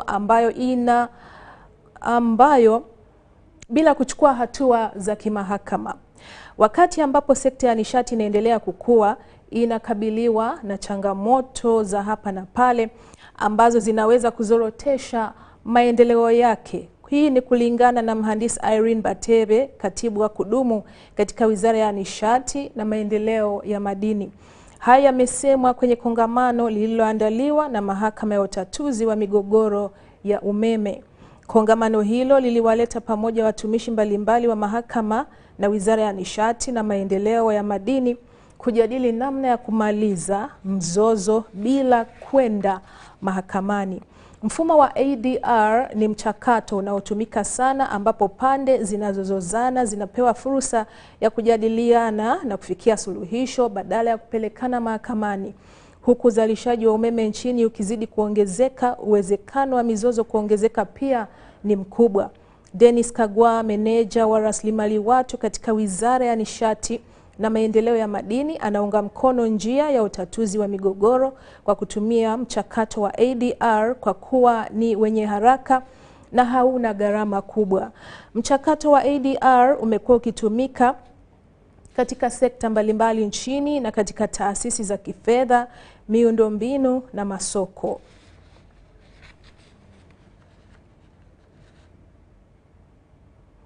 Asasi za kiraia zimetoa wito kwa serikali nchini kufanya majadiliano na wadau ukiwemo na upinzani katika kutafutia suluhu changamoto iliyopo ambayo inaweza kuchangia mvutano wa kisiasa na ukiukaji wa haki za binadamu. Katika kikao cha asasi za kiraia pamoja na waandishi wa habari Kampala, kilichoongozwa na kiongozi wa kituo cha uongozi cha kikatiba Sarah Birete, asasi hizo zilipaza sauti kushinikiza kuachiliwa huru kwa Dr. Kizza Besigye mara moja ili akapate tiba maalum anayohitaji. Hivi karibuni, waziri wa ICT na mwongozo wa taifa Dr. Chris Baryomunsi alitoa wito kwa umma na wafuasi wa Besigye kuvuta subira na kuwa watulivu na kukanusha madai ya kwamba Dr. Besigye alikimbizwa hospitalini kutokana na yeye kuzidi kuugua. Na mtazamaji, hivi sasa tupate mapumziko kutoka studio.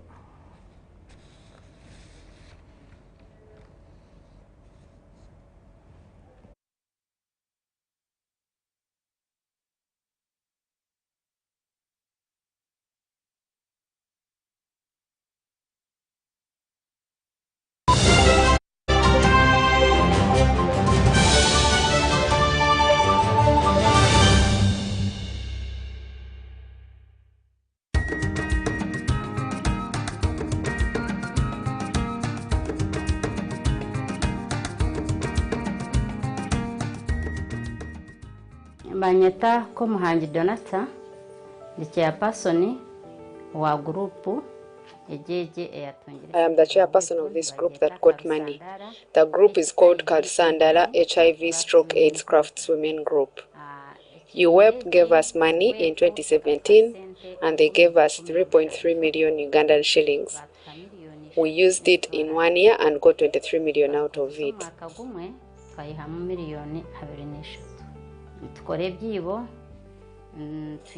We do baskets and kitchen gardens, and we also have a saving group.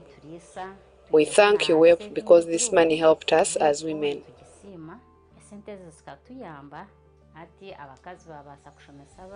Women can now educate their children and build houses because many of them are single mothers. We work without jealousy because we want to leave a legacy that even those who will be around tomorrow will appreciate.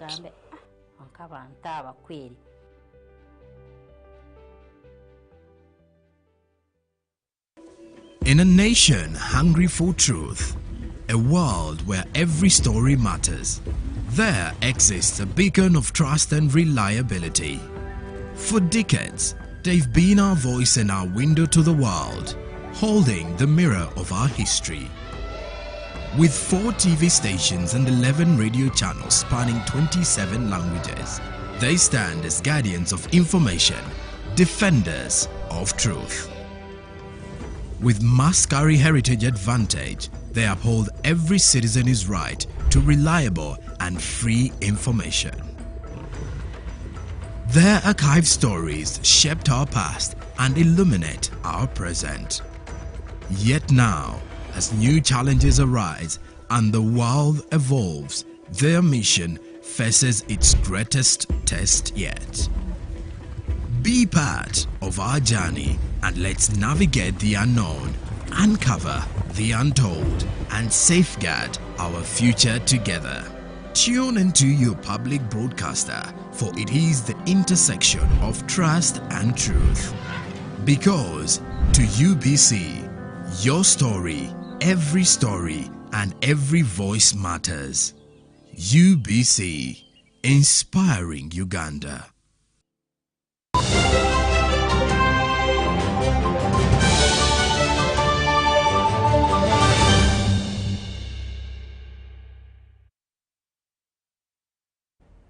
Na chama pinzani cha DP kimemtangaza Henry Kasaka Mubiru kama mshika bendera wake kuelekea uchaguzi mdogo wa jimbo la Kawempe North ambao umepangwa kufanyika mwezi ujao wa Machi tarehe 13.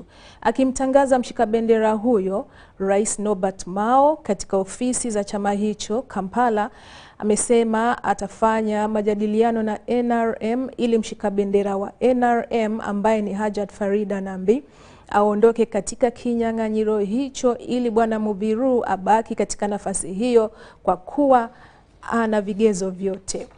Vyama vya siasa nchini vimekuwa vikiwatangaza washika bendera wake kwa ajili ya uchaguzi huo mdogo kwa muda sasa. Henry Kasaka anaarifu kwamba lengo la kuwania nafasi hiyo ya ubunge ni kutatua changamoto za kiuongozi na kurejesha kanuni za kidemokrasia nchini. Kasaka ni mtoaji mafunzo ya uongozi na vile ni mfadhili wa viongozi. Alishawahi kufanya kazi katika muungano wa vyama vya siasa IPOD kama meneja na ni mwasisi wa mtandao wa vijana wa Uganda Youth Network na vile ni mbunge katika kamati kuu ya ufalme wa Buganda. Kasaka ataungana na wenzake kutoka vyama vingine vya siasa kama Hajat Farida Nambi wa NRM, Erias Nalukola wa NUP na Muchibi Sadat wa FDC almaarufu kama Khalifa Aganaga na wengine ambao wanakuja kama wagombea wa kujitegemea katika kuwania kiti hicho.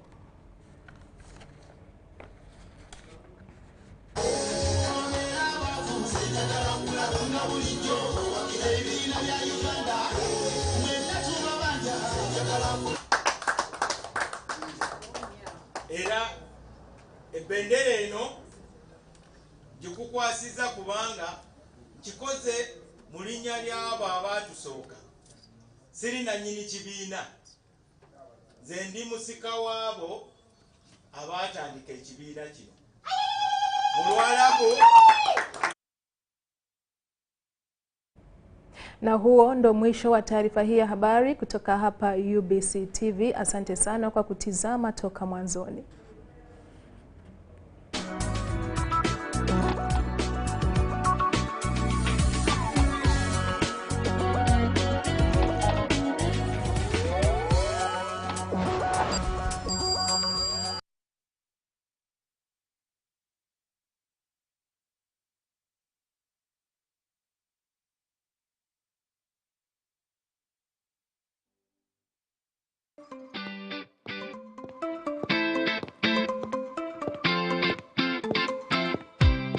International Women's Day is celebrated annually on 8th March. It is a time to reflect on progress made, to call for change and to celebrate acts of courage and determination play by women. On Saturday, 8th March, Uganda will join the rest of the world to commemorate International Women's Day.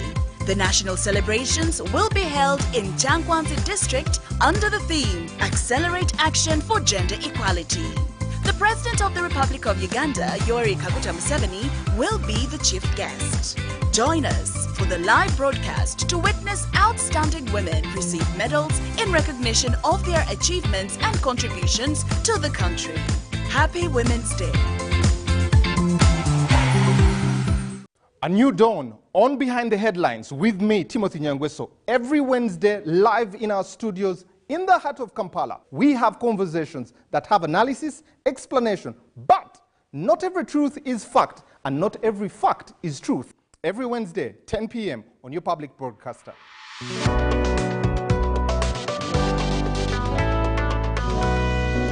on your public broadcaster, UBC, Inspiring Uganda. Did you know that our number one value as a nation is to respect and protect the environment? With the current population increase of Uganda and industrialization, this has increased pressure on the natural resources, resulting into environmental degradation and global warming. Developing countries like Uganda could face 80% of the global climate change effects by the year 2030 if no action is taken. Join us here on UBC TV, Inspiring Uganda, on our Eco Plus program, where we bring you an in-depth analysis of issues that are disastrous to our environment. Every Wednesday at 7:30 p.m. only on your loved station, the National Broadcaster.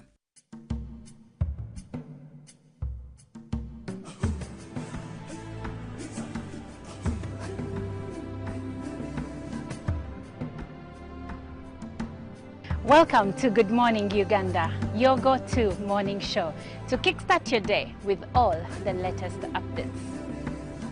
Let's dive deep into issues that matter most to you. In a world of stories waiting to be told, the headlines are your guide. Navigate the currents of news and knowledge with our daily updates of newspapers. Stay informed, stay empowered. From the roar of the crowd to the thunder of victory, witness the drama unfold with our sports updates. Whether on the field or in the stands, join us as we celebrate the spirit of champions. Rise with Good Morning Uganda, weekdays from 6:30 a.m.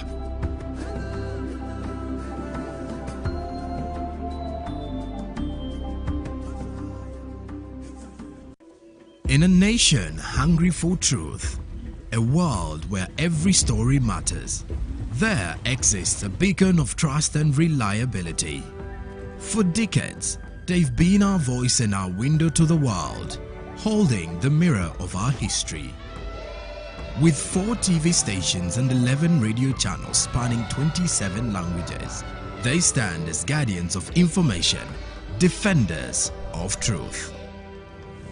With Mascari Heritage Advantage, they uphold every citizen's right to reliable and free information. Their archived stories shaped our past and illuminate our present. Yet now, as new challenges arise and the world evolves, their mission faces its greatest test yet. Be part of our journey and let's navigate the unknown, uncover the untold, and safeguard our future together. Tune into your public broadcaster, for it is the intersection of trust and truth. Because to UBC, your story, and every voice matters. UBC, Inspiring Uganda.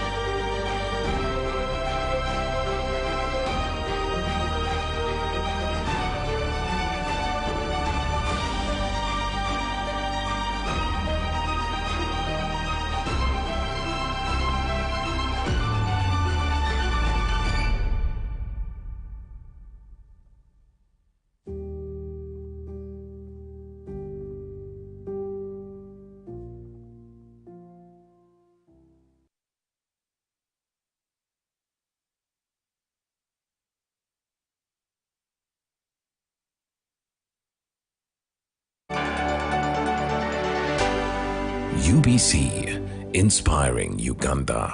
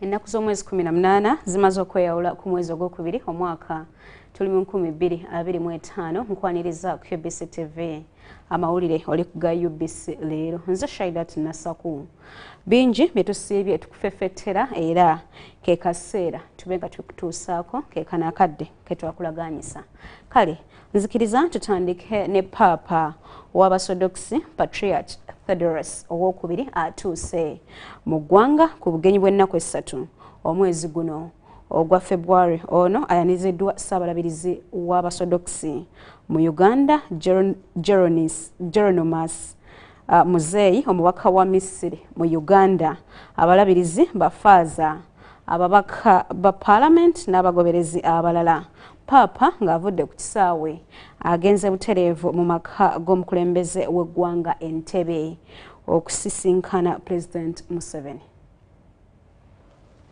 Libadde essanyu ku kisaawe ky'ennyonyi Entebbe ng'abagoberezi b'eddiini y'Abasodoksi baaniriza Papa waabwe His Beatitude Theodorus owookubiri atuuse mu ggwanga akawungeezi ka leero. Ono ayaniriziddwa Ssaabalabirizi w'Abasodoksi mu Uganda Geronimus Muzeeyi omubaka wa Misiri mu Uganda abalabirizi ab'enjawulo ababaka ba Paalamenti n'abagoberezi b'eddiini y'Abasodoksi bangi. Papa ayogeddeko ne bannamawulire ng'abadde ayogera mu Luyonaani ebigambo bye bivuunuddwa Faaza Paulo Mutaasa ng'ategeezezza nti Uganda emuli ku mutima era musanyufu okukyala kwe wano. And what the church does is for you. And it will be a very big work. And I want to say a very big thank you. If you had opened my heart, you can see the name Uganda on my heart. And thank you, my children. Papa ayogedde ne ku butabanguko obuli mu mawanga ga Ssemazinga Africa n'asaba omutonzi okugagivuunusa.